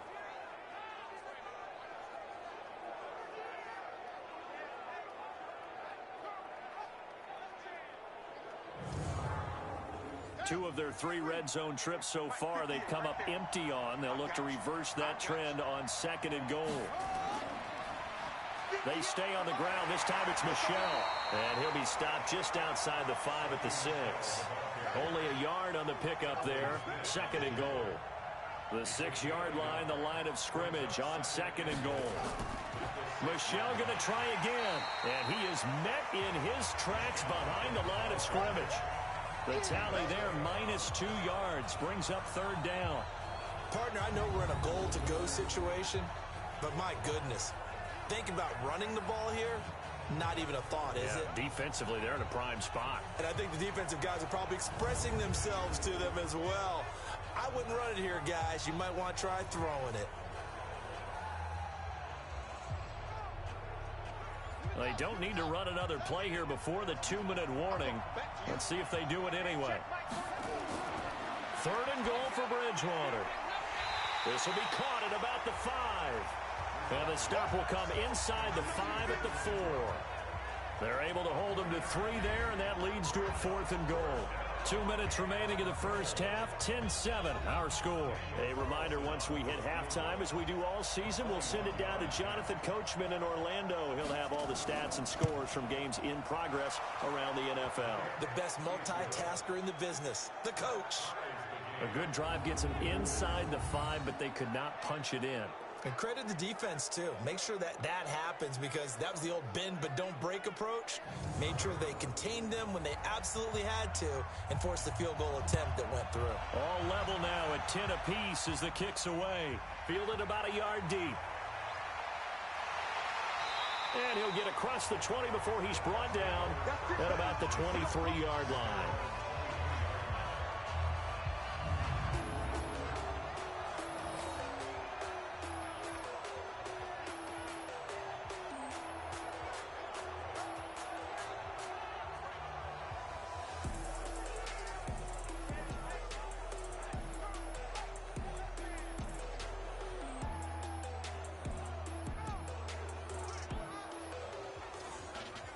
The Tampa offense ready to get their drive started. Good drive last time. Really effective passing the football. Do you maybe mix it up, now go to the ground game and surprise the defense a little bit? I would anticipate the defense making some changes, but I wouldn't necessarily just absolutely go in the opposite direction. They're doing so well throwing the ball. Yeah, I wouldn't change it up until they showed me a reason to do so. And they get him down, but not before he takes it across the 40-yard line. A big pickup there, 18 yards and a Buccaneer first. That's caught by Howard. 15 yards as Tampa Bay picks up the first. And he's the epitome of what we call the move tight end. A guy that you can line up anywhere. In the slot, out wide, in tight. Doesn't really matter. Because he has such great skills, you want to utilize him in all aspects of your passing offense. And there he was in the slot for the catch. Go now. 50, plant. Get that quarterback at all costs. Throwing on first down. Hanley. They'll find Miller. That's complete. That throw good for 4. It's second down. Never make the mistake that the slot receivers, especially the little guys like we're watching here, are just quicker than fast. A lot of them combine quickness and speed, and they catch a lot of footballs, as we just saw there.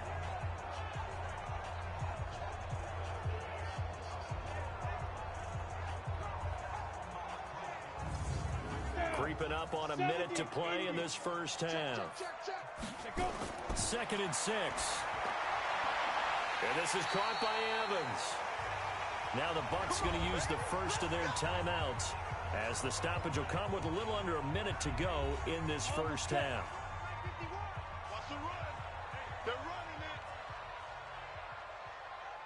On first down, Hanley.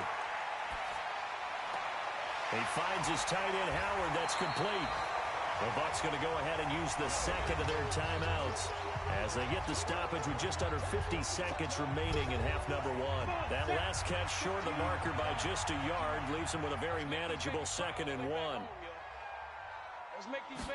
2nd and 1. And that'll be incomplete. Took a pretty good shot as he tried to pull that one in. Couldn't hang on 3rd down. They tried to throw on 2nd down, unsuccessful. Now it's 3rd and 1. Back to throw. Hanley, and that will be incomplete.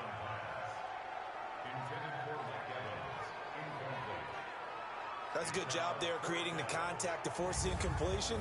And now since it's 4th down, that should set up a field goal situation. And a nice sigh of relief defensively to be able to hold them to 3.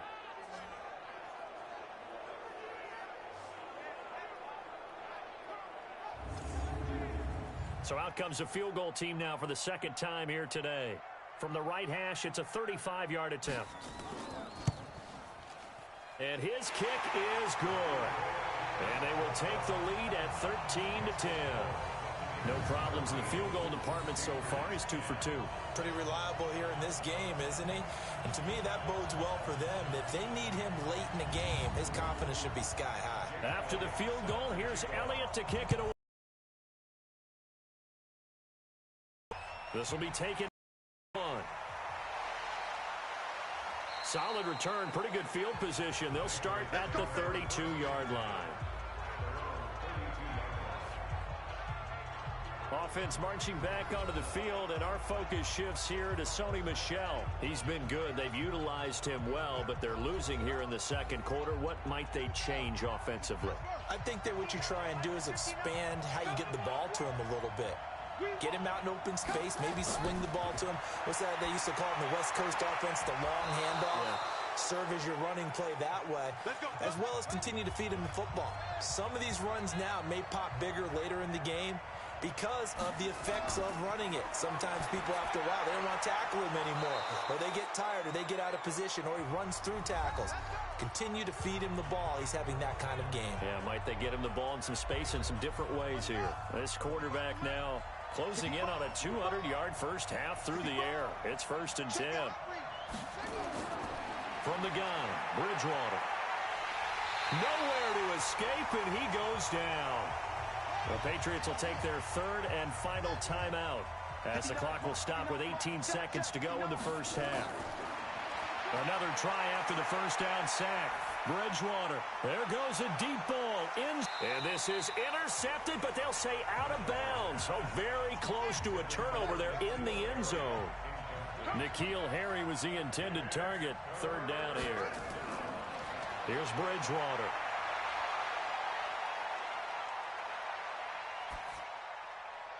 And he's going to find his man out of the backfield. That's complete.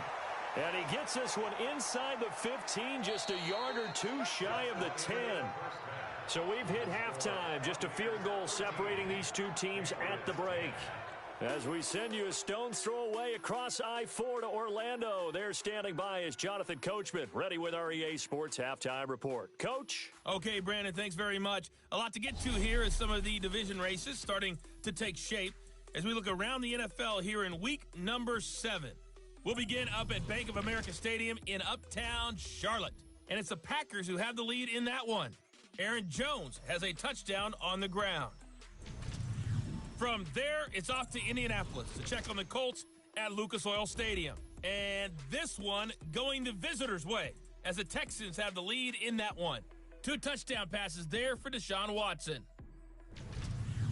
Finally, let's get to Philadelphia. Check on the Eagles at home at Lincoln Financial Field. And at the half, they are down to the visiting New York Giants.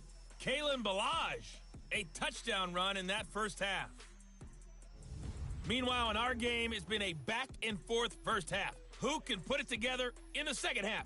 For the answer, we turn it back over to our broadcast team of Brandon Godden and Charles Davis.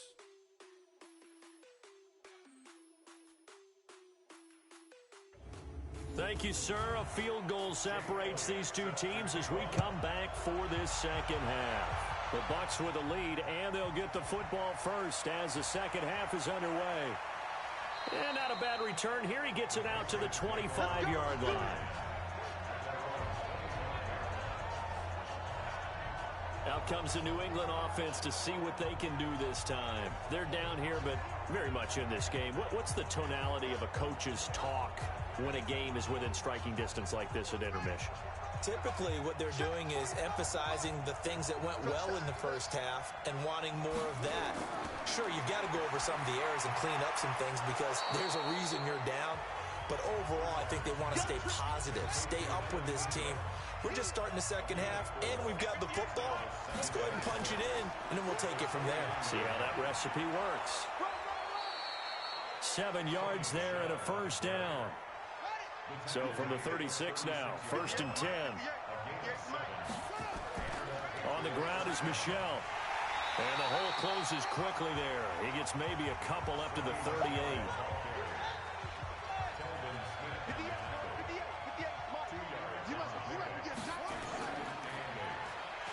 And that play is blown up, losing yardage back at the 35. This will be a loss of 3, and now a much tougher third down looming. A pass for negative yardage, obviously no good. Maybe he shouldn't have thrown it, or maybe he shouldn't have caught it. And I think we were seeing it at the same time, weren't we?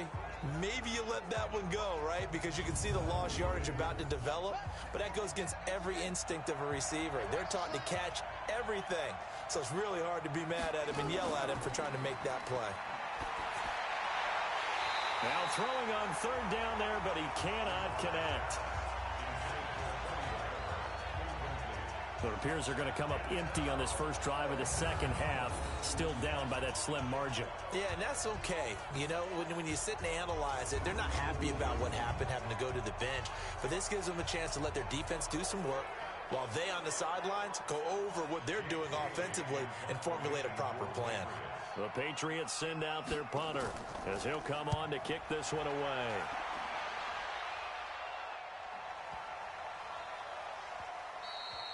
And he didn't quite have the backspin on that one. It hits at the 4 and continues into the end zone. It's a touchback. So here are the Bucs to take over on offense. Remember, they're riding that 5-game winning streak, and right now in the driver's seat in this ball game as well. 30 base.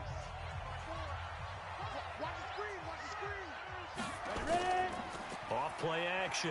Hanley. In trouble here, and down he goes. Back at the 8-yard line. Lawrence Guy in there to bury him for a loss of 11. So they come out of the locker room trailing, but plays like that, they won't be trailing much longer. Defense really starting out well this second half. Yeah, they knew they had to jumpstart things a little bit. They really struggled in the first half trying to slow them down, but now they had a plan, made that adjustment that we always talk about, and it worked very well on that play. Well, they're in some hot water now. After that sack, it's 2nd and 21. Looking to throw. Hanley. Open man is Howard, the tight end. It'll be a pickup of 15 as that'll lead to 3rd down.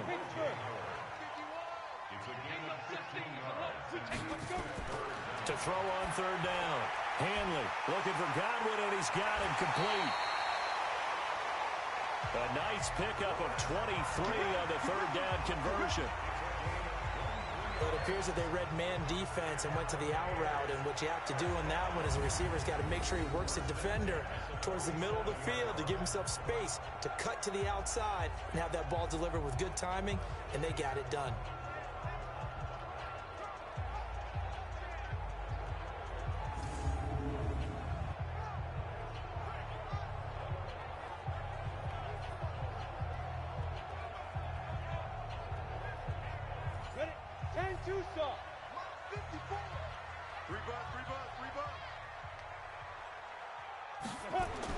On 1st and 10, Hanley.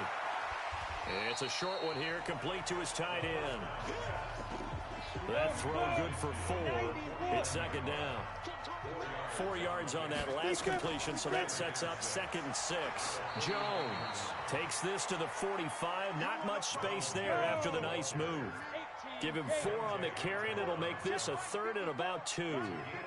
When you find that kind of yardage, you couldn't be more confident as a ball carrier. And guess what? You're going to go back and tell your offensive coordinator, I'd like to keep carrying it, thank you. They get 5, and it will go ahead and move the chains. Someone's been having a good game so far, and you know something? A lot of it's been power running. They decided to turn him loose again on 3rd down, didn't they? They did indeed. He delivered the tough yards.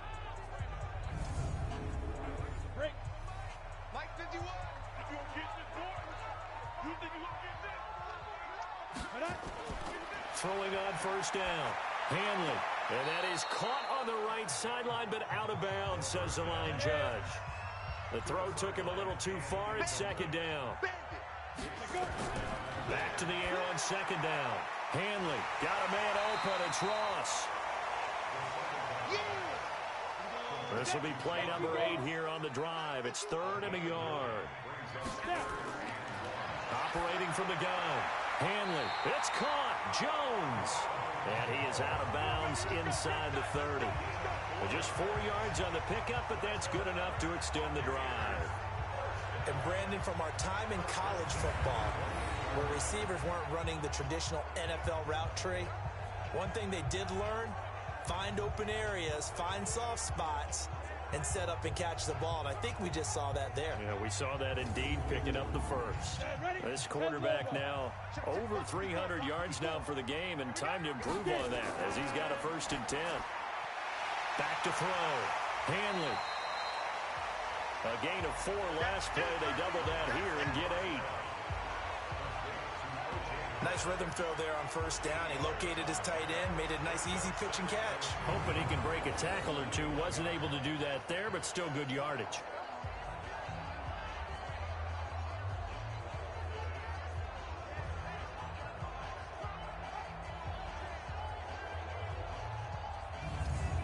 Facing a 2nd and 2 after that last catch, good for 8 yards. 2nd and 2.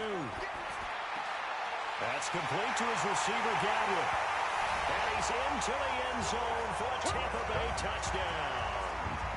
Chris Godwin, his 4th touchdown on the year, as the Buccaneers tack on to their lead. Those are the touchdowns that aren't just scored on Sundays or on Monday night. Those are the ones that are scored during the week because they had that preparation in a great route run. Oh, I love that observation, because you don't just roll out on game day and say, okay, go run this route and let's get it done. That means exactly what you said. The practice had to occur beforehand, which led to the timing, which led to the touchdown. Extra point right down the middle, and his guys will take a 10-point lead. A pretty long drive that time. 11 plays all told. And it ends with a touchdown for the Bucs. Now after the touchdown, here's Elliott on to kick it away. Fielded about a yard deep. And he will be marked down right there at the 20-yard line.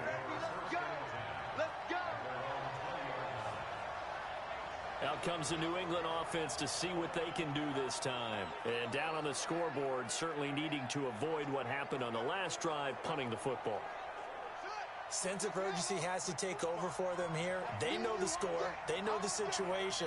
And by the way, the punter no longer exists for their offense. That's how they have to treat this drive. They need points. Big time. And he is brought down at the 22 after a gain of 2, and it brings up second down. Again, it's Michelle. And nothing doing. He's immediately taken down at the line of scrimmage. This offense in desperate need of a conversion as they come up on third down. To throw, Bridgewater. And this is Latimer, complete.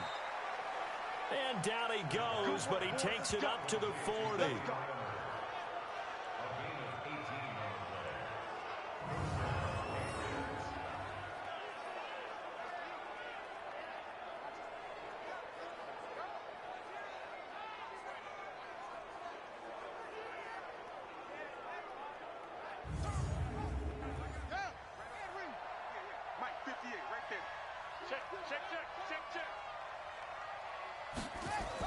They'll run on first down. Michelle.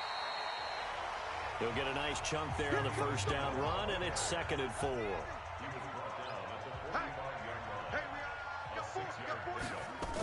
And it's Michelle once again, pushing forward for 3 up to the 48.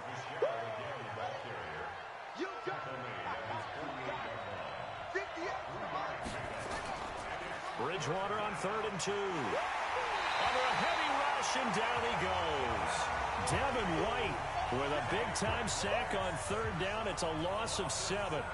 Man, he got in there so quickly, Charles. What could the offense have done to adjust and account for that? But what you're hoping is that you figure out and you see and get a clue that maybe there's going to be some pressure coming at you, and you change the blocking schemes. Maybe you go to max protection. The biggest one is maybe you bring your running back in to try and keep you clean. But in that case, that didn't happen. 0 accountability, and a sack resulted. The Patriots send out their punter. He's been one of their few bright spots so far. Averaging 50 yards a boot so far as this one's away. And this one hits at the 1, continues on into the end zone for a touchback. And we shift to spotlighting Mike Evans. And I know that they've double-teamed him a couple times, but not a ton. Whatever they're doing isn't working. He's up over 100 yards. We'll see how they adjust. And when they do that, they weaken their defense in other places as well. And how many times have we done games where we've seen a guy have a big game like this? But it's usually not by himself, is it? Right. Usually it opens it up for other people to have big games as well. On first down, Hanley over the middle to Evans. Give him a couple on the catch. It's 2nd and 8. From the 22, here's 2nd and 8. Here's 2nd and 8. And he's going to be intercepted a 3rd time. Picked up by J.C. Jackson. And he's able to get it back to the 33-yard line. I tell you, Brandon, it seems like this guy's been all over the field so far. That's his 2nd interception of the game. And so much of playing defense in the NFL, especially when it comes to defending the pass, is all about positioning and technique. And this is fantastic work on both fronts there.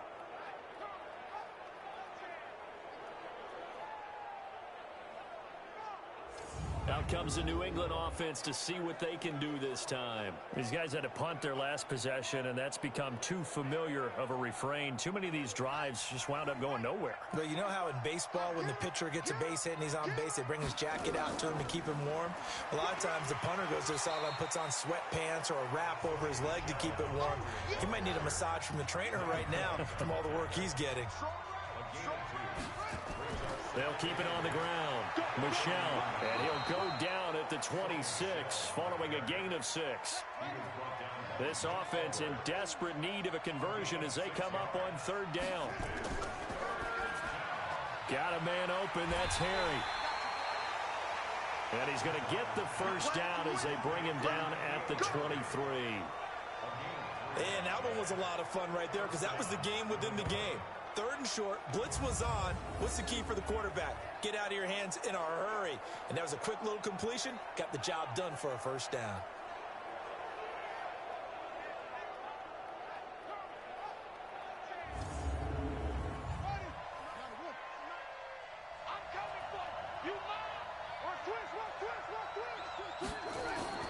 Play action now. Bridgewater. Going to throw deep for the end zone. And that will be incomplete. Would have been a big hitter if they had connected. Instead, it's 2nd down. Once again, they'll go from the 23-yard line on 2nd and 10. Bridgewater. They'll complete this to Ingram as tight end. And they've got it inside the 10 at the 8. And after that completion, you can understand why so many teams in the league are emphasizing speed on defense at every position. The tight ends have created so many tough matchups now. If you can't run with a tight end as a linebacker, this is going to be the result every time. 1st and goal, and they got to be thinking a chance to get right back into this football game. On the ground, this is Michel, and he'll be stopped just outside the 5 at the 6. Give him 2 yards on that one. 2nd and goal now. The 6-yard line, the line of scrimmage on 2nd and goal. They stay on the ground. This time it's Williams. And he is met quickly in the backfield. Down he goes, folded like a lawn chair. Every year I go to the combine and marvel at the speeds that linebackers are running nowadays. They run like DBs. And let's face it, they know how to finish plays too. Eyes up, head up, run right through them. Well, they've been so good on 3rd down all day long. Can they convert another here on 3rd and goal? Throwing is Bridgewater. And he's in. Touchdown, Patriots. Travion Williams. His 2nd touchdown on the season, as they are now just an extra point away from making this a 3-point game. Getting your back involved, what's the importance there in the passing game? Well, oftentimes you can create mismatches because who's going to cover him, and you get him into space, which is where he likes to operate with the ball in his hands. Oftentimes makes people miss, gets that run after the catch, and off he goes. And into the end zone. Carlson on for the PAT.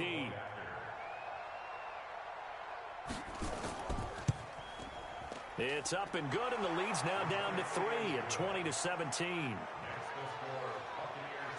So that drive in total 8 plays, and it ends with a New England touchdown. Bailey now to kick it away after the touchdown. This fielded at the 2. And he'll take this across the 25, couple extra yards up to the 27-yard line. Here comes the Tampa Bay offense now heading back out onto the field. Down, 50, plant. I'm coming after you. I'm coming after you. Trying to shake off the interception from the last drive. He'll look to throw. He's going to let this one go deep. And it's knocked away and incomplete. Mike Evans, the one he was looking for. And that'll bring up 2nd down. 2nd and 10 now from the 27. And he comes back with one complete. And he'll be brought down right at the 30 here. Only 3 yards on the catch. It's 3rd down. The last catch did get 3, but they're still left needing 7 yards on 3rd down. And his pass is intercepted for the 4th time today. Picked off by Stephon Gilmore. This defense figured out something in the locker room. That's 2 third-quarter picks now. And you just wonder, did he get too comfortable in the locker room himself? His team has the lead. Take care of the football. He's putting them in jeopardy right now.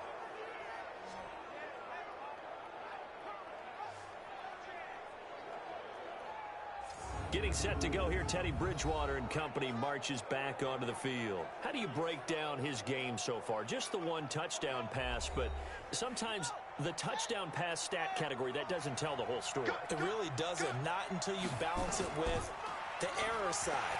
You know, and in this case, he hasn't thrown any interceptions. So a lot of people would call this almost a pedestrian game, kind of a bus driver game. But that's just really wrong. Being a bus driver is a good thing if you're running a football team, because that means you're in control and you're taking your team to the right places. Yeah, he's been pretty solid. So after the run for no gain, here's 2nd and 10. Let's get off the field, D. Let's get off the field, D. They'll keep it on the ground. Michelle. So he got free of one tackle but couldn't do a whole lot else. The 2nd down play, not much better than the first, just a gain of 1 there. These guys have punted 4 times already, and they're staring at a 5th, barring a conversion here on 3rd down. And Ingram hauls it in. And out of bounds on the other side of midfield at the 45. That one good for 13 and a New England 1st down. Well, that tight end position, it just seems to continue to evolve every year in the NFL. Yeah, you're getting really terrific athletes. A lot of them maybe were wide receivers at one point. They continue to give you speed, great hands, and big bodies, which make them excellent targets for quarterbacks. This quarterback now, a perfect 8 for 8 to start the 2nd half. Not bad. 1st and 10. Here's Bridgewater. Wide open receiver complete. And he'll get this one down near the 20-yard line, just shy of the 20. 25 yards there on the catch and run.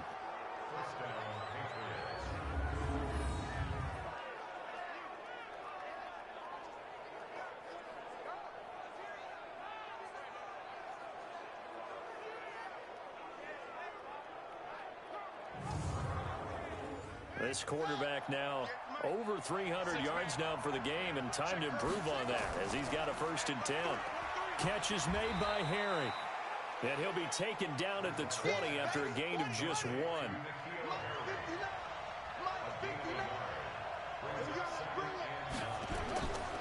On play action, it's Bridgewater.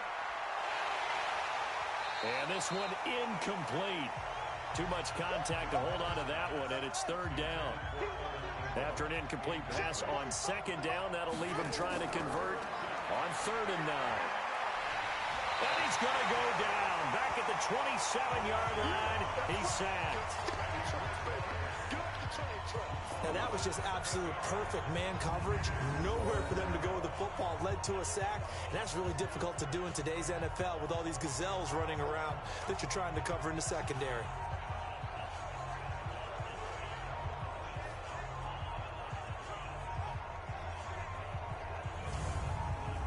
So out comes a field goal team now for the 2nd time here today. He hit his first one, this from 44 yards out now. The kick by Carlson is good, and that's going to tie things at 20. So chalk that down as an 8-play drive capped with a field goal. Yeah, as a friend of mine used to say, they were moving and grooving for a while, but they couldn't keep the momentum going enough to get a touchdown out of it. Fitting for what's been a tight ball game. We're all even at 20 now as the kick's away. Fielded about a yard deep. And he's able to get it across the 20, but not by much, as he's marked down at the 21-yard line. Now here's the signal caller getting ready to lead this offense again. And he comes out on the heels of an interception he threw last time they had the ball. Yeah, and you know, the quarterbacks that I know that are the best ones, the ones that really know how to lead their team, they tell them, that's on me. That's my bad. But let's go back out there and move ahead again, guys. We can get this done. One good thing for him, it did only lead to 3 points and not a touchdown after that turnover. Big thanks to the defense.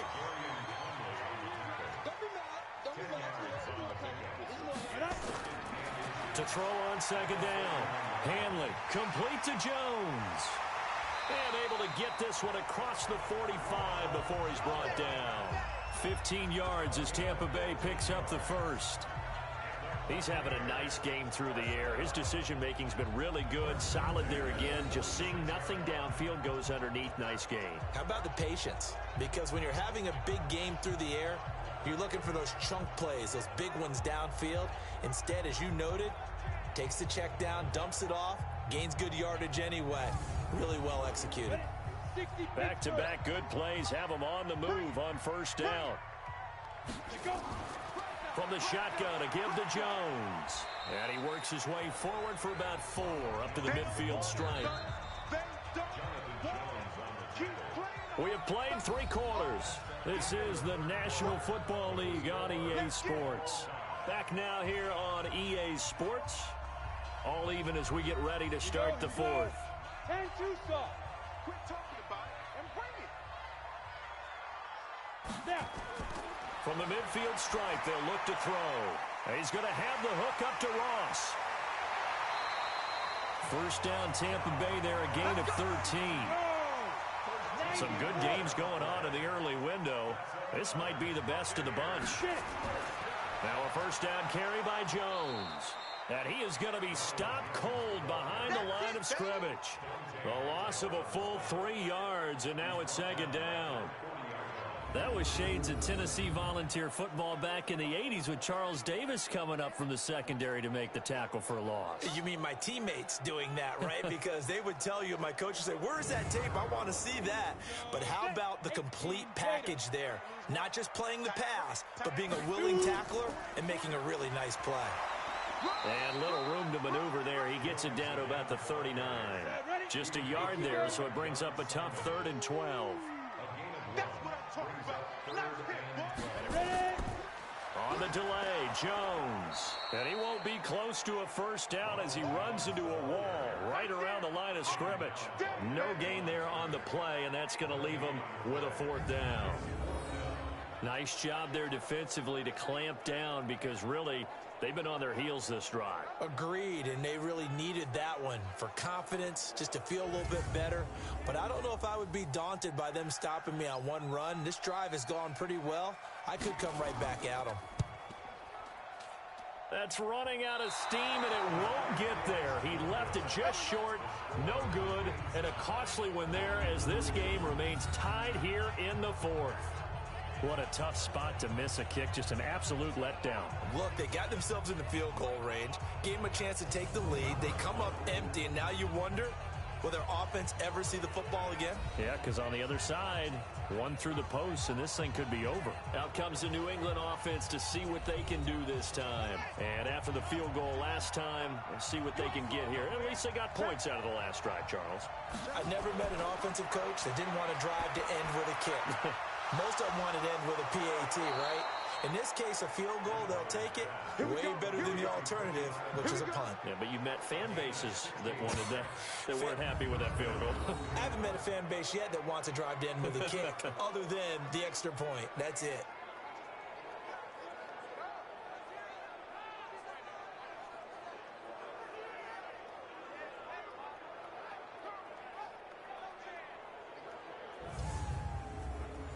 So here's a 1st and 10 at the 38.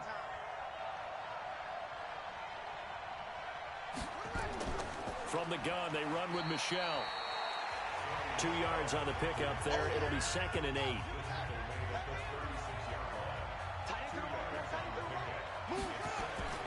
From the 36, Bridgewater. That's out to his running back, Michelle. Call it a gain of 3. And just like that, it's 3rd down.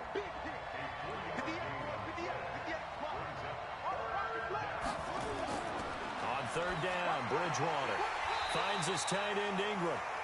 The completion there winds up a wash, and it'll bring up 4th down. Brandon, just mark that under the category of just not successful. Trying to throw the ball, just didn't work on that one. Completed it. No yardage.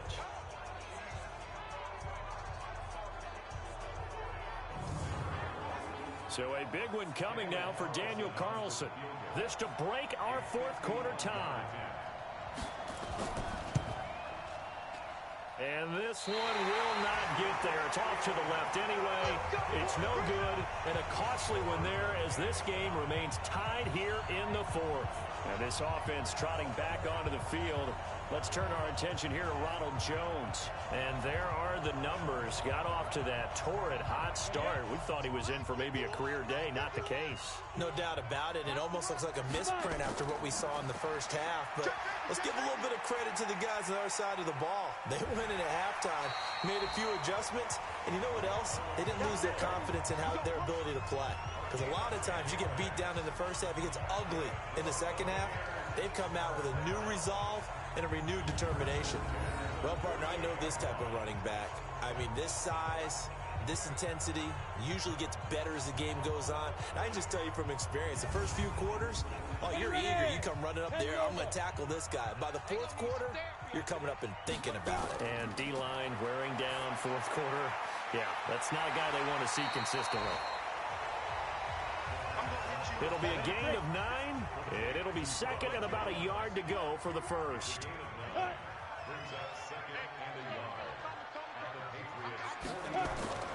Off the play fake.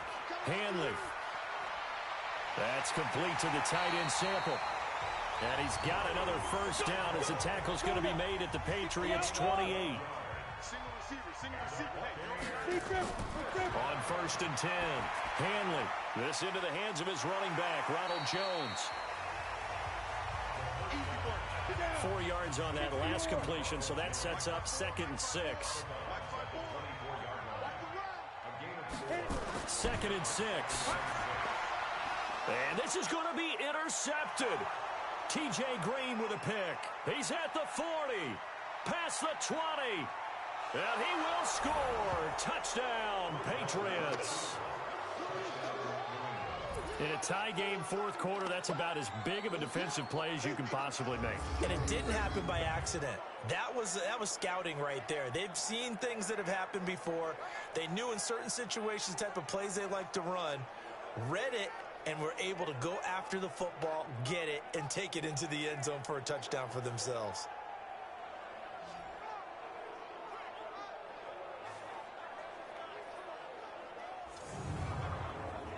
Carlson now to add the extra point.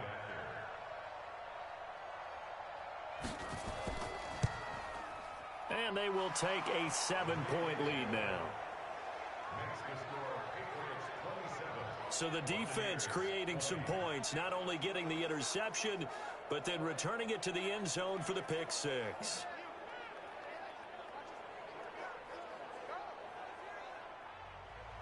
So they throw the pick six. They'll get another shot at it now as this one's in the air. Fielded about a yard deep. And he'll make it across the 20 as his guys will set up shop at the 23-yard line. Now the Buccaneer offense set to take over again. And following the pick six, and they have decent field position in throwing that pick six. We'll see how they attack this drive. And I think all you say to your guy is, listen, let's just take care of the football a little bit better. Make some better decisions on this drive, and they'll probably help him a little bit with maybe some really high percentage throws early to let him get settled back in. But they told us they've got confidence. That's not a problem. Yeah, not a problem at all. They just want to make sure they get things settled down a little bit for their offense and give their defense a little bit of a chance to rest.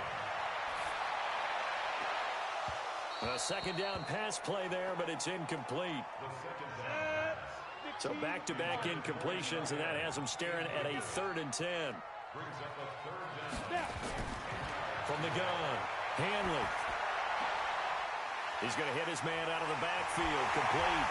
And he takes this up to the 40-yard line before being corralled. 17 yards on the play and a Buccaneer first down. We can talk all we want about football being a game of strength and brawn. It's also a game of mismatches, and they're trying to create one there, getting it to their back out of the backfield to make a bigger play. As we often say, get it to him in space, let him use his leg. Yeah, if he can get a matchup against a linebacker or maybe a defensive end dropping out in a zone blitz, he's going to win that battle just about every time. Throwing on first down. Hanley. They'll find Miller. That's complete. And they get to him after a gain of 6 to the 46. A gain of 6 there on first. That time they hit him out of the slot on the drag. And that route takes some fortitude from the guy running it because he knows he's going through the briar patch, as I like to call it, right? He's trying to work his way through all that traffic and people wanting to put a little contact on it. Really well done. 6 yards was the pickup on the last completion, so here's 2nd and 4. Off play action. Hanley. He completes it to Evans. And he's got another first down as the tackle's going to be made at the Patriots' 31-yard line.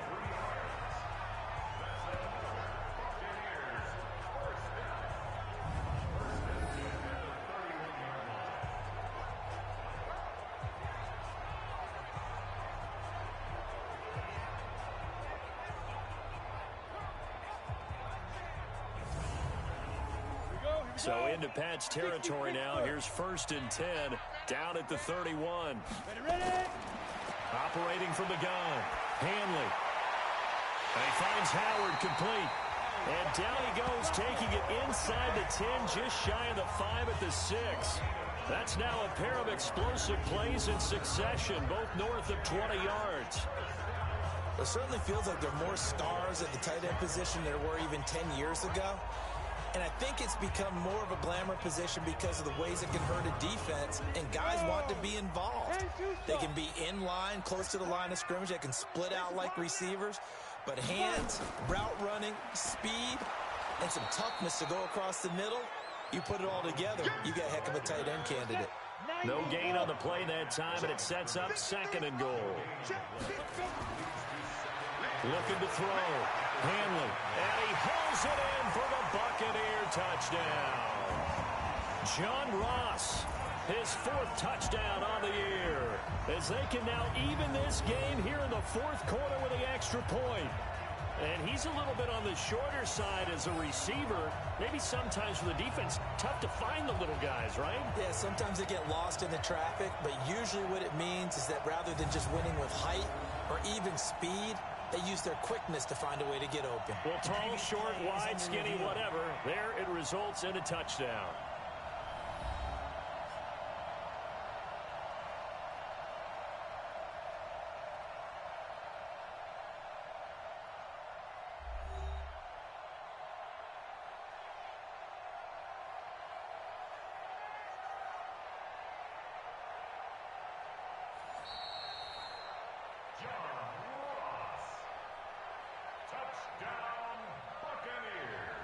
They had to go to the monitor, get an extra look. That's what the technology is for. And this touchdown will count. A very important extra point there, up and good. And we are tied here in the 4th quarter. So that drive goes 8 plays. And it's all finished off with a touchdown by Tampa Bay.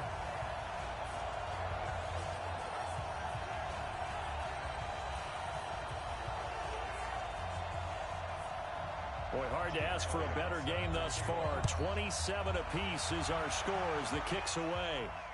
That's fielded in the end zone. And he'll elect not to return this one, so they'll bring it out to the 25 on the touchback. Out comes the New England offense to see what they can do this time.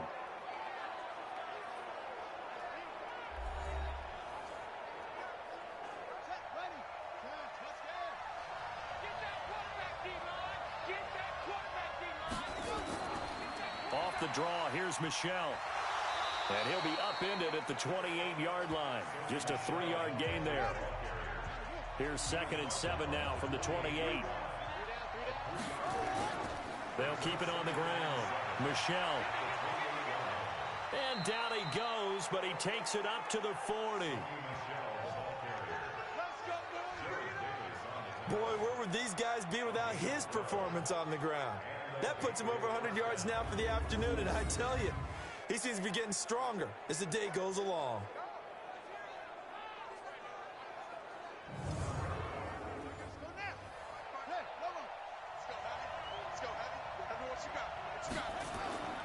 Now a first down carry. It's Michelle. He'll take this from the 40 up to the 45 for a gain of 5.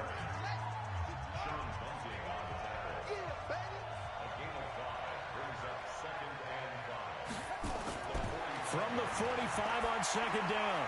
Bridgewater. And to the tight end here, Safarian Jenkins.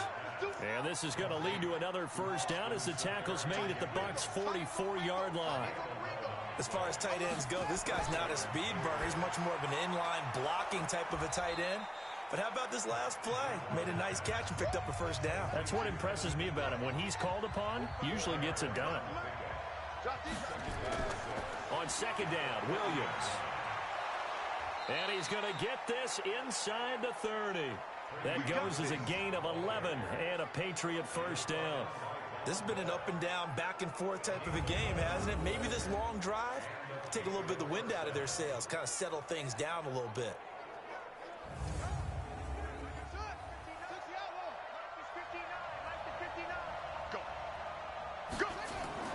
On first down, Michelle. 2 yards on the carry there. It'll be second down.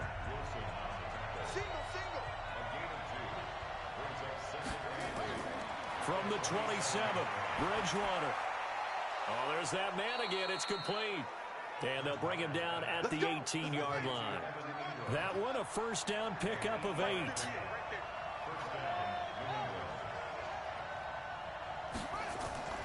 From the red zone now, Bridgewater. That's caught. It's Malone. And stopped a few yards shy of the goal line at the 3. The Patriot passing game is rolling. They've got another first down. In so many ways, throwing the hitch route is actually one of the safer things an offense can do. Get the ball out to the receiver as fast as possible, hope he's got man-to-man coverage, and hope that his athleticism wins on the perimeter.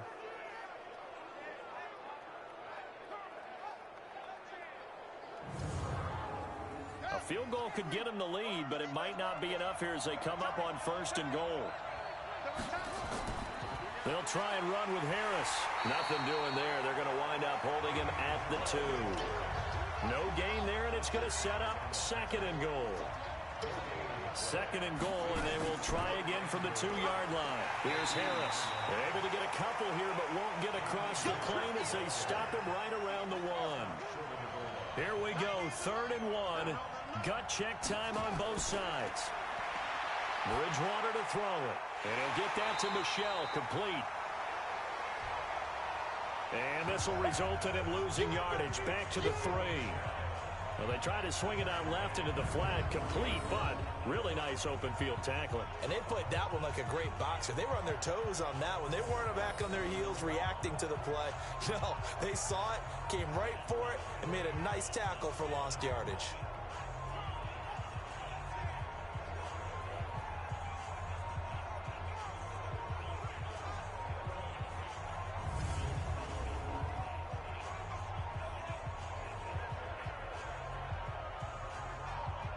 So the field goal unit is on the field as this is a big spot right here. Getting down to the good stuff. All tied with 2 minutes remaining on EA Sports. So the Patriots with a football as we get you reset. And let's see what they've come up with offensively after having time to talk it over. Carlson able to put this one through. And they have taken the lead here in the final 2 minutes. Big kick right there to give them the lead in the 4th, but there is still time left for a final drive. Did they score too soon? Post-game will tell us, right? Depending on what happens on this drive, that's how we'll analyze it. If the other team scores, they scored too soon. If they somehow hold on, they've managed the clock exactly right. And a good return as he'll be stopped just shy of the 30-yard line. So now the Bucs down by a field goal, and time a huge factor. Their 5-game winning streak hanging in the balance here. Ready? 18 Gator. Push him back. Push him back. They'll look to throw. Oh, he's able to outmuscle him here as he pulls it in. That's good for 28 yards. Working the sideline there. Good route, good catch. First down, and he gets out of bounds. Now you have to like the play calling because you have to run some guys down the middle of the field to draw some of the defenders away. They can't just let them guard the sideline exclusively. That's how it's going to work. Sidelines and incompletions to use the clock. Ready, ready. 18 Gator. Get some penetration here. Deep grip. Deep grip. Back to throw. That's caught by Howard. And he'll be brought down, it looks like right at the 40. He's back to throw. That completion helps out in a nice way. Now they can take a little bit more time, but guess what? They've got to make sure on their throws that they see it open, not just anticipate it.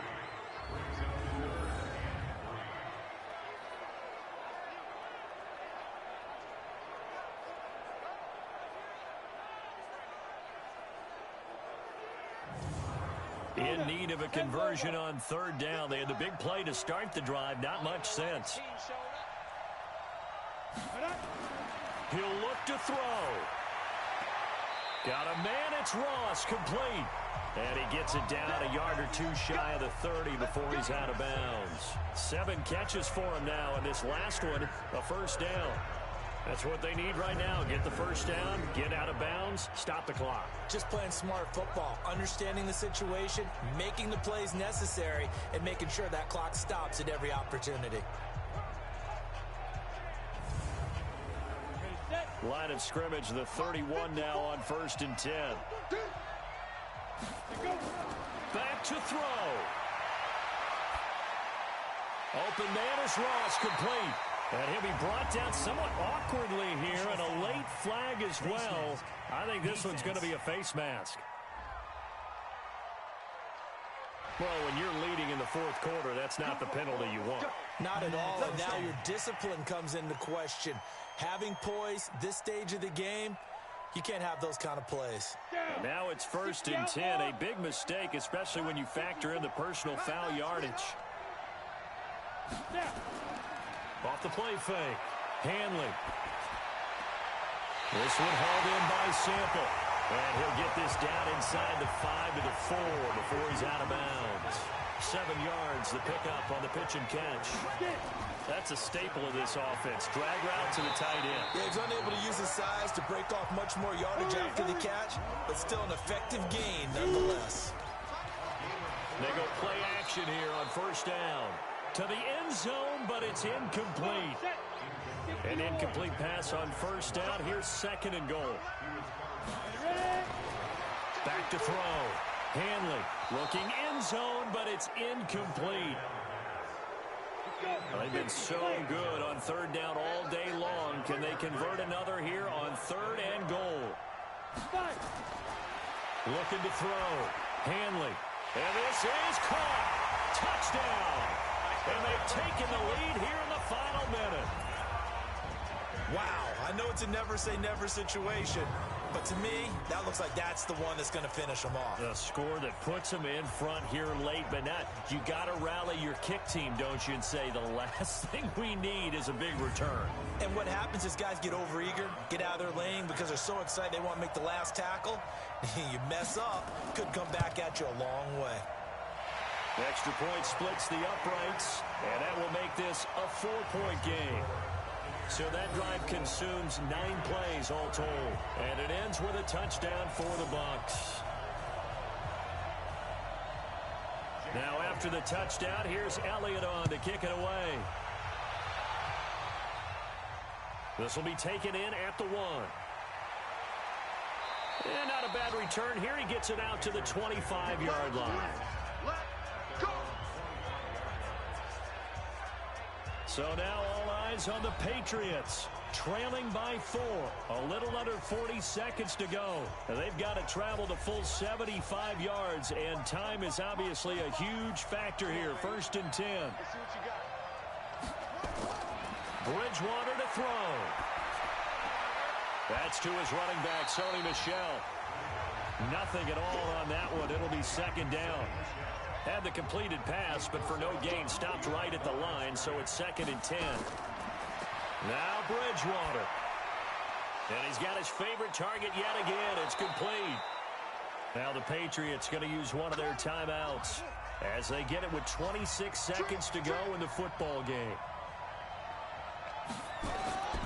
Bridgewater now from the 50. And he can't get a throw away. He's taken down.